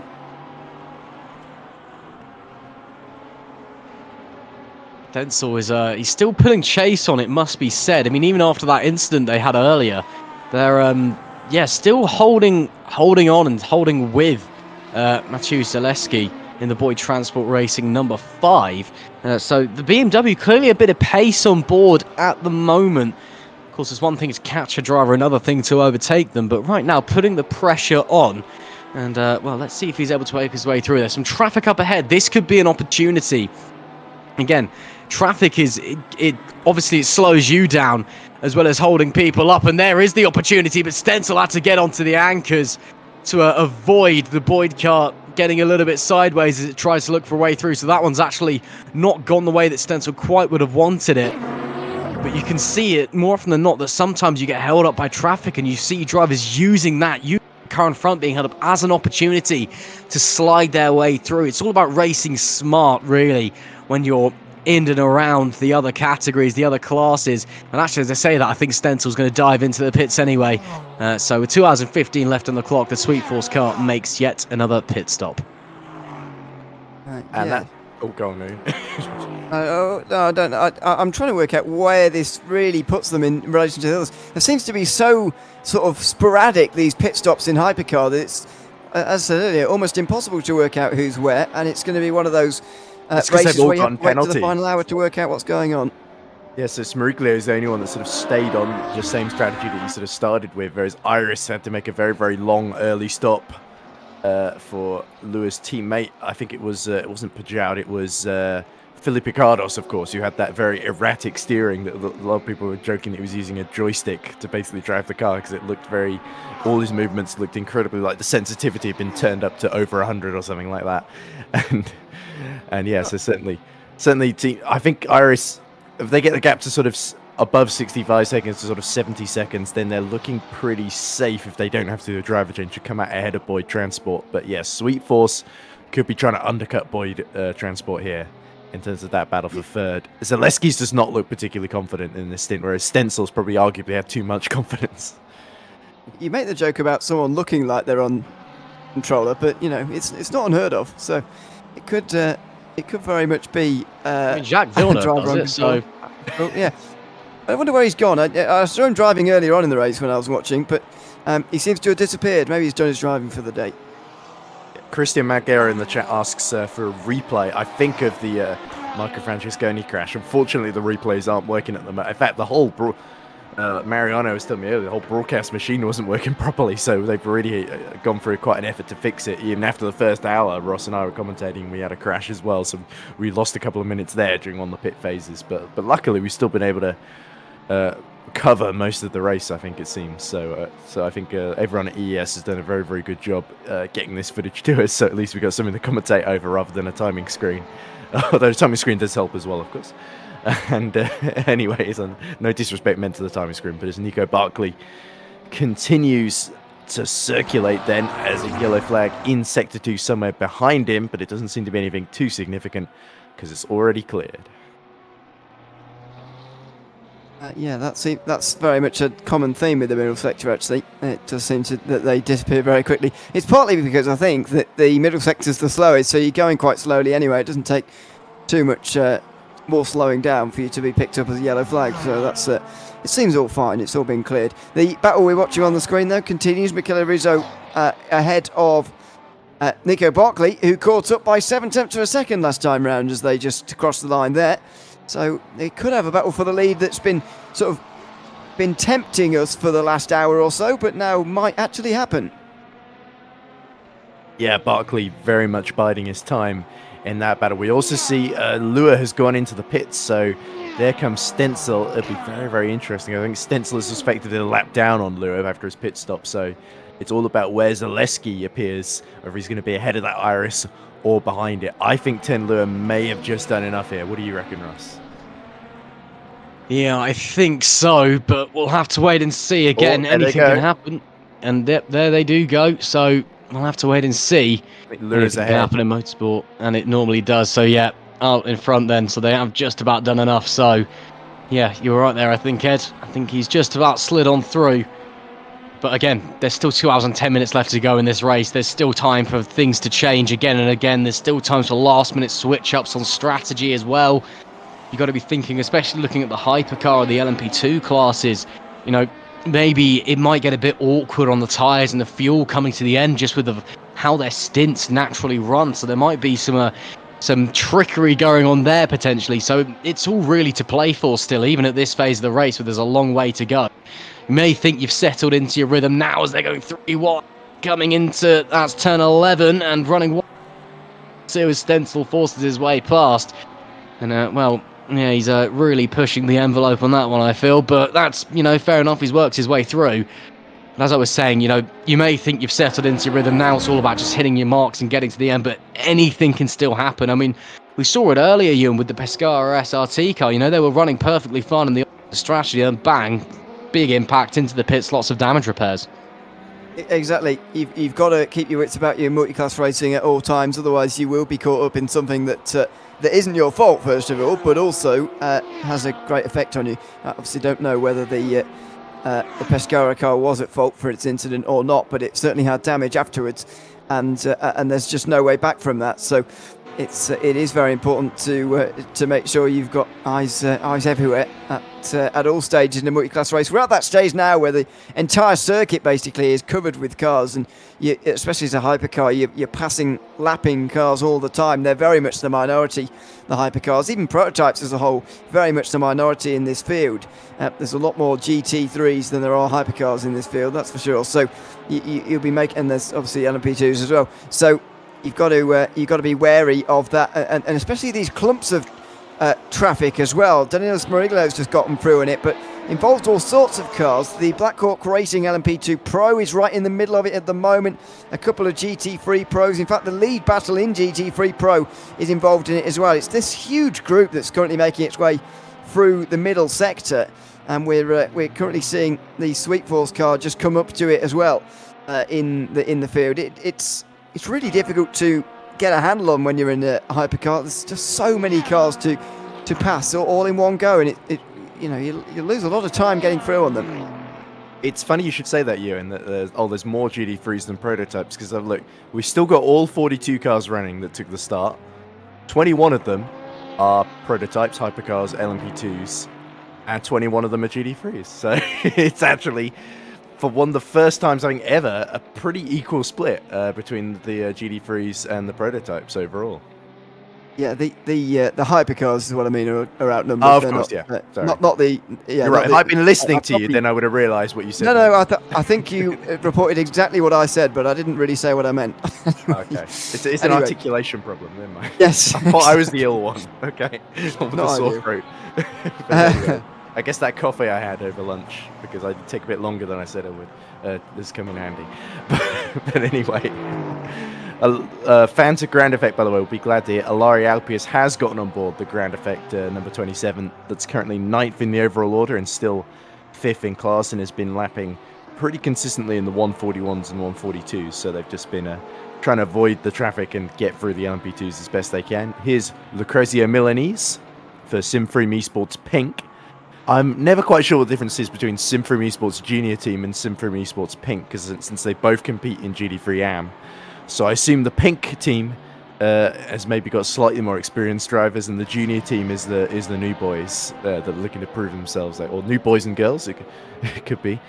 But anyway, Nico Barkley there, still 1.4 seconds behind Michele Rizzo and Shiba. As the clock starts to run out here, there's going to be a bit of pressure on Nico Barclay, who's of course very, very experienced in sim racing and endurance racing as well. Has driven for a lot of top teams.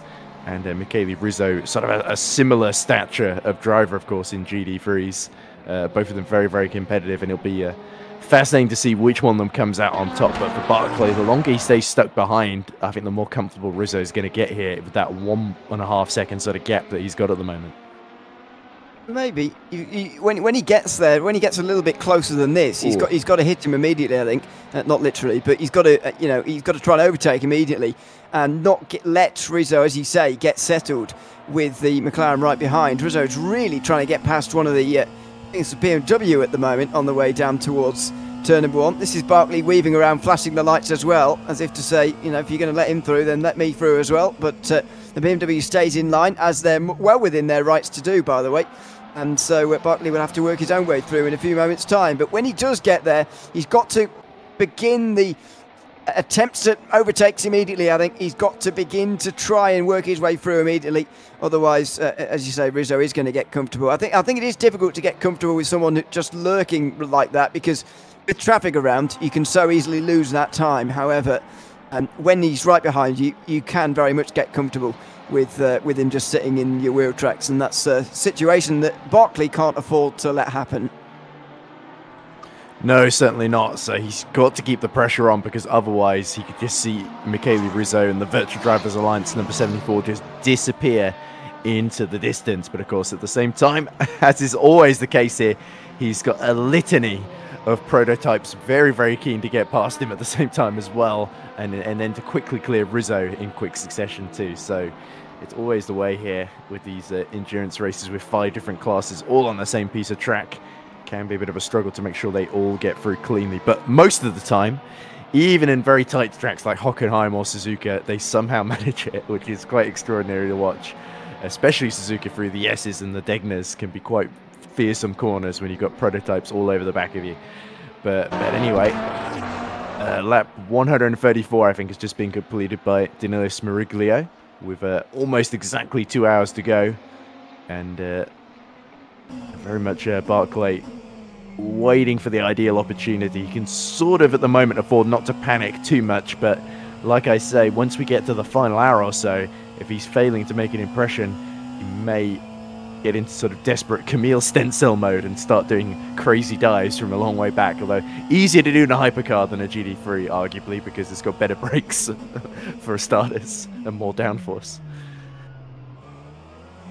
No, absolutely. I mean, it's the nature of different classes, one of which, you know, is I wouldn't say it's essentially a road car, but, you know, very much based off the formation of the road car with the shell, and obviously it has to be homologated. You have to sell X amount of said road cars a year, and, you know, the very basic design, it's all around that. And then you've got, on the other end of the scale, you've got your prototypes, custom built racing machines with hybrid engines and tons of downforce that are really at the cutting edge of technology. Yeah, it's just a little bit different, isn't it? We're on board currently with one of our GT3s, the not quite cutting edge prototype, the other one, but they're still very, very fast race cars nonetheless.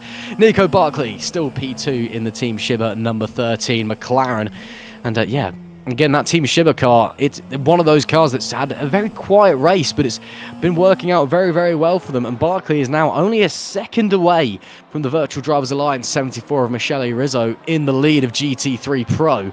And they've just been slowly chipping away at that time. And honestly, I don't think they're actually that far off from getting the move done, making the move, and maybe getting into the lead. Of course, I could be completely facetious there, and they might not be able to have the pace to do it, but, you know, that's racing. Sometimes that definitely been closing in, though. And there we can see, actually, not far ahead. I'm wondering if Nico Barclay may be smelling blood in the air from the Ferrari in front here in Bahrain. The GT3 Pro class is very much been the one that we've been watching all throughout this race. The leaders have been so close to one another. And even with the Pescara SRT number 4 dropping down to P5 after that incident earlier on, gave them big damage and resulted in them sitting in the pits for a long time with repairs. It's still very, very tight at the front, even after nearly 4 hours. First and second, Ewan, separated by only a second.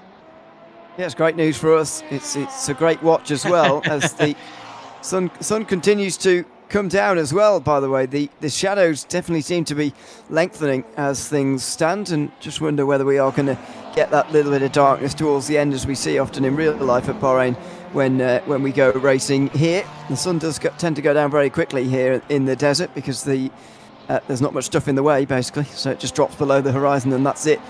Or as far as sunrise or sunset goes, I should say, and so maybe we'll get a little bit later on as well. But it is going to be a good remainder of the race, I think, between these two teams. I think that seem very well matched, and with not much interruption from anybody else behind them. Really, there is a big gap back to third place, so that means that Cyber are not likely to get involved. It is likely to just be between these two teams, and that should be a great show in these last 2 hours. It certainly should, Ewan. And yeah, that obviously was previously a freeway fight with that Pescara SRT car that's still going in 5th in class with Adriano Opicini at the wheel of that car then. So there seems like the SRT did get repaired. But yeah, Nico Barclay, as the sun's starting to go down, he's just starting to inch closer and closer, isn't he? Lap by lap by lap. And this is where you can see Michele Rizzo so desperate for the lap traffic to get out of the way, because he knows it could just create that bit of opportunity or just distract him, plain distract him, and that on its own could be enough to let Nico Barclay through. I think both Rizzo and Barclay are on almost the exact same fuel strategy as we hit that 2 hours remaining mark, and Barclay now has started to get desperate himself. In fact, is that the sister Team Shiba car that he's just flashing there? Certainly another McLaren, a very similar livery. But through he goes, and it is a Team Shiba car. So there we go, the 67 down to 13th knows its place. But the number 13th up in second wants to go one place higher. He does indeed, but does he have the pace to try and get through? Let's find out as Barkley tails the leader in GT3 Pro. Oh boy, this is sure to be fireworks if anything from the GT3 categories today is to go by. Barkley too far back to launch a move down into turn 8 at the moment, but a good exit from the hairpin, a good turn 9 and 10. Could see a move into turn 11. We'll wait and see. It is a good exit from the hairpin as they rocket up this short crest. Now turns 9, 10, very tricky, off camber, braking while turning, and all the while going downhill. So easy to lock the inside front there, even with the anti-lock braking system on these GT3 cars. Now they come down the back straight. I think Barkley's going to still be a little bit too far back for a move this time. He might be trying to set it up down into turn 1. Let's find out as they head up the hill once again through the sweepers of turns 11 and 12. For another very tricky corner, turn 13, the penultimate turn. Always tighter and shorter than you think it is. It's very easy to get it wrong on the exit here, but both of them on the money. I'm sure that the leader right now feeling a little bit of the pressure. Michele Rizzo probably trying to turn the wick up, just push that little bit extra right now to try and maybe pull a bit of a gap ahead of Barkley, but Barkley is sticking with him. Surely be flashing the lights down the front straight, trying to create some sort of a distraction as they fly past the pit lane. They'll be heading up to around about 260 kilometers an hour before the braking zone as an LMP2 slides past on the inside. Barkley tries to get the extra slipstream off the LMP2. Not close enough into the Michael Schumacher corner, but it's good on the brakes, and he's got a good exit as well. This is the opportunity. He actually has to get out of the throttle to not run into the back of the Ferrari. He's going to have to go the long way round into turn number 4 as they're pushing each other all the way. Switches does Barkley to the inside at turn 4. Is that the race lead? Not necessarily done yet because the switchback is still there. Now it is. Nico Barkley and the team shipper number 13 take the lead in GT3 Pro. And that, Ewan, was a lovely move. It was. Switched to the inside. Just caught the Ferrari unawares a little bit, maybe on the way towards turn number 4. Didn't really look like Rizzo was expecting Barkley to be quite so aggressive, to take quite such a tight line on the inside at turn 4.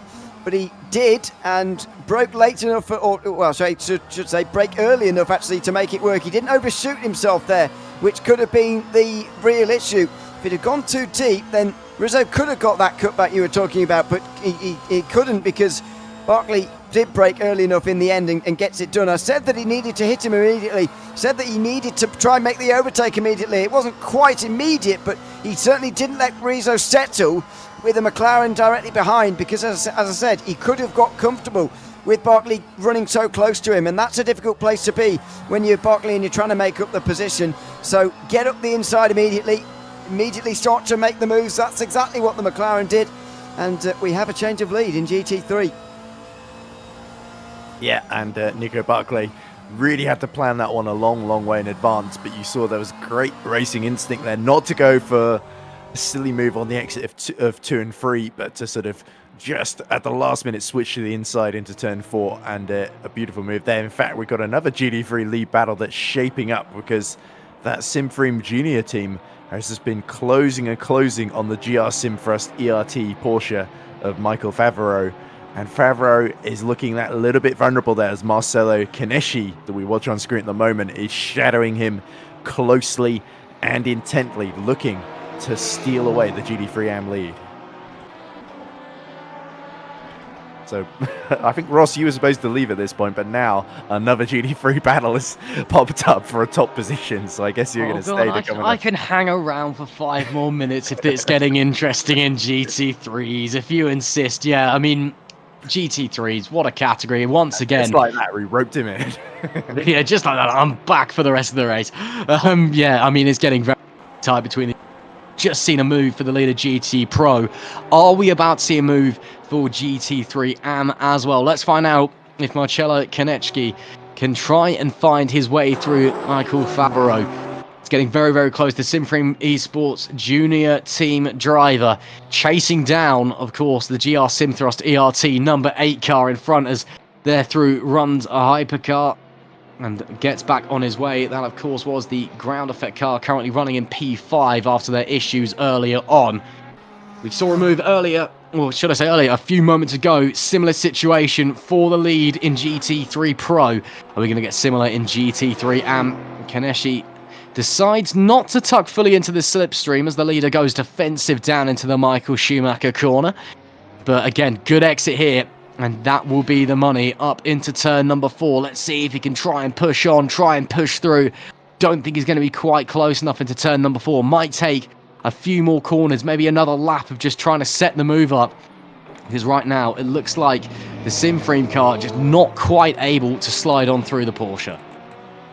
I think that, by the way, was sorry. I think that was a bit of a window on the front straight as to what this battle's going to be like. You just noticed Kaneshi wasn't even tucking in the slipstream of the Porsche. He was looking around a bit. That indicated to me that actually he's not quite as eager to overtake right now as Nico Barkley was in the pro battle. Yeah, what I was going to say was we can't forget that about 39 seconds down the road and catching both of them is the rookie monsters of Tommy Teasdale, who's putting in a late charge in this race to get rookie monsters back into contention then. So Kaneshi cannot really afford to just hang that Aston Martin around behind Favreau because if he does that, he could get caught by Teasdale. So he really needs to make the move, like you said in that previous battle, Ewan, sooner rather than later. But like you said, these are pretty evenly matched cars. They're not neither the Aston or the Porsche, I think, particularly the fastest in the straight line. I think that's probably, that honor's got to go to the BMW as Kaneshi goes a little bit wide at 14 and 13 there. Yeah, the Porsche especially these days seems to struggle with straight line speed for whatever reason, but clearly not that bad because it's doing okay round here. A relatively heavy straight line speed circuit. There's 3 long straights, both this one to come to the end of the lap, the home straight, and then the straight afterwards the first little chicanes, if you like, and it seems to be doing okay with that. Its big advantage, of course, is in the traction, with the engine towards the rear, the centre of gravity, if you like, of the car towards the rear, and it does help with traction, helps with the rain as well, and that maybe is helping them a little bit. There are quite a few traction zones on this circuit, but just a bit more of a gap over the line that time round, a second between the two, so Kaneshi is going to have to do some catching before any overtaking in this battle. But as I said, I'm not entirely convinced he is desperate to get through. Not quite as desperate as Nico Barkley was anyway. Yeah, and he made a pretty poor... He almost got a little bit too close into the final corner there, and he sort of got a pretty horrible run out of it compared to Favreau in front of him, did Kaneshi. So Marcelo Kaneshi, like you say, is just going to have to shadow and hope that he can force the issue rather than relying on straight line speed to get through here, because it could be the Aston, like we say, the Aston and the Porsche, neither of them particularly quick in a straight line. Although, having said that, the top 3, I think, in GT3 Am are all Astons and Porsches. I think Fabio Coloni's the next car, and he's in the Audi. So, so yeah, GT3 Am certainly the oddball choices, whereas GT3 Pro, they've gone for the McLarens, the Ferraris, the more traditionally quick GT3 Pro entries that we tend to see in these GT3 classes in these endurance championships. Absolutely. As there we see, well, Simframe, well, they've just had a great day, haven't they? They've just been absolutely phenomenal in every single car. Of course, last year was a fantastic season for the squad. This year, well, they're setting it up to be a similar story, shall we say. Or this season, should I say. Yeah, they've just been phenomenal, and the exact same should be said for their LMP2 effort, currently running P2. Of course, I'm sure they'd love to be slightly further up in P1.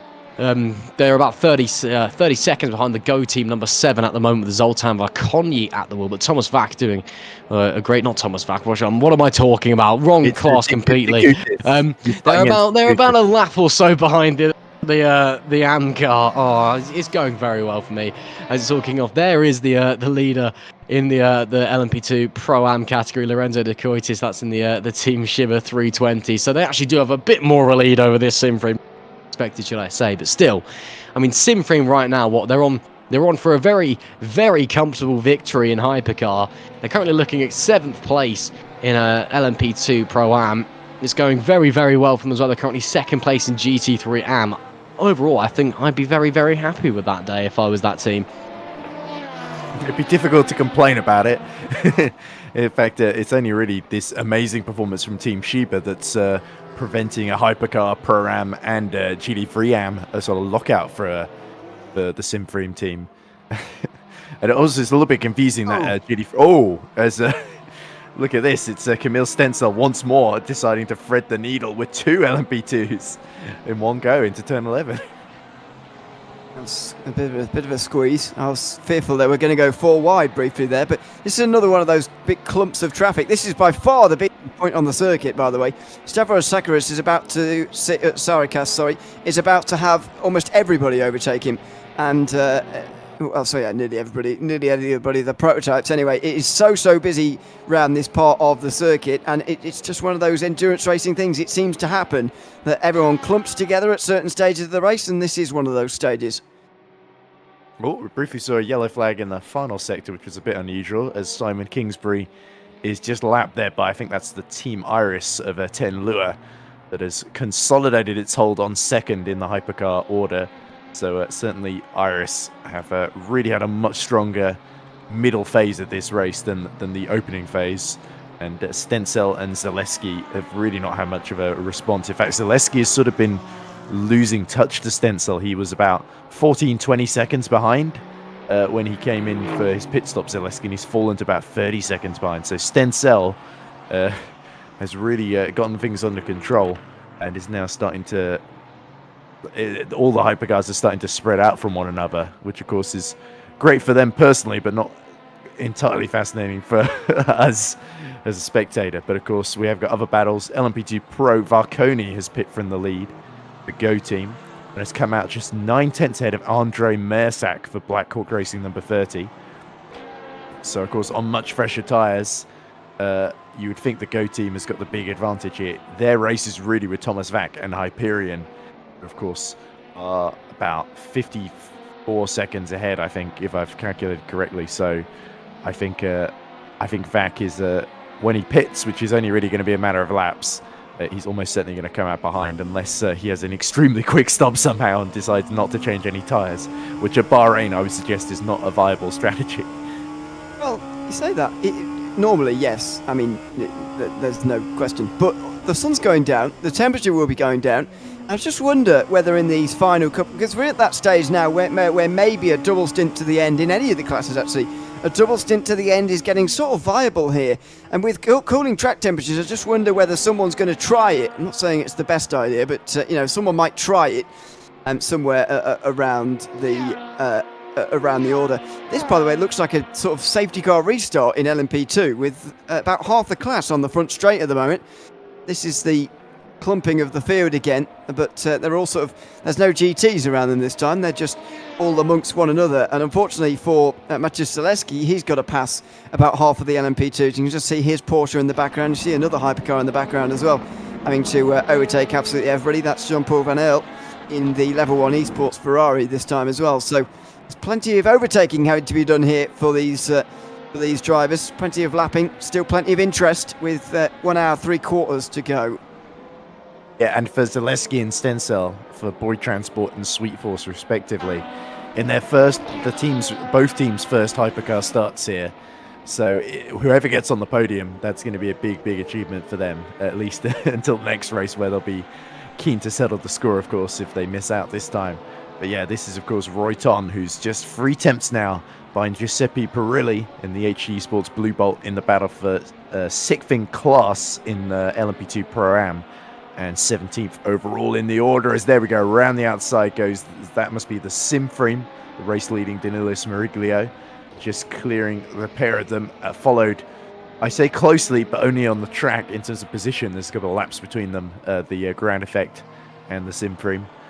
And there's Kaneshi. Has Kaneshi made it through? There we go. So he's made a move into turn 10 and snatched the GD3 Am lead away from the GR Simfrost ERT of Michael Favreau. Yeah, and my comments earlier on about him not wanting the lead just yet seem to have fallen on Favreau's giving it to him anyway. Incorrect, to be honest. Yeah, there's no other way of putting that. So that has changed around rather quickly. Just in behind them, I thought there was another car in that class just behind them, but it seems that that's not the case. They're very much on their own, actually. 20 seconds up to a pro car next. Michele Rizzo is just up ahead of them, and then 52 seconds back to Fabio Carloni. So there's some pretty big gaps back there. In this class, in LMP2, Roy Tunn is trying to catch Giuseppe Perilli in the HG Esports Blue Bolt LMP2 AM car. And they are by far the closest in LMP2, unless you count Varconi and De Kugis, who are together as well, although they're not in the same class.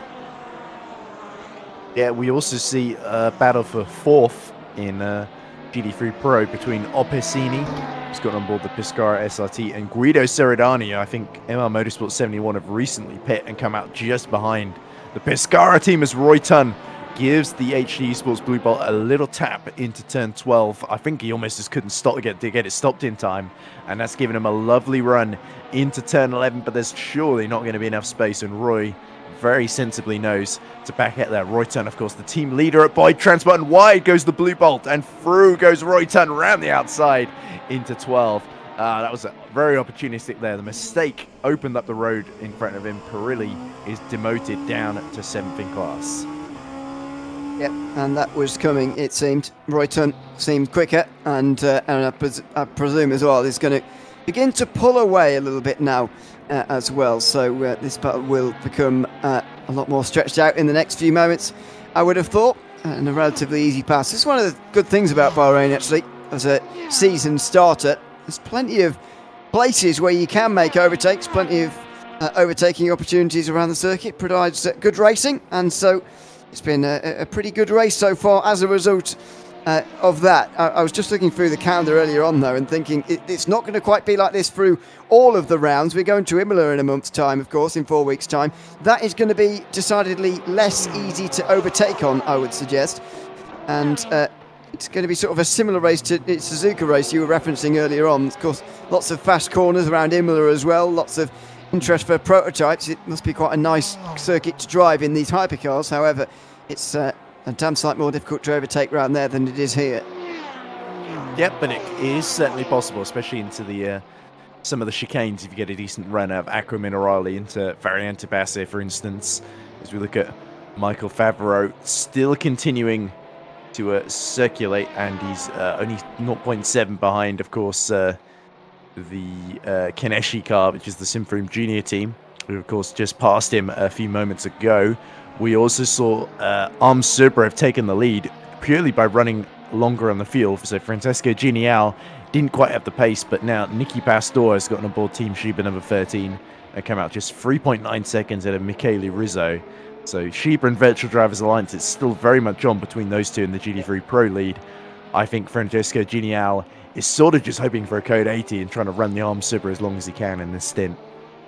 It would be very helpful if there was a stoppage at this stage. They would really benefit. I think the other advantage that Team Shira have got, not least the 3.4 second advantage that they've currently got, and of course Pastore recently into the car. You'd imagine that fresh eyes and a fresh face might well just push them on a little bit as well. Though Nico Barkley is a very good driver. I would suggest that them pitting later suggests good things down the line as well. Rizzo pitted just not long after the hour mark there, with just less than 2 hours to go, as far as I remember.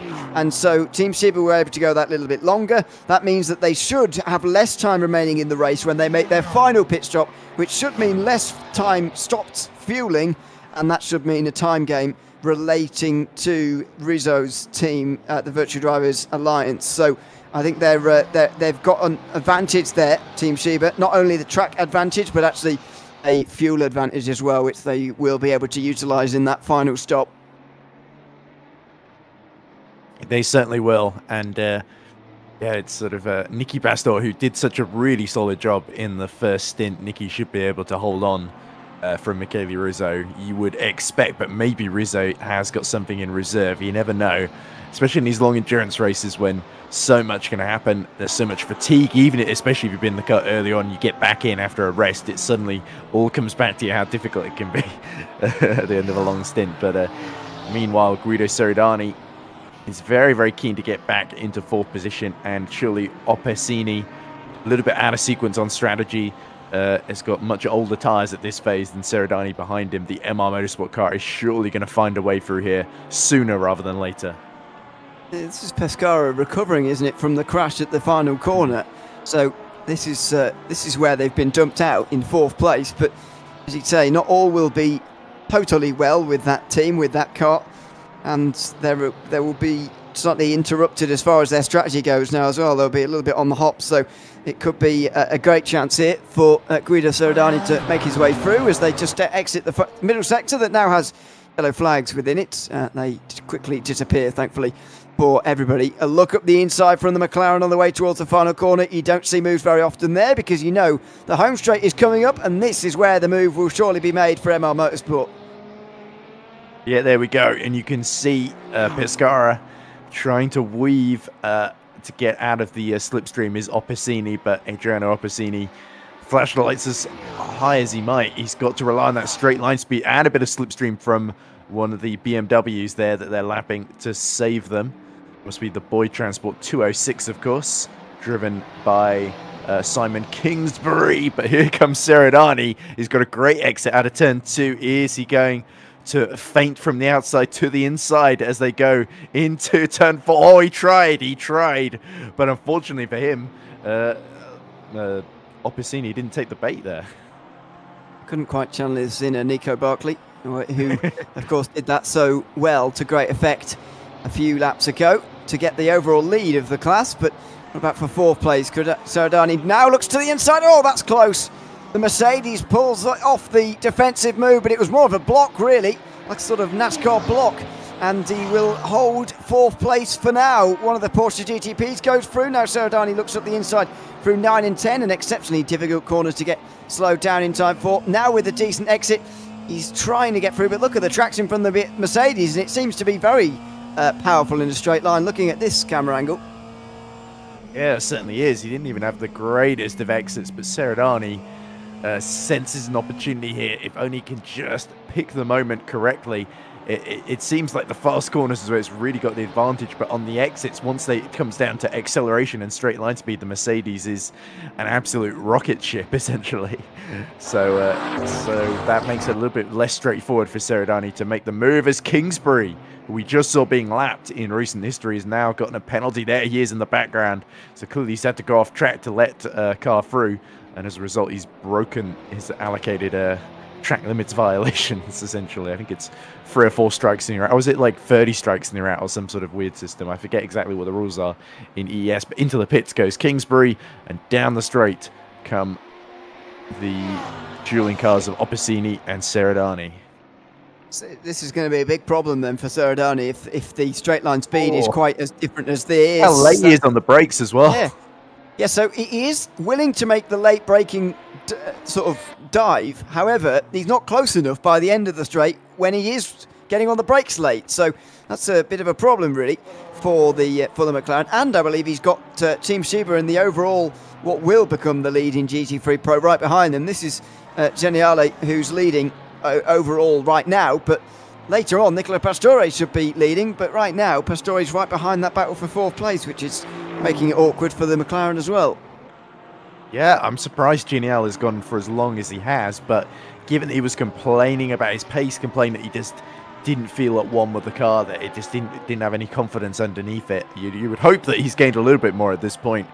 But certainly it's a bold strategy, and they sort of had to do it because they were going to finish 3rd no matter what, since the Opposini Pescara SRT car hit trouble, essentially. So Genial has sort of got to make this work now. He's committed to this strategy to running long, and he's got to hope that if he sticks to this strategy, which is pretty similar to what Pescara were going to do originally as well, and he's got to hope that he isn't just caught hand over fist running out long and trying to save fuel, essentially. I mean, he's being caught pretty comprehensively at the moment. The gap less than 10 seconds for the lead now in GT3 Pro. I think it's very difficult in a GT to make any sort of alternate strategy really work in a 6-hour race. I think they'll have more chance in a 12-hour race a little bit later on. Of course, we're going to Daytona in January for 12 hours. I think that's the kind of race where something like this can work. Of course, at Le Mans, all kinds of things are going to be going on because it's 24 hours. But for a race of this length, just 6 hours, GTs that are going an hour generally, I think it's very difficult to make something work. Props for trying something a little bit different in such a short race, but I think it can be very difficult to make it work in GT. In prototype, maybe there's a little bit more chance, But GT 6-hour race, it's very difficult to do anything other than the standard 5 stops with basically full tanks taken at all 5. Yeah, indeed. It's the prototypes where it can make a little bit more of a difference purely because they use more fuel more quickly because they're quicker cars, essentially, if that makes sense. But look at this, Seradani. Here is his chance then. Up the inside into the S's. Oh, Opacini just squeezes him ever so slightly in that number 4 Mercedes. And Seradani now is going to try to the outside into turn 8. Still side by side they go. This is nail-biting stuff. And Seradani's going to keep his foot in on the long run into turns 9 and 10. And surely Mercedes is going to sideswipe across his nose. And indeed, that's what Opacini opts to do. So there we go. Seradani has to tuck in behind and wait for another opportunity there. But fair play to him. There was a mistake there, and he was absolutely there to take advantage. He was, and this is what he's got to do in the middle sector because the McLaren doesn't stand a chance on the straights, even in the slipstream. So that's exactly what he had to do, but good defence from the Mercedes. Dropping the nose off on the way down towards turn 9 and 10 was pretty brave because it's quite a tricky corner anyway, but that was well done for the Pescara Mercedes, which will still hold on to 4th place. And you know, maybe this is why they were going for a different strategy. They knew if they got some track position at any point in the race, they knew they'd be pretty difficult to overtake in the Mercedes. So maybe it would have been, maybe it would have worked in that sense. They could have stayed ahead and defended from the front, but again, the alternate strategy is, in my opinion, just unlikely to work, as we see again the Mercedes getting away on the straight, even despite the McLaren crouching in the slipstream of the car ahead of it. It's not getting anywhere, and so will stay behind on the way towards turn 1. Nowhere near close enough for a dive. Yeah, Francesco Genial has also gone into the pits from the GT3 Pro lead. So that hands it back to Nicky Pastor, who's only 2.7 seconds ahead of Michele Rizzo. So Rizzo started to fight back the last couple of laps. So that's definitely not done and dusted. Rizzo was 0.6 faster, 1:59.0 to 1:59.6 on the previous lap then. So certainly Michele Rizzo. I did hint that he might have something in reserve. We also got a comment in the chat from Mr. Coffolino who says Rizzo has something in reserve. Okay. I was making a pun there. I didn't realise that until now. But there we go. Sort of put some of my ones to shame, and my one's already pretty shameful, as we see a penalty for Binato in, I think that's Pro-Am. So I'm not sure what that is all about. That's Stefano Binato in the Naha Racing Italia 33 that was running 4th in class, 17 seconds ahead of Andrea Garacino, sorry. So Binato might pit and come out behind Garacino, potentially quite close to Roy Tunn as well, depending on how long the drive-through penalty takes, of course. Yeah, of course. It's sort of a standard length pit lane, I think, to get down around here. So should be okay in that respect, as Matthias Zaleski makes his way through the middle sector in 3rd place overall. Currently holds more than half a minute over Sweet Force, who they're maybe now starting to see off Boyd Transport Racing, and the hypercar battles are becoming fewer and further between in this field, I'm afraid. So that's a bit of a shame, but that's what happens as he goes a bit wide through the final corner there, gets back on again, and looks up ahead as he sees a row of 6 or 7 cars he'll have to overtake now in the next lap. Yeah, I think between Boyd Transport and the Sweet Force, it's all really going to come down to strategy, essentially. And Sweet Force are always the ones pitting out of sequence, essentially pitting before everyone else. So Sweet Force have just got to hope the race ends on a lap where they're ahead of Boyd Transport and have enough fuel to sort of just hold on, essentially. Could be quite close. We'll have to see how that develops as Melili has lost his rear wing very early on in the 1st sector, actually, as he just crawls through. This is a bit awkward. It is. It looks like a crash at the exit of turn 4 there, maybe, where he's dropped it, because it is easy to get the traction zone wrong there. Now running wide down the hill here. This is so awkward to make your way back, and it's a long way back as well. And he was running, wasn't he running 2nd in the Pro-Am class before that happened for Carloni Racing? Oh no, he was 4th, wasn't he? Sorry. It was Simframe that were running 2nd. But yeah, that's really bad news for Garacino. Of course, it certainly helps Binato, who was worried about having to serve his penalty and come out behind him. He's going to get that position back. So in the end, Stefano Binato for exceeding track limits has not lost anything, as we saw somebody else in LMP2, it must have been GT3 Am, I think, got a penalty there. I didn't quite see who it was. I think it was it Sarikas? Oh no, sorry, Archer Cycler in the second placed Am GT3, I think it was, who got a penalty there. That could it cost him second? Maybe not. Going to be quite close. Oh dear. Yeah, well, that was always going to happen. These high-speed final corners of the middle sector are very difficult, especially when you've got no rear wing. Yeah, nearly hit the recovery vehicle there, but of course Artur Sekula is driving the GR Simfras that was fighting for the lead with the junior team Simfream car. Oh, it was 3 cars that come upon Simone Malili at once there, and yeah, quite incredible. We've not seen any Code 80s at all for this, but luckily everyone, all 42 cars, keeping it relatively clean, despite 1 or 2 offside. And Malili's only got 1 more corner to go before he get into the pit lane, so I guess damage limitation there as Benato comes in to serve that penalty, so he does lose a place in the end to Roy Tunn. And we'll have to see with I'm trying to remember which car it was that lost the rear wing now. It was the Carloni, wasn't it? Of Garasino. So he's about 18 seconds out of Roy Tunn.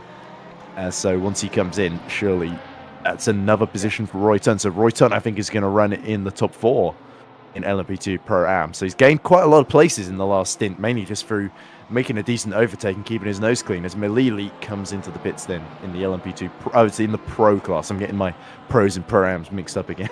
Yeah, so Tunn is going to get to 4th ahead of Garasino. We're going to see... potentially. I think it's the other Carloni it's the black of Malili that's pitting for the new rear wing. And he's made it, by the way. I see. Okay. Yeah, that's the mistake that I was just making. So yeah. Oh, fine. They're in the same position in their classes, but they're okay. Fine. That's not helpful. Anyway, they shouldn't maybe lose. Well, not anymore. They're not in the place. same positions anymore. We'll wait and see on that front down in LMP2. This is in GT3 with Philippe Brugenet trying to make a pass for 6th position. He said earlier that the BMW was quick in a straight line, and here's example A in towards turn number 1. This is not even going to require too much late braking from Brugenet here. It will be an easy pass into 4th place. 6th place. Getting obsessed with 4th place now. 6th place in the GT3 Am class at the expense of the Virtual Drivers Alliance 115. Yeah, Alessandro Manfredi at the wheel of that car. And if you saw from the close-up of the rear bumper from Brugenet's point of view as he passed him, the rear of that Virtual Drivers Alliance car has taken a fair few knocks, I think it's fair to say, in this race. So Brugenet doing a very, very good job. I think Brugenet was the very first to wish everyone good luck in the YouTube chat earlier when he's watching, so much appreciated for the start of the season. So Manfredi has to let the blue bolt go around the outside of him there, so it looks like Brugenet is now going to focus on closing the 32-second gap to Davide Ragni in the MR Motorsport 66, but he's got less than 90 minutes left in which to close that. So the problem now is everyone who wants to battle for the lead is starting to run out of time for their strategies to play out or to make a move. They need to do it on track, essentially. And do you know what... Sorry to interrupt. Do you know what... What I was going to say was he's just pulled out 4.4 seconds on Rizzo, so Rizzo started to drop back a bit. Sorry, I was going to change the subject entirely. Sorry for interrupting. No, let's do that. Do you know what the team name means for Philippe Brugenet, the number 94 BMW? Le Cassicou. Right. Google it. Okay. Is it the small house? Just a guess. No, definitely not. No, it means the Daredevils team, sim racing team. Of course. I quite like the fact in French, Le Casco is sort of, it has the same ring to it as it does in English. There's a word for these phrases that sort of don't rhyme quite, but they sound like, rain in Spain and that kind of, whatever that's called. Yeah. What is that called?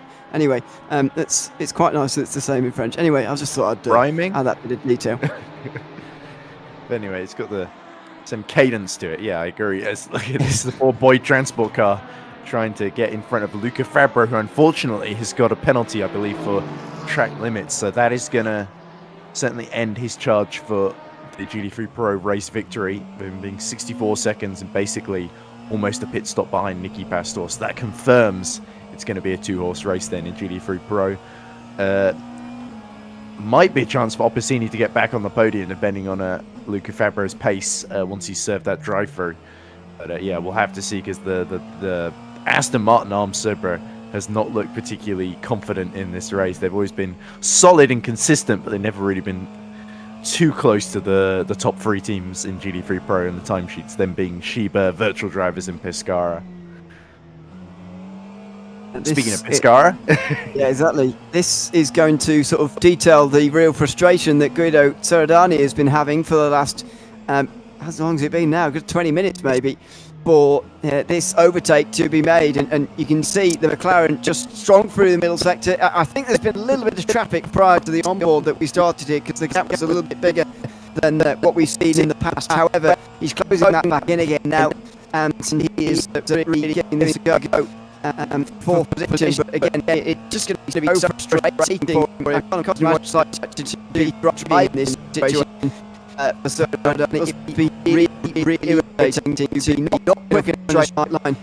So close enough to feel like you're about to make the move constantly here. He's not close enough, and is continuing to stay behind. Indeed he is, so I am on motorsport going to have to do something clever with the strategy, maybe do a double stint on the tyres like we were sort of toying and suggesting earlier, or is he going to have to do something else entirely? There's Rizzo. There's Michele Rizzo. Now he's about a lap ahead of these guys, isn't he? So he's still about 4.4 seconds behind Nicky Pastor in that fight for the lead. You can just see Pastor in the distance there. But yeah, Team Shiba looking more and more confident, and Michele Rizzo is starting to run out of tricks here, and he's starting to run out of time too, as the light starts to fade and the LMP2 start to flash their lights wildly as they want to get through instantly. So it looks... Sorry, I think that was the floodlights being turned on, wasn't it? I think it was, yeah, sorry. Yeah, I didn't realise quite they turned it on almost like you turn a light switch on it in your house when it gets dark, and all of a sudden you go from really quite dark to being able to see again properly. That was... I've never seen them switch them on quite like that before, but there we go. We are going to get some floodlight running, some dark-ish running in the final hour and 20 of this race. Indeed we are then, so that should change the atmosphere ever so slightly as we build to what we hope will be an exciting climax, but we certainly had some good fights already in this race up and down the field in all 5 classes, it must be said. They've had their moments here and there, but yeah, we'll have to see who is catching who at the moment. Of course, the closest battle on track is still Seradani versus Opposini, which is for 4th in class. I think Fabro's still yet to serve that drive-through penalty, so maybe it's being contested. Who knows, as the race leader has to wait an agonizing time to get by Michele Rizzo there through turn 12, but luckily he can afford to wait around since he's got a whole lap lead over Ten Lua in 2nd position in the hypercar class. So that's Marco Inciulo. So it looks like Simframe have got their 3rd driver into service, and he is lapping in the 145s, which, to be fair, he can afford to do in these last 80 minutes and still win quite comfortably, I think, compared to the 142s being set by Ten Lua in the Team Irish 77. I think there's plenty of drivers now in the field to know the pace they need to stay at to hold on to the position, whatever they have, but also knowing that maybe they're not quite going to just sit back for the moment. They might just continue to push on. Nevertheless, there are also some drivers, of course, at the top of standings that really can't afford to back off at all. The GT3 Pro battle is certainly an indicator of that as well. Not only this one for 4th place, but actually the one for the lead as well. They are close battles, and you would expect everybody will be very eager indeed to keep the pace that they've got at the moment, to keep going quickly, because otherwise they'll lose out on positions. We've got a yellow flag down here in Sector 2. It's quite a large middle sector. Not sure where it's all happened, but it's been cleared pretty quickly in the end. That's been the story of the race a little bit as far as yellow flags are concerned. They've been generally cleared very quickly. And so just ticking below an hour and 20 remaining in the race. And I think Ed was on mute. Sorry about that. I was going to say, all right. Ross did that to me as well earlier, and I sort of made a joke at him about it, so I shouldn't have done it myself. But I was wondering, Michele Rizzo caught like a second on Nicky Pastore there, so I wonder if Pastore hit trouble in throwing that yellow flag there. Seredani once more gearing up for an attack. It's going to come down to a mistake, isn't it, from that Mercedes essentially? And even with a mistake, the straight line speed that Opportuni has got is really just preventing Guido Seredani from making too much progress here. And MR Motorsport, of course, won the Turkish Grand Prix in GT3 Pro last season. They have the 8 Hours of Istanbul, I should call it by its proper name. It wasn't the Turkish Grand Prix, that was a different event. But but yeah, so Seredani, of course, used to fighting for the podium, but certainly not used to this particular, but not used to fighting a Mercedes of all things, because usually it's a pretty rare pick in GT3 in the GT3 classes. So it's interesting that if Pescara SRT can make it work at Bahrain, it'll be interesting at some of the other tracks coming up on the calendar, whether they go, if it's going to work in their favor there, or if it might be a bit more of a trickier ask for them to get in the top positions. Based on the straight line speed that we've seen so far from the Mercedes, I think at Daytona especially they're going to have a real chance. Spa a decent chance as well, and especially Le Mans too. There's especially Daytona and Le Mans there. It's real straight line speed circuits that they can really benefit from, but of course they'll be going up against manufacturers like the BMW, which seemingly has pretty decent straight line speed as well. So they won't be alone in that, even though they are pretty alone in as far as their car selection goes. They're not quite exactly alone. Of course, the Caspian and Sweet Force cars are the two that have gone for Mercedes as well. So there are a couple. However, there are pretty few. So we'll be interesting to see what happens when we get to those more straight line speed based circuits. But based on what we've seen so far today, the McLaren is going to be having its stronger days maybe next time out at Imola, or later down the line at Sao Paulo, for example. Lots of turns, lots of braking zones. That's where Seredani's trying to make the difference here, but again can't quite do it on the right-hander at turn 13. Yeah, he just not usual overtaking spot, but I think he's just trying to put some pressure on. You see a bit of defending then from Adriano Opposini in that Mercedes, desperately trying to keep the Pescara SRT ahead. The blue flags flying for the cars ahead of them, and this could be an opportunity now for Guido Seredani, as he's getting a double toe off the back of these two cars in front of him to make the move on the Pescara SRT, but he's a little bit too far back. The straight line speed again playing against him, and he's just got to keep moving around, keeping Opposini under pressure here, and maybe he can break him. He must engage him, and then he's going to break him. Yeah, he's got to try, but he's been going for such a long time now, trying to overtake him. I'm beginning to get doubtful this is going to happen before pit stops. It might just be worth. It's difficult, isn't it? Because it's the final stop, but I think the hope here is they'll have to take a little bit less fuel, maybe, in this stop, and if they can get away with taking a little bit less fuel, then do.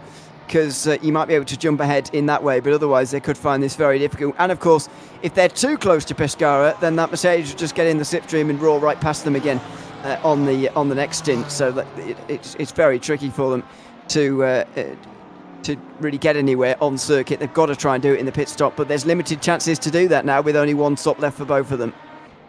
Yeah, the strategies are going to play out come what may. And yeah, so MR Motorsport is sort of in between a rock and a hard place here, and you can see they've already let a little bit of a gap extend as they have to let another hypercar through to lap the pair of them.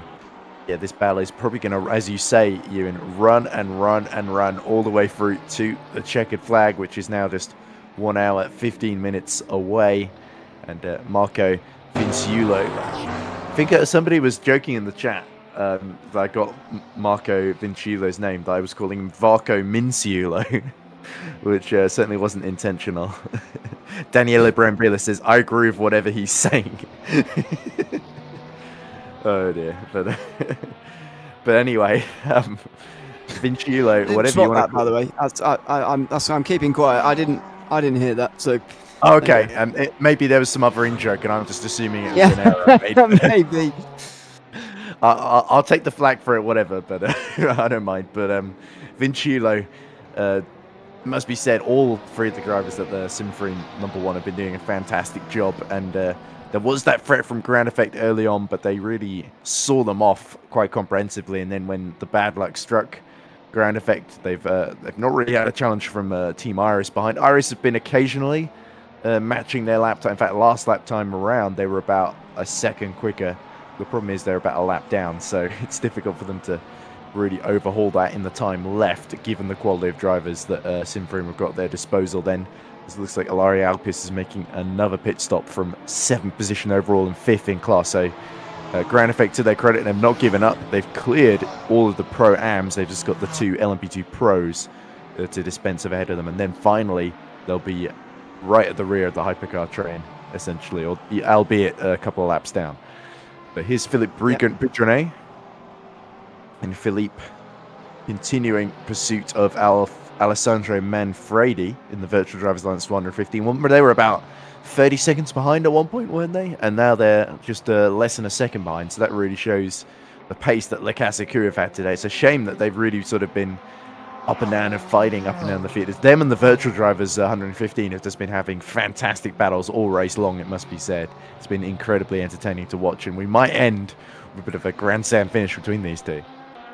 Let's not forget the BMW was not so long ago actually passed the Ferrari. We were commenting on Brigionet when he just made this overtake on the Ferrari. Somewhere along the line he's been able to lose this position, and now he's going to sort of redo the overtake again, and not only that, but actually redo the catching. Maybe one of these sort of fleeting yellow flags was because of him, and because of a slow moment for him that's dropped him off of 6th place and back down to 7th again. I'm not entirely sure. However, we will wait and see as they make their way up towards the top of the hill. Brigionet's got to do the work again here and try and get close enough for the for the BMW to really flex its muscles in a straight line. The Ferrari seems to be okay in a straight line, but the BMW is quite strong, so Brigionet just needs to get close here. By the way, a couple of laps ago, William Snowden got on board the Boyd Transport #5, and now they've come out about 20 seconds behind Camille Stenzel in the Sweet Force 37. That's the battle for the final spot on the podium in hypercar between those two new hypercar teams, of course. So, oh, look at this. Round goes the Virtual Drivers 115. Just about holds on to that moment in turn 10. And look at the damage at the back of that car. Skyline design. Look at it's been thrown for a skylight at this rate. But and round goes Pirelli, sorry, who's gotten himself a penalty, and he's lost his rear wing to boot as well. So it's all starting to fall apart for HD Esports Blue Bolt. But anyway, hopefully they can get back to the pits without the need for a code 80, but it's certainly a bit risky. Big gap to the next car to lap them behind, though, luckily. Very risky here. There's looks to be suspension damage on the number 91 as well as the rear wing gone, so there's going to be a real heart-in-mouth lap here for everybody as Pirelli tries to get back to pit lane again here. Thankfully, there's nobody really around him, and there's plenty of free track right behind. The first part of the it's spun around again. The first part of the lap is actually fairly clear at the moment. The 3rd place Luca Fabro driven GT3 car is not long behind him, and neither is another one of the Team Sheba GT3 AM GT3s. However, after that it does get a little bit more busy. There they all go. There go some of the GT3s through. There go some of the hypercars as well. It does get a little bit more busy for Pirelli, unfortunately. And that is a bit of a shame, but not as much, of course, as losing his rear wing is. This is going to cost him a lot of time. Yeah, and Brigionet, by the way, has got past Alessandro Manfredi for that position in GT3 AM. So he must have made the move, I think, either into turn 11 or turn 12, essentially, while we were watching Pirelli spinning around and losing his rear wing as he gets back to the racing line right in front of the Naha Racing Italia car, which is certainly not ideal. But anyway, I think that's unfortunately all the time we've got left from you, Ewan. So I guess we'll have to let you go and enjoy it. But thank you very much it's been a pleasure to work alongside you, by the way, Ewan, because I know at FSR I was always be commentating over your commentary rather than commentating with you. So it's been a real pleasure to do that instead of the highlights. But as we see poor Pirelli desperately trying to reverse out of the wall and get back from a very dramatic camera angle that makes it look a little bit more embarrassing than it should be.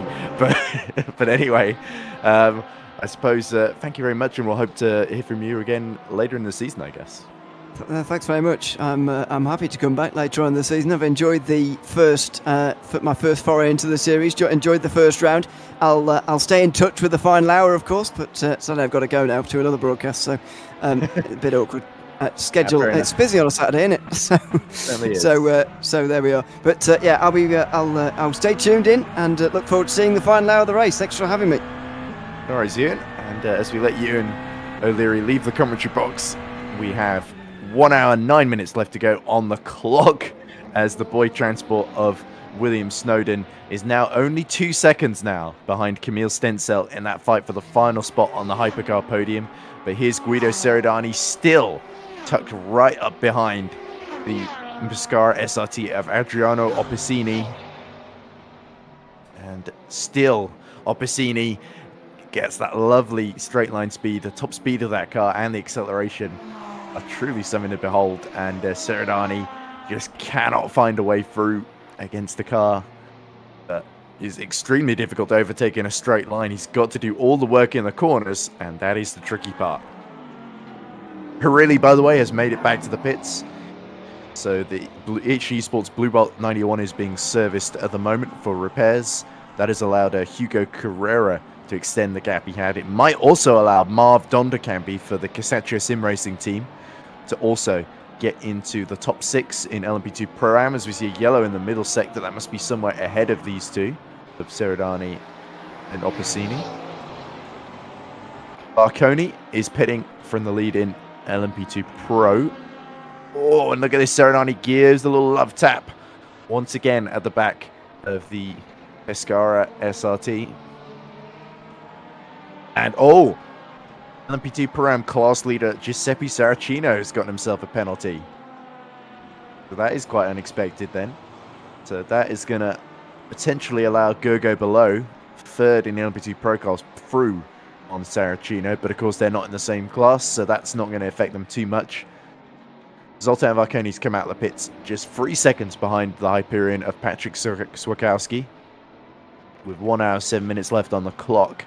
Don't think this is going to be quite enough for Hyperion to do this in terms of saving fuel and come out just ahead of a CMT Go team, but it would be quite the unexpected victory if they were able to pull that off. I think with 1 hour 7 minutes left to go, it's a bit of a big ask. And into the pits comes the Pescara Sim Racing Team car, and that finally releases Guido Seridani after half an hour at the very least of being stuck behind, possibly more than that. Stavros Sarakas, the boy transport 306. He's in 9th, and Stavros is right behind Ilaria Finn in the Simfrum eSports pink car just ahead. So the red and pink car versus the pink and black car. Boy transport versus Simfrum pink. Look behind, is that the Rookie Monsters Porsche that's closing? But Sarakas has got a great run here into the first corner, wants to take 8th in class away from Simfrum eSports pink, has got the line into turn 1, the Schumacher S, and there we go. That was pretty efficiently done by Stavros Sarakas, nothing that Ilaria Finn could really do. And now is that Robert Strachan a lap down, or is that Tommy Teasdale a lap ahead? That's just a pick. It must be Teasdale, I think, because he's 3rd in class. And Teasdale has been closing on Artur Secula. The gap is 15 seconds, but it's a little bit steep, I think, for the Teasdale to overcome in the final hour, but you never know. At the moment, though, the Simfrum Junior team have got the control of GT3 M class in their hands to the tune of 29 seconds. So Simone Rabiti doing a fantastic job along with the rest of the junior team at Simfrum. Is Alessandro Manfredi been overtaken by Le Casacu car and now trying to get his own back against Philippe Boudrenet. And there's Will Snowden. Seems, as ever, we're in for a Sweet Force boy transport battle between the Porsche, driven by William Snowden, and the BMW, driven by Camille Stencel. Snowden, of course, he's had a nice break since his first stint. He will be feeling nice and fresh, and certainly the lap times back that up. 1:42.9 for Snowden, 1:43.2 for Stencel. So that's 4/10 difference as Bruginet has got a penalty. Oh dear. Philippe Bruginet, having just gone past Alessandro Manfredi, has gotten himself a penalty. So Philippe is going to find himself in trouble and losing that 6th position in class. Saracino now also comes in to serve his penalty. As Gergo below also comes in to serve a pit stop. And Snowden now can see the rear headlights, or as they just avoid the Tamelli ERT there. Snowden now closer than he's looked for a good long while to the back of that BMW.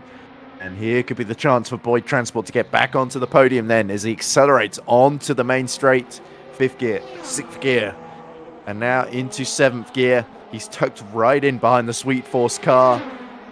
What has Camille Stencel got to fight with here? He's just going to brake late on the inside, and that is enough to repel the efforts of William Snowden, at least for a while longer. But Snowden tucks right in, is putting Stencel under maximum pressure possible at the present moment.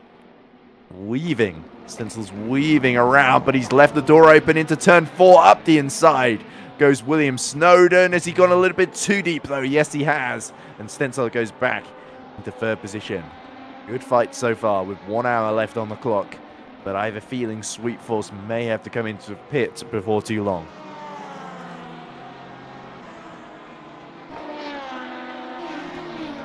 This is tense, of course. So much pride at stake in the first hypercar outing for both of these teams. Neither of them wants to miss out on this 3rd spot on the podium. Especially on a day where Grand Effect have hit trouble. There won't always be that 3rd place up for grabs, because the 3 best teams in hypercar are almost certainly Simframe, Grand Effect, and Team Iris, without a shadow of a doubt. But you never know, Sweet Force and Boyd Transport could well become forces to be reckoned with in the future. Certainly Boyd Transport have been in endurance racing for a while and got some great underdog results. Sweet Force as well. Very underrated team, it must be said. A Polish squad, I believe. Thomas Grabelny, Chris Kazmarkiewicz, Kamil Stencel, and Peter Smigielski. And look at this, into the pits comes the Sweet Force car, and William Snowden decides to have a little bit of slipstream off the back of it too, for good measure. So, almost certainly Sweet Force are going to have to stop again, because 1 hour, 2 minutes, I think that's a little bit too far for the fuel tank to go, unless there's a code 80.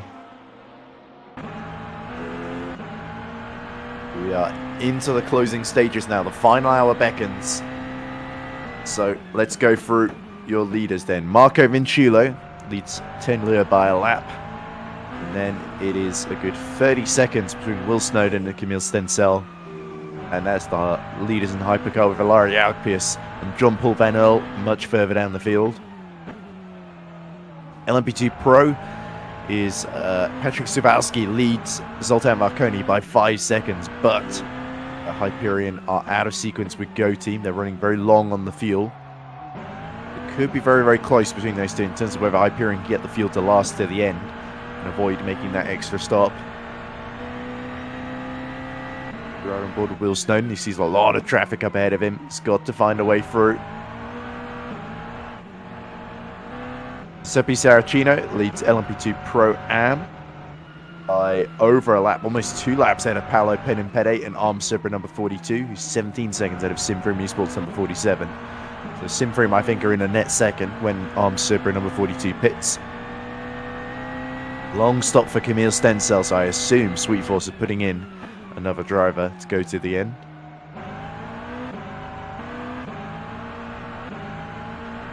Down in GT3 Pro, it's Nicky Pastor leading Michele Rizzo by 5.2 seconds. Luca Fabro another 87 seconds behind. Simone Robiti, the Simframe Junior team, leads by 31 seconds over Artur Sikula, who's holding off Tommy Teasdale to the tune of 16 seconds as Snowden more efficiently clears traffic. Camille Stencel's got out of the pits 95 seconds behind Snowden. That's pretty much a whole lap almost. So there we go. 1 hour remaining on the clock then. And is deployed transport on for its first hypercar podium. That would be quite the story for Roy Tun and the small Dutch team. There's the rookie monsters just trying to get out of the prototype's way here. That looks like John Paul Van Earl in the level 1, 28 just ahead of them as well. There's Michele Rizzo. 5.8 seconds to the class leader of Nicky Pastor. But Team Sheba are accelerating their stranglehold on the lead of this race. And you got to feel as the clock starts to run out that Team Sheba may well be set to start the season with a brilliant class victory in GT3 Pro. There's a brief yellow in the middle sector. And apologies, ladies and gents, it does look like stream PC is indeed starting to lag a little bit, but we will try and cover it as best you can because we only got an hour to go, so we probably haven't got a huge amount of time to fix it. But there we go. I think I'm being prompted to take a short break now. So the other side of that, we will get you the finish, the final hour of the 6 hours of Bahrain.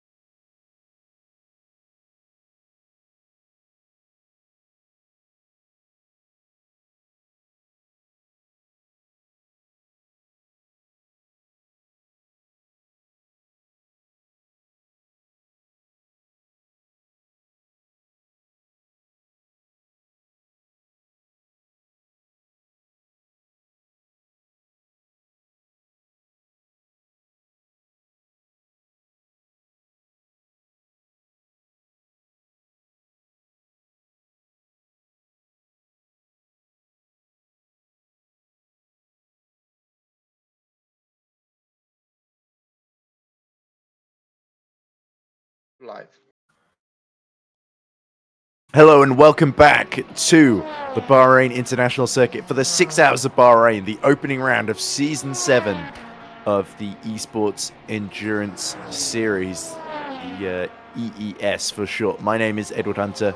Alongside me in broadcast direction is Mariano Callo, and we are just 52 minutes away from the conclusion of this opening round of the season as we just look at Savas Unal for Sunset Motorsport 83, who ran into big issues very early on in this race and has been fighting back at the rear of the LMP2 Pro field. He's just about a lap away from the next car in front of him, which is Riccardo Di Marchi in the Carloni Racing prototype black. But yeah, it's certainly not been the easiest stint for the reigning LMP2 Pro-Am champions. But up front, of course, it's Marco Vinciulo that is leading, and you can just see him on your left there, just overtaking the sister LMP2 Simfream squad in the same livery. But yes, the Simfream #1 team, of course, with his teammates Nello Pastorino, who qualified on pole, Danilo Smeriglio, all three of them doing a fantastic job in this race, where they're now leading by, I think, 2 laps, but it might be more like a lap and a half over Team Iris because of how the pit strategies have filtered out here, with all the hypercars seemingly pitting at very different laps to one another. So it could be interesting to see how things filter out between Boyd Transport and Sweet Force 37 in the battle for third. At the moment, Boyd Transport lead by 98 seconds, and the British team, owned by Dutchman Roy Ton. I did call it a Dutch team earlier, but it is a British team. And Will Snowden, of course, British driver, looking to take his first hypercar podium, which would be a very nice achievement for their first hypercar outing, to beat Sweet Force, who are themselves a pretty solid team and have proven so throughout their outings in LMP2, much like Boyd Transport themselves, for that matter. Elsewhere on the grid, LMP2 Pro is still led by Zoltan Varkoni and Roland Zux for CMT Go Team #7, picking up where they left off last season. And they are a good 45 seconds ahead of Hyperion #44. But of course, depending on how the fuel strategy goes, because Hyperion have only recently pit then, it could be very, very close in the final stages, whether Hyperion have got to pit again or do a splash and dash. It might put them back behind Go Team once they've made their next stop. Alari Alpius as well is still trying to catch up to the back of the hypercar field, but unfortunately Ground Effect were disconnected early in the race, and it's given them a little bit of a mountain to climb effectively, and they were disconnected from the lead, actually, it must be said. They were 30 seconds ahead. A little bit out of sequence with Simfree #1, but they certainly had the pace to challenge, and it's a shame that couldn't materialize. But unfortunately, that's the way of endurance racing. It can be a cruel mistress sometimes. You just got to take the rough with the smooth, as they say. So, final prototype class, of course, is LMP2 Pro-Am, where Giuseppe Saracino leads by 2 laps over Simfree Esports #47, and Paolo Pedimpede is trying to challenge Federico Suave for second, the runners-up spot. He's 27 seconds behind at the moment. Elsewhere, probably the closest fights are in GD3 in the Pro class. Michele Rizzo is trailing Nicky Pastore by 5.6 seconds. So Team Shiba currently set to beat Virtual Drivers Alliances. Into the pits comes Guido Seredani. Seredani, of course, is pitting in response to Opicini, who pit a while ago, of course. It's MR Motorsport 71 in that close battle for 4th in class. Let's see where they emerge. Could be very tight. I think Opicini is probably going to get through here, much to the chagrin of MR Motorsport, because they really had the pace to get through, but they didn't have the straight line speed compared to that Mercedes-Benz.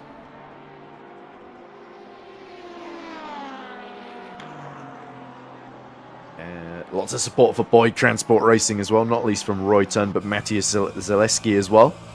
Of course, was driving that car early, doing a fantastic job to hold on as best he could.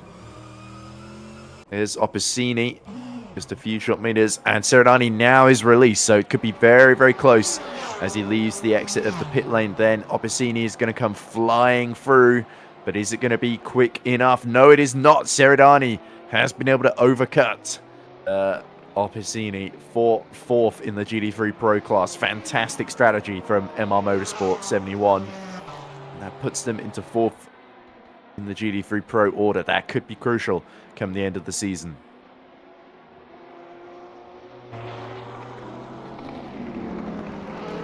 "47 minutes left on the clock."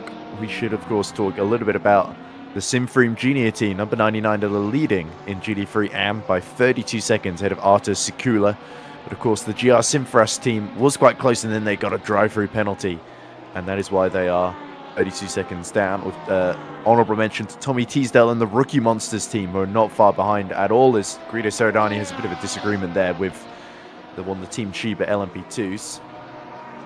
Luckily, incredibly for an endurance race, all 42 cars that took the start are still running, which is brilliant to see with just 46 minutes left of this 6-hour race. And we've had no code 80s as well, so I imagine, because if you can avoid having a code 80 as an organizer, it's ideal since it keeps the racing going.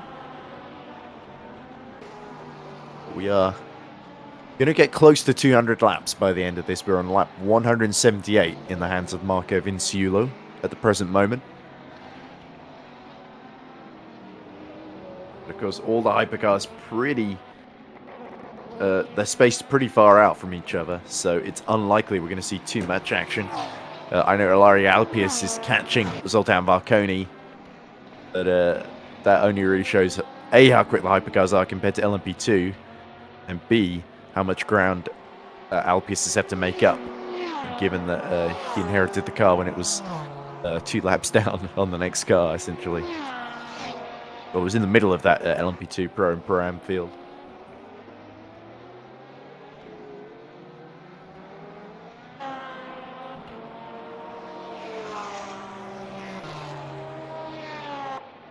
So anyway, night's starting to fall. And we sort of covered the order. So anyone who wants any interesting topics to talk about are very, very welcome to chime in. Mariano Cala says that, oh, my PC only needed cuddles to fix itself. As Bridgenet is right behind the Virtual Drivers Alliance car 115 yet again. So what's going to happen here? Alessandro Manfredi has somehow gotten back ahead inexplicably in that Ferrari. And now he's got to hold on from the French team behind him. Italy versus France then for 6th in class. Up the inside goes Philippe Bridgenet. Bridgenet still keeps that BMW alongside. But Manfredi is really muscling his way. In fact, does not get a great exit there. And Bridgenet goes through. 5th in class, sorry, that they're fighting over, of course.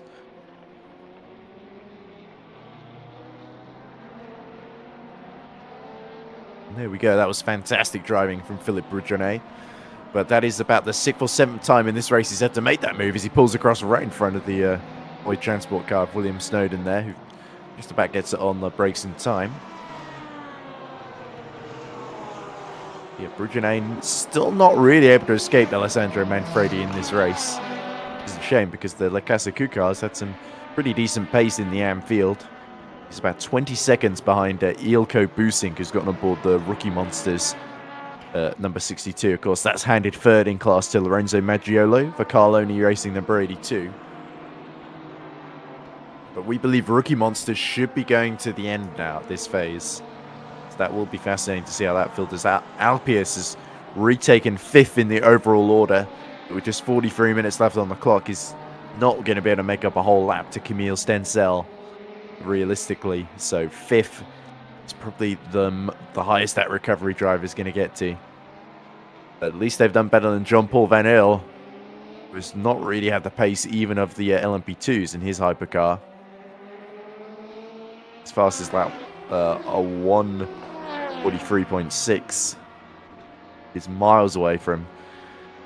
In fact, it's only about a 10th quicker than the fastest of the LMP2s, which really suggests that level 1 has maybe been promoted a little bit too early.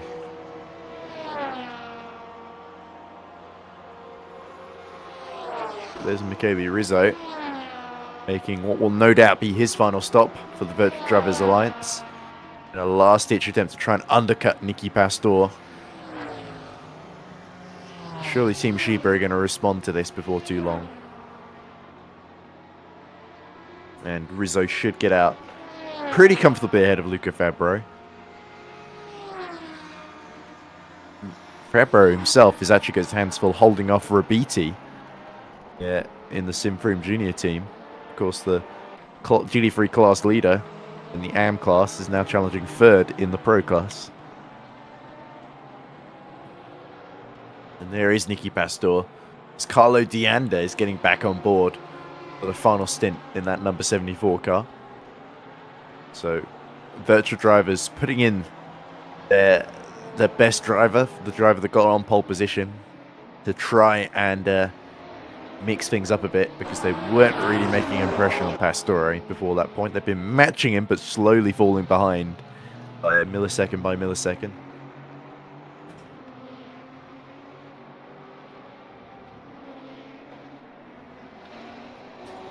Lazurati says, did the commentator just jinx us with the code 80? He says, fingers crossed for another 45 minutes. But Lazurati in the it's Lazurati in the KSR car, isn't he? So that's clearly showing that he's worried about the fuel savers getting the jump on them if there's a code 80. Speaking of the fuel savers, that's them right there, isn't it? Number 23, just behind Nicky Pastor, who does not pit actually. Carlo Dianda comes out 67 seconds in arrears. Can he get the undercut here? This could be a big opportunity.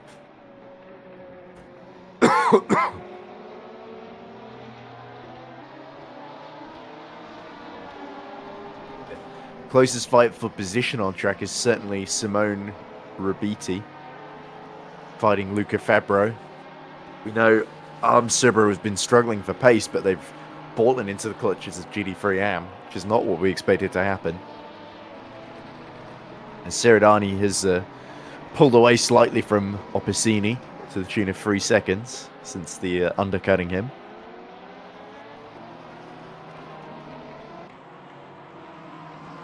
Yeah, darkness well and truly falling over the Sakir Bahrain International Circuit. There's Luca Fabro there.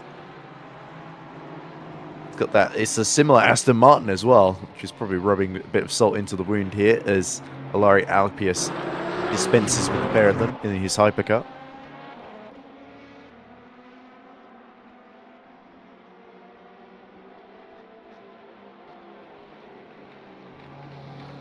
So the Alpius is matching the lap times of Ten Lua. No, actually he's at 1:39.7 the previous lap, so he is absolutely taking about 4 seconds a lap out of Camille Stencel. Might be able to unlap himself before the end. Let's see, Alpius. Yeah, I think Will Snowden is in between him and Alpius as well. On track at least, so that could get kind of interesting. As in comes Nicky Pastor from the lead. Okay, this is crucial. Carlo Dianda then 62 seconds in arrears. Can he get through? Or is he going to be just a second or two short here? Nicky Pastor, 39 minutes left to go, surely fueling to the end. And there probably won't be a driver change either.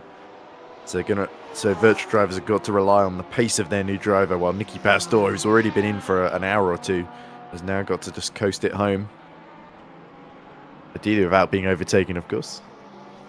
Paolo Nucci comes in Team Sheba number 10. Just behind them. So the two Shebas in on the same lap. They're in different classes, so it's a pure coincidence. Here we go, Nicky Pastor should have a good 10 seconds then on Carlo Dianda when he comes out the pits here. Comes out just behind the Iris and the Naha Racing Italia car. And there we go. So Nicky Pastor leads by about 12-13 seconds then. So that's worked out beautifully for Team Sheba. And they should have victory now in the palm of their hands. Will Snowden is also making a last stop. A splash and dash, if you will. in the last 38 minutes and should come out comfortably ahead of Camille Stencel.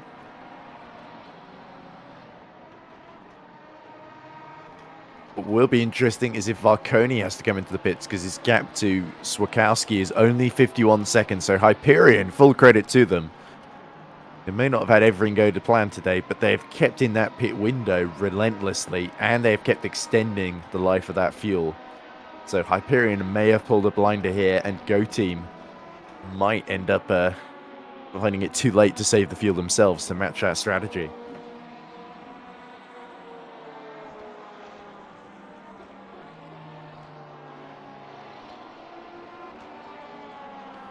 Garden says, oh, I missed it. Oh, he's talking about Mariano's and the class assigning classes to the different teams, that some of them are maybe a little underqualified and overqualified for the different categories.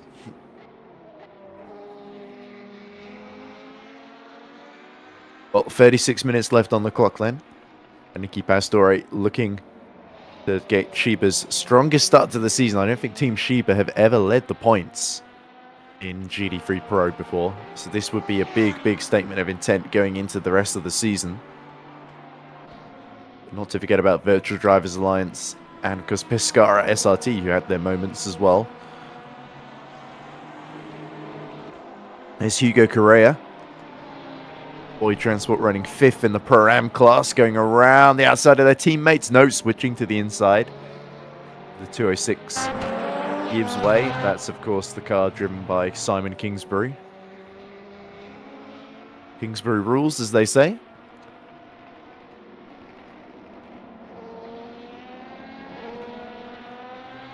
And Zoltan Marconi into the pits then. So this will be the final stop for Go Team. And surely it's going to put Hyperion back into the lead here.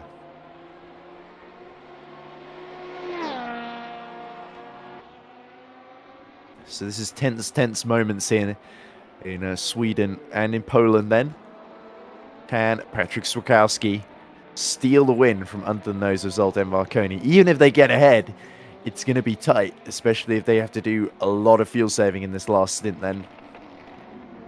Hyperion, they've been banking on this the whole way through. Trying to make sure they just keep saving more and more fuel than those they're fighting with. Here we go. Alpius is through in the hypercar. And Swakowski is just coming through now as Varconi's still stationary in the pit lane. There we go. So Hyperion 44 retake the lead of LMP2 Pro. Patrick Swakowski. What's the lead going to look like once Varconi exits the pit lane? It's going to be 20 seconds. It's a long final stop for Zoltan Varconi here.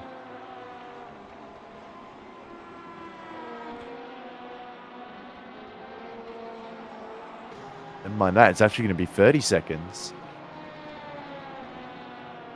There we go, 35 seconds as Varconi leaves the pit lane.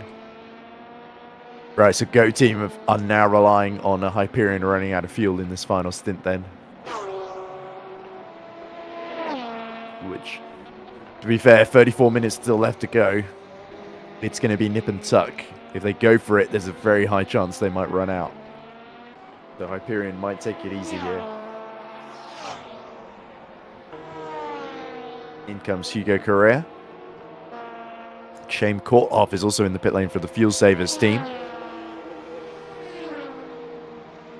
Transport, just making sure they do not run out of fuel. They've got a decent gap to Naha Racing Italia, but it's not too comfortable in that 4th in class.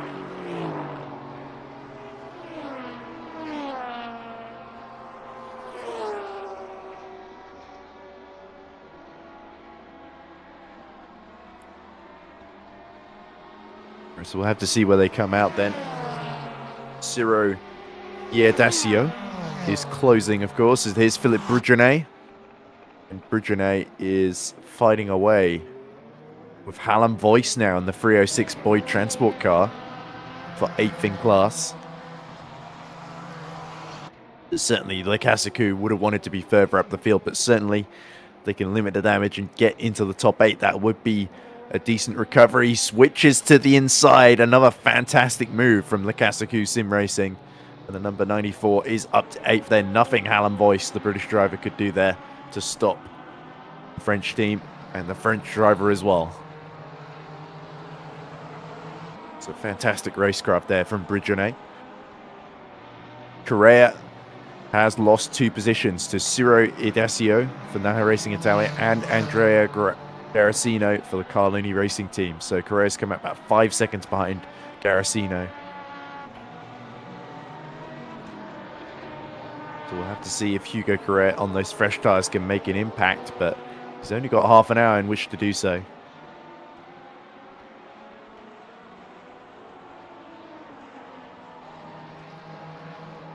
Patrick Swakowski lapping in the 145s, so certainly on the pace, which would suggest maybe that the Hyperion team are not saving fuel here, that they will just have to do another stop before the end, and they've realised that. But you never know. They could be trying something clever here.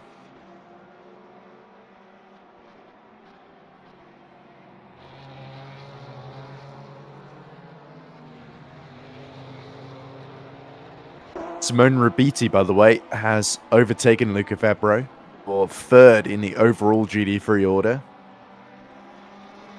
So that puts Simframe Junior Team just 34 seconds off of 2nd in GD3 Pro.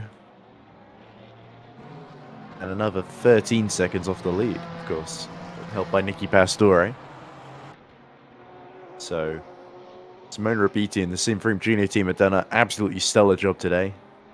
And they're going to dominate that class by over half a minute. In fact, more than that, because Artis Secula pits from 2nd in GD3 AM. So it'll be interesting to see where Secula comes at relative to Ilko Busink in the Rookie Monsters.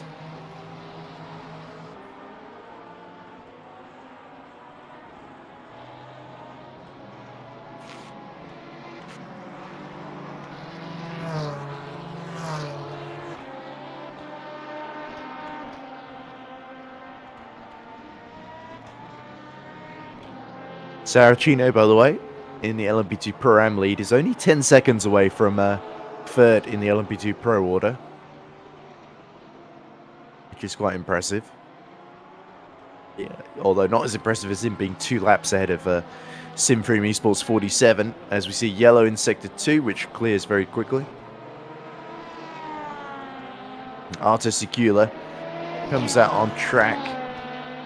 Looks like Maggiolo has pit as well, so Secula is still 2nd in class, just ahead of Opposini on the road for overall position, but they're of course in different classes.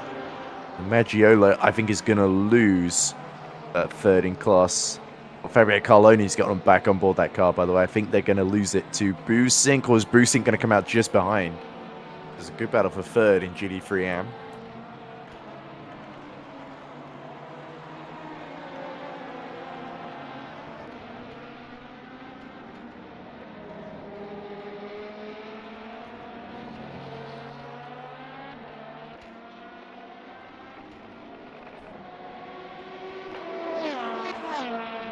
Is Paolo Nucci for the LMP2 Pro-Am. And Nucci is fighting away with Marv Dondecambi, of course. This is Team Shiba, who pit fairly recently, can quite comfortably go to the end. Of course, the fight you're really going to want to keep your eyes, there's 2, of course. You look at Simona Rabiti, she's been closed in by Luca Fabro. Well, Fabro sort of just kept with Rabiti. Oh, and the Team Shiba, oh, that was a sweet false car. Oh, and being piled into as well at turn 10. That was a bit messy. The Carloni hit him. And that's the car 4th in class, of course. In GD3 AM, driven by Fabio Carloni. Or 3rd in class, I should say. And there's Ilko Busink. Just 3.8 seconds behind. So that really opens it up for them to get onto the podium then, with Fabio Carloni hitting trouble. Hitting, I think that was the Sweet Force car there. And Sweet Force car, let's not forget, only 50 seconds down on William Snowden, but not gaining quickly enough. Only a 10th on that previous lap. And they're certainly going to lose time with that collision. Yeah, 52 seconds in the middle sector. That's not good for a hypercar.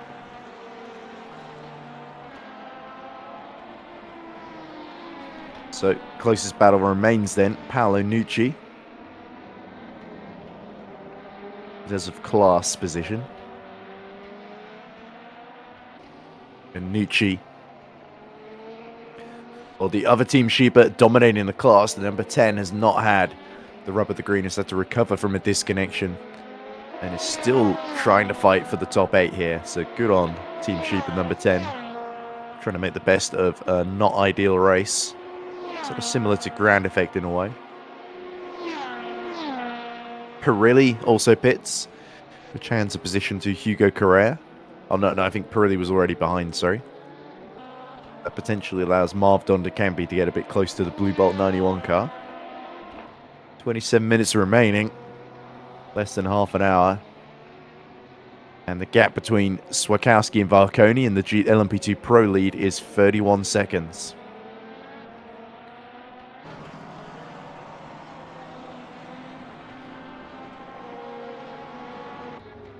And Ilko Busink is now just 1.7 seconds behind Fabio Carloni.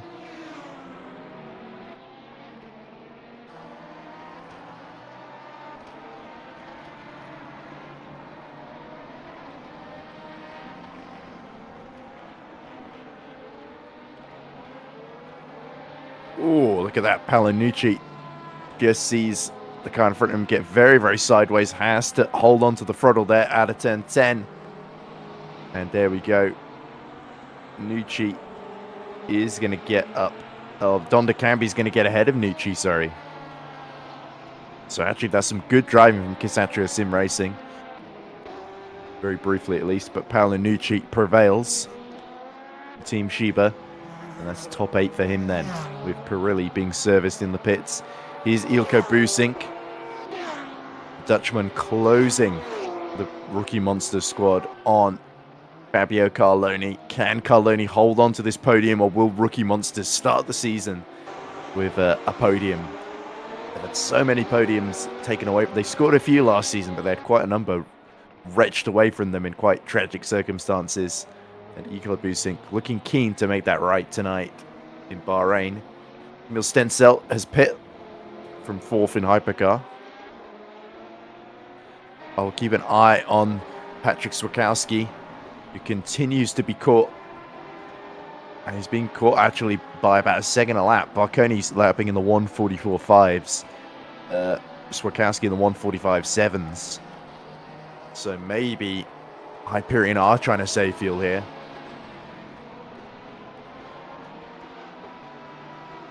Like Alpius, there must have been damage to Stenzel's car in the Sweet Force, because Alpius is now within about 85 seconds of him and closing.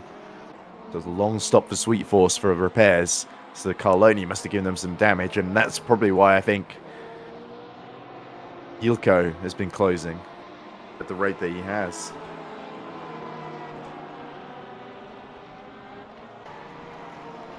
Royton says, "Come on, Hugo, push, get on the gearbox of P5."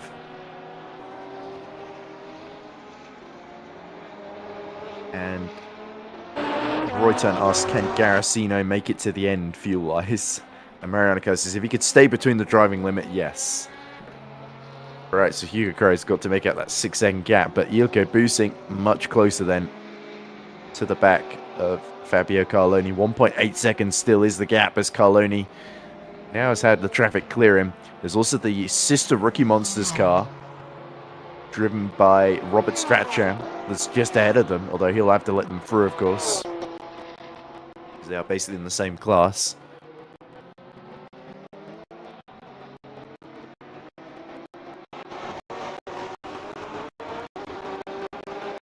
Oh. Federico Suave has had to make another stop late in the race for Simfream number 47. With 23 minutes to go. That is going to hand second to Paolo Penimpede, Arms Subra number 42. So very unexpected for Simframe. Some late drama there. as we enter lap 192 for the race leader. But here's Busink, still trying to get that number 62 onto the podium. And Fabio Carloni, to his credit, not making any mistakes at this phase, despite what might be some damage to the front of that car. Unfortunately for ground effect, Emil Stenzel has got going about 38 seconds ahead of them. Although, having said that, Alpius is lapping about 5 to 6 seconds quick. Oh, big crash. And that's one of the Pro-Ams. Was that the NAR Racing Italia car? It was certainly a green car. Was it the fuel savers? Just have to look at the lap times, but that was very, very dramatic there. And that's also a collision with Carloni, so it's handed third to Ilko Busink. Sorry about that, but yeah, there we go. Ilko's just gotten ahead then to the tune of 0.3 of a second, and Carloni is going to try and snatch that back away from him.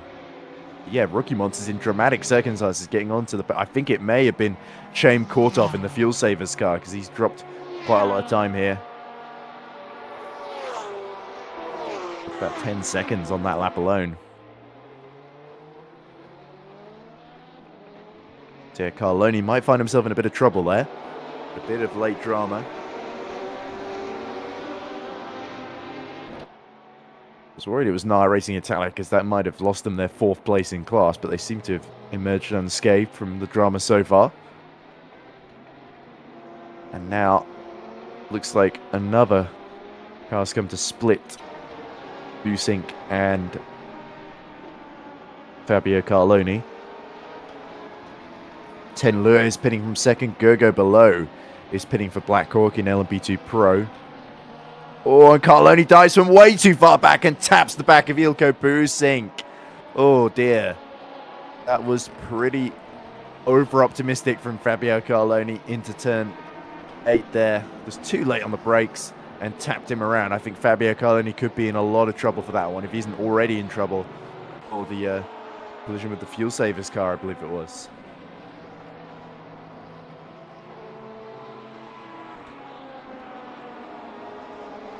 Of course, Carloni Racing, the reigning GT3 AM champions. Sadly, not exactly making too many friends out there in the opening race of the season with 20 minutes left to go.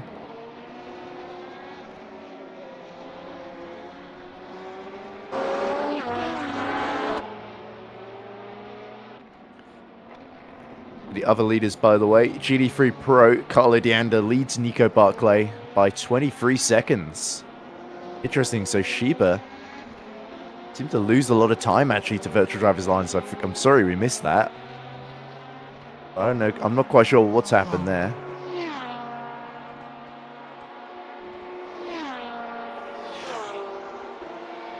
Francesco Genial has actually set the fastest lap of the class in GT3 Pro in the whole race.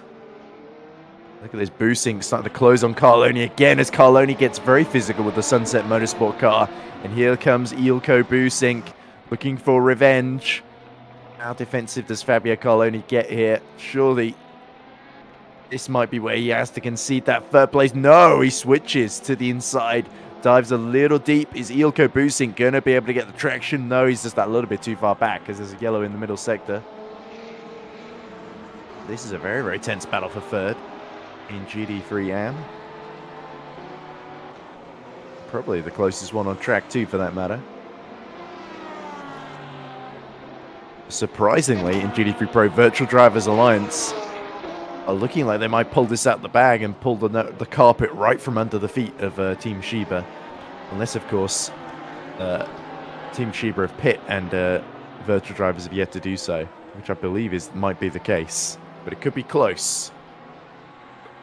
Just like it could very well be close between Hyperion and Go Team in LMP2 Pro, as up the inside goes the Shiba, which is the LMP2 Pro-Am Shiba, the 320 of Saracino, I believe. And here we go, Ilko Busink now has got that clear track that he needs. to clear Fabio Carloni.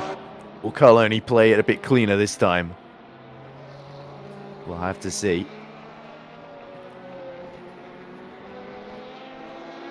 I reckon this is last minute madness. Certainly seems to be.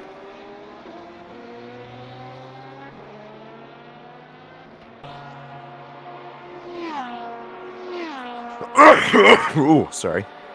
Here comes Ilko Busink. Sorry. It's my cold starting to act up a bit. But hey, there isn't anyone else to talk to, so I just got to keep talking, even if it makes me feel desperately unwell. Only 17 minutes more, right? So Ilko Busink then lets the Hyperion, the class-leading Hyperion in LMP2 Pro. It's 28 seconds ahead of Zoltan Varconi, and here comes Busink, just showing his nose yet again. Try and put Fabio Carloni off his line. Again, the Audi certainly got some solid straight line speed here, which is certainly helping Fabio Carloni. Yeah, maybe the reason why Carloni made that big dive into turn 8 a couple of laps ago.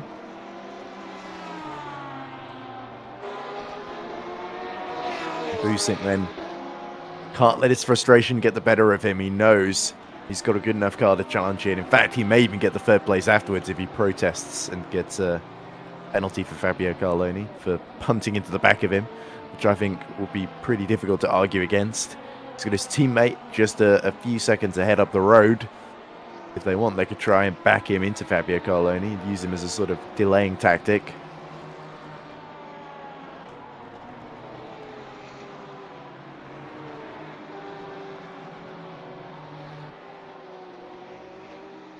Varconi still lapping 0.6 a lap quicker than Swiatkowski, so the gap 28 seconds then with 16 minutes left on the clock.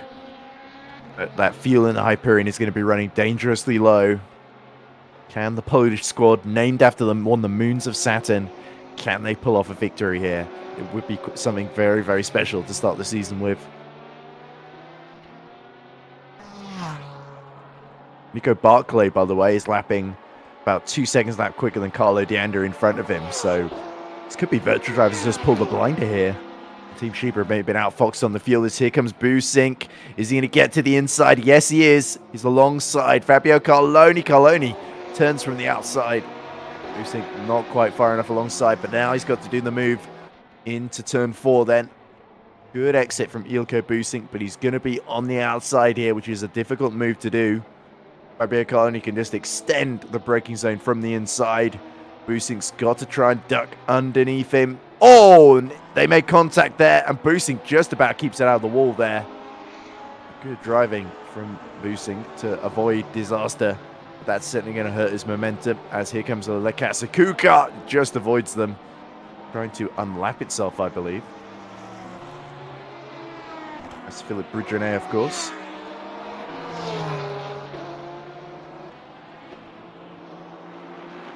Oh, it's almost pushing Ilko Busink along here. And flashing lights at him, but of course Busink has got a class podium on the line here with less than 15 minutes to go. Meanwhile, Hugo Correa is 1 second now behind Andrea Garasino.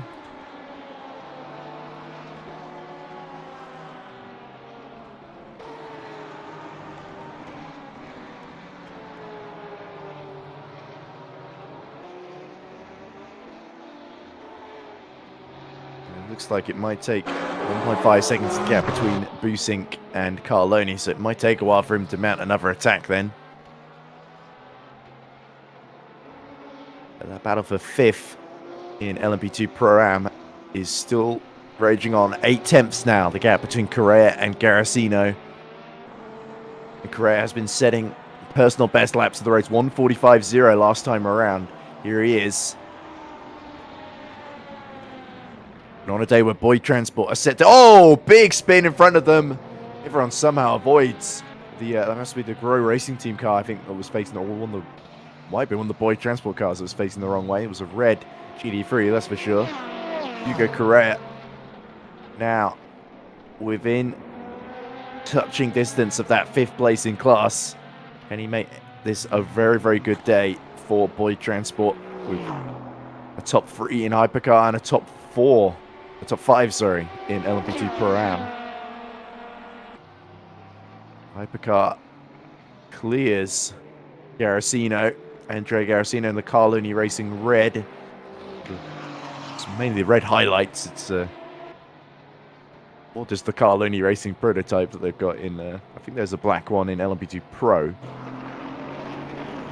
And here comes Hugo Correa then. Correa, oh, there's the Team Sheba GD3. They've just got to make sure they don't trip up over him. Oh no! Oh, that was the kiss of death. And Hugo Correa just gets out of that one, but the Team Sheba GD3, oh, please don't tell me that's Nico Barclay. Have a look. So, Barclay 23.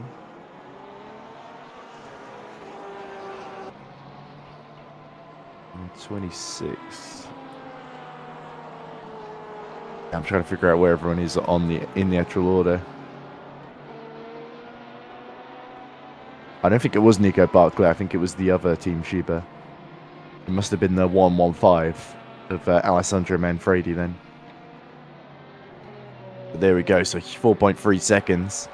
And well, Busink just half a second now behind Fabio Carloni. And time's starting to run out here. Busink has got to try something to at least get that third position on the road. But of course, he doesn't want Fabio Carloni to crash him out the race altogether. He's got to judge this one well.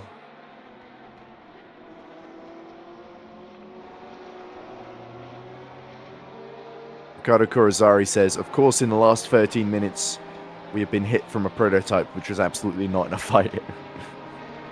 So I think that's... Oh, is that what happened to the sim frame? Not the sim frame, must have been one of the other GD3 squads that lost a lot of time. Oh, that was what happened to Barclay, surely. As we see more traffic being lapped here. Busink very, very close now. At the back of Fabio Carloni. The namesake team owner and lead driver of Carloni Racing.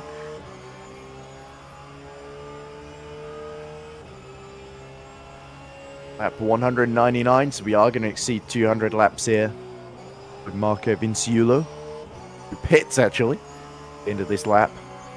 Looks like Ten Lure has actually set fastest lap there. He's 138.8, which is very impressive. Could be a sign of things to come from Team Iris. Speaking of which, Busink, oh, bad exit for Fabio Carloni. This could be the opportunity for Ilko Busink, as long as they avoid the Team Iris car, and they do. And is Busink going to risk it in the final corner? Yes, he is. Fabio Carloni turns in on him. Almost pushes him off track there. And that really hurts Ilko Busink there. He has to slow to avoid getting a penalty for corner cutting. And you have to say, Fabio Carloni's defensive driving has left a little bit to be desired. It's not been the cleanest. It really shows you how keen he is to hold on to that third place. I think Ilko Busink may have a few words for him after this one. It's a shame. It's been a good race from Rookie Monsters otherwise. Is Vinciulo 9 minutes away from what will be a very, very impressive victory, almost certainly. 2 laps ahead of the next car. I think they've just put another lap on Iris behind, but Iris want to unlap themselves, interestingly. Here we go, either side of the prototype, the number 33. And Ten Lure wants to remind Simfrey number 1 who it was that pushed Simfrey so hard last season. The German team, of course, in their midnight purple livery. Winners of the Sebring 12 Hours last season. And he's more just pushing Vinciulo along, isn't he? It's a question of, do I want to do 1 lap less or not? Essentially, is the question Ten Lure has to ask himself here.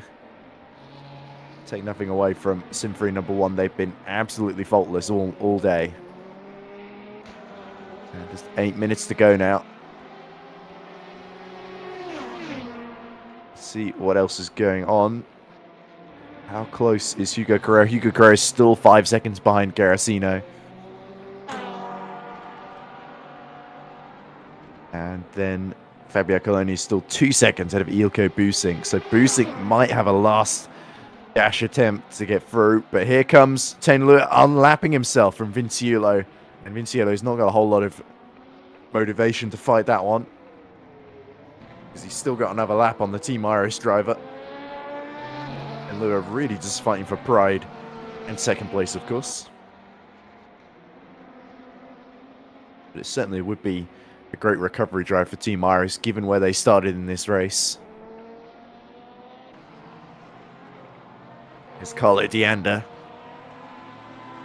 So it looks like the Team Shiba number 13 may have been taken out of the equation effectively due to damage. Royton says, I think that was Hugo's only chance. So yeah, it looked like not Carlo Dianda, but his teammate in the 115, Alessandro Manfredi, that that destroyed any chance that poor Hugo Correa had of getting into the top 5 in LMP2 Pro-Am. But Dianda, who kept his nose clean for so much of this race, not necessarily the fastest, but definitely the most consistent, and stayed out of trouble, crucially. And Dianda's going to take a very, very popular first win in GT3 Pro for the Virtual Drivers Alliance. I think they came very close on a few occasions with podiums, but I don't think they've ever come away with class victory before. So this is a big deal for them. But of course, Virtual Drivers Alliance have been very successful in other championships too, but not so far in EES have they taken a win.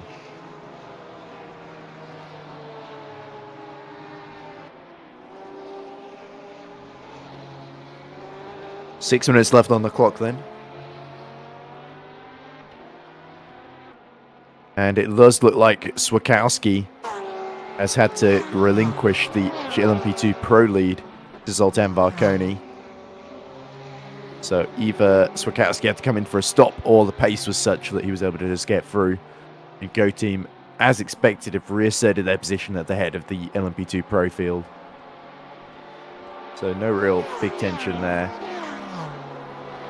Saracino still comfortably leading LMP2 Pro-Am from Penin Pede.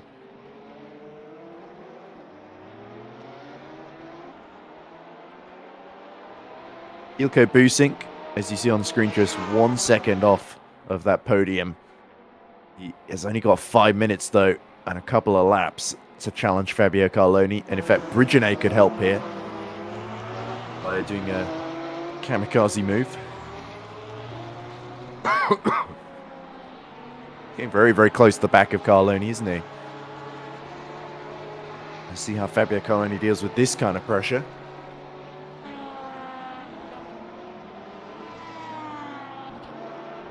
So we move into lap 202. So it looks like we're going to end on 204 laps at this rate, with 2 more to go.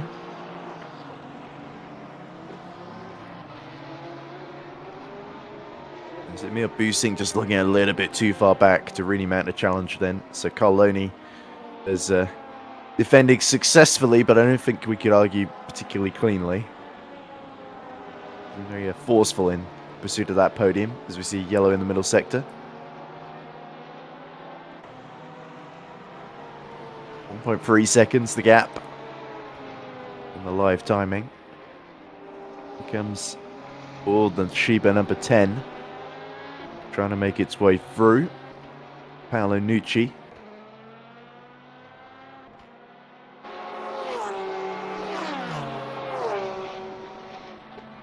Just 4 minutes to go now. Busink 9 tenths behind.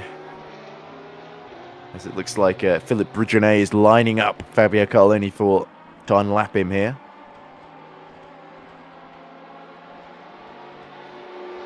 Here they come. Down the start-finish straight.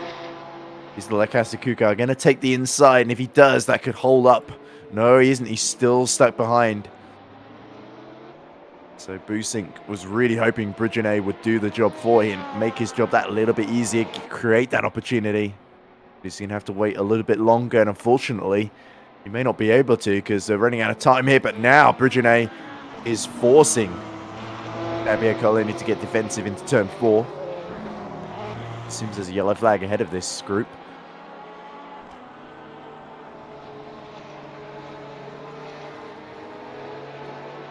3 minutes to go then, as Vinciulo starts lap 203. And speaking of frees, it's these three where all the action is. Make that 4, because the 63 Rookie Monsters is being caught by Carloni and co. There's another Carloni car just making its way through the LMP2. By, that's not Garasino, is it? No, it isn't. It's Riccardo Di Marchi, of course, in 4th in class in LMP2 Pro.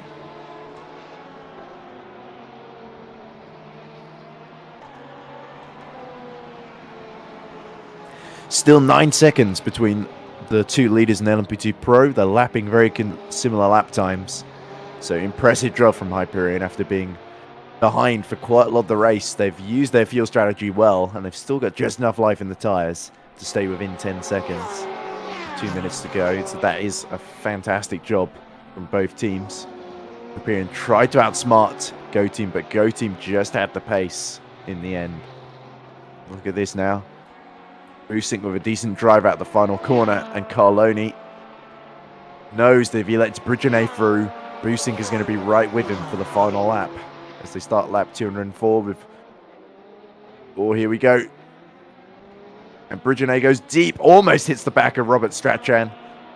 He's a lap down on all of them, but this then allows... You've got Busink. Oh, big moment for Fabio Carloni, and Busink has got the inside. Is he going to be through before they reach turn 4? Yes, he is. And now he's flashing his lights at Briginet saying, okay, you help me now. Now you got to let me back through. And indeed, he does so. And Fabio Carloni dives in right behind. And oh, gets hit. And oh, into the wall goes Fabio Carloni. Oh, big crash. And after a lot of controversial contact, Fabio Carloni's race ends just a minute from the checkered flag. Backwards in the wall, missing the rear wing. And that could well end things under code 80 if Carloni's not careful. Here comes the Sweet Force car of Camille Stencel.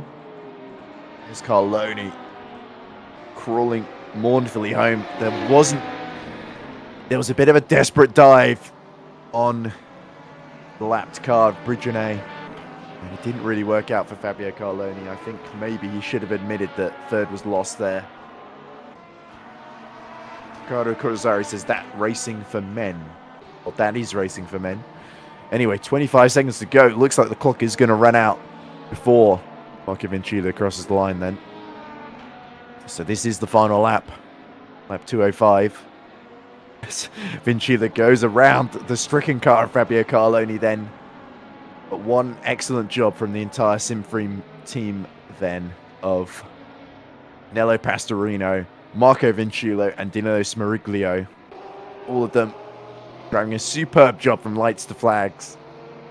And it's going to result in a first win of the season. Oh, that Mercedes does not want to be lapped, but the Caspian Motorsport 75, the choice is taken out of their hands. Marco Vinciulo comes towards the line, and the reigning champions are going to start this season just as they finished the last, with victory in the 6 hours of Bahrain. What a fantastic drive from Simframe, and that is why they are our reigning champions. There is Zoltan Varconi, who is going to come home and take the win in LMP2 Pro, and Saracino crosses the line to take Team Shiba's first victory of the season in LMP2 Pro Am. And here's the big surprise of the day, a first ever victory for the Virtual Drivers Alliance, the number 74 crew. Carlo Deanda about to lead them home after a fantastic drive. It was late contact controversy for Team Shiba number 13, but Virtual Drivers Alliance, you can't put the fault at their door. They did a superb job, and the French team crossed the line, the Italian team crossed the line to take victory in the GT3 Pro class in the 6 hours of Bahrain, and a well-earned victory too. There is Simone Rabiti, a lap down on them, but the Simframe Junior team, number 99, backed up the big team in Hypercar by taking victory in GT3 Am by a big margin over Arto Secula. There's Varconi. He will be the last of our race winners to cross the line. And he's going to do so 20 seconds out of Swakowski. So, I think either Swakowski just got lapped by Vinciulo, and that's why the gap's ballooned out, or the fuel was really low. But either way, Varconi then Through the final corner he comes. Go team, the reigning LMP2 Pro champions, are once more going to take victory here with the 6 hours in Bahrain going to the Swedish squad, Zoltan Varkoni and Roland Sux. Congratulations to Go team. So there we go with all of the leaders having crossed the line. Let's go through the final results then. So Marco Vinciullo brought Simframe number 1 home in position number 1, otherwise known as first. A lap ahead of 10 Lure in Team Iris that recovered from 5th to 2nd. Excellent drive from Iris today. William Snowden takes Boyd Transport Racing's first podium in their first appearance in Hypercar. So William Snowden and the entire team can feel justifiably proud of that. Camille Stencel just missed out in the Sweet Force BMW. They'd have to be content with 4th, and Hilari Alpius. It's a case of what could have been for Grand Effect with them in 5th, and then Franz Jan Rom, the Love One Esports team, their race never got going. They finished a distant 6th. LMP2 Pro now. Whoa, it's the sunset cars. That looks like Savas Unal having some fun in the background. Let's go through the LMP2 Pro finishes. Zoltan Varkoni taking the win from Patrick Swakowski. Of course, it was only 10 seconds in it in the end, but Swakowski fell down a lap due to the hypercar leader lapping him. Gergo Below was 3rd in class for Black Hawk Racing. Then it was Riccardo Di Marchi for Carloni Racing Black, and Savas Unal, a very distant 5th, only 2 laps down on Di Marchi for Sunset Motorsport. Then LMP2 Pro-Am. Let's see those results then, and it's a great first victory for Giuseppe Saracino, but Team Schuber of course have won before in GT3 Am, but not in LMP2 Pro-Am, so fantastic first outing for the LMP2 Pro-Am Schuber outfit. A lap ahead of Paolo Pedimpedi for Arm Cerber. Good start for that team. Then Federico Suave, Simframe number 47, gets another podium for Simframe today to round out a very strong day for them. Suro Idiacarco, it's a Naha Racing Italia team in one of their best ever results in 4th, ahead of Andrea Garasino for Carloni Racing. Hugo Correa just missed out on 5th for Boyd Transport. Then it's Paolo Nucci in 7th. Giuseppe Pirelli for HE Sports Blue Bolt in 8th. Marv Dondercambi for Gisatria Sim Racing in 9th. And the top 10 rounded out by Chaim Korthoff for FuelSaver Motorsports.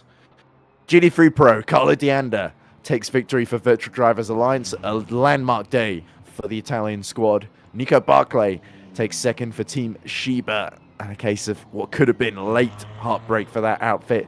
Francesco Genial, they still get a podium despite being a lap in arrears. Arms Cerber number 41. Guido Seridani is 4th for MR Motorsports, number 71. Pescara SRT, it's a case of a collision in the middle of the race, costing them dear in that Mercedes. Edrano Opposini getting home in 5th.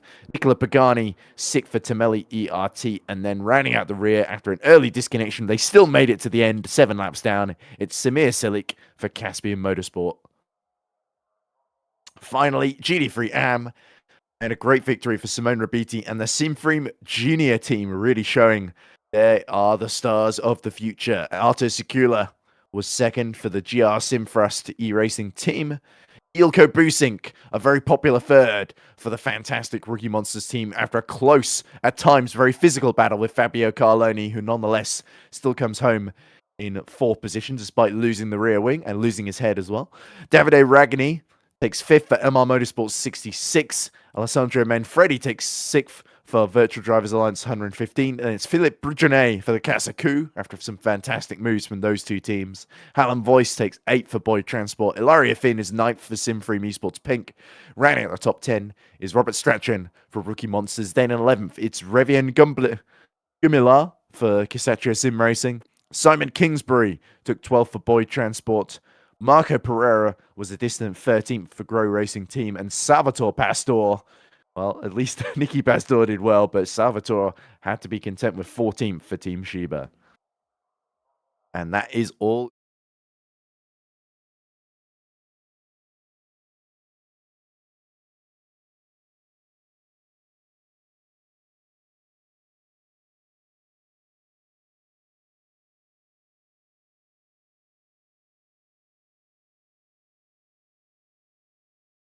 All the way through. Thank you very much to my co-commentators, Ross and Ewan, and thank you very much to you for watching. We'll see you in a month's time for the next round of the season at Imola, which will be on the 9th of November, 2024, of course. So we can't wait to see you there for the next exciting round of the eSports Endurance Series. Take care for now, and we'll see you on the track sometime soon.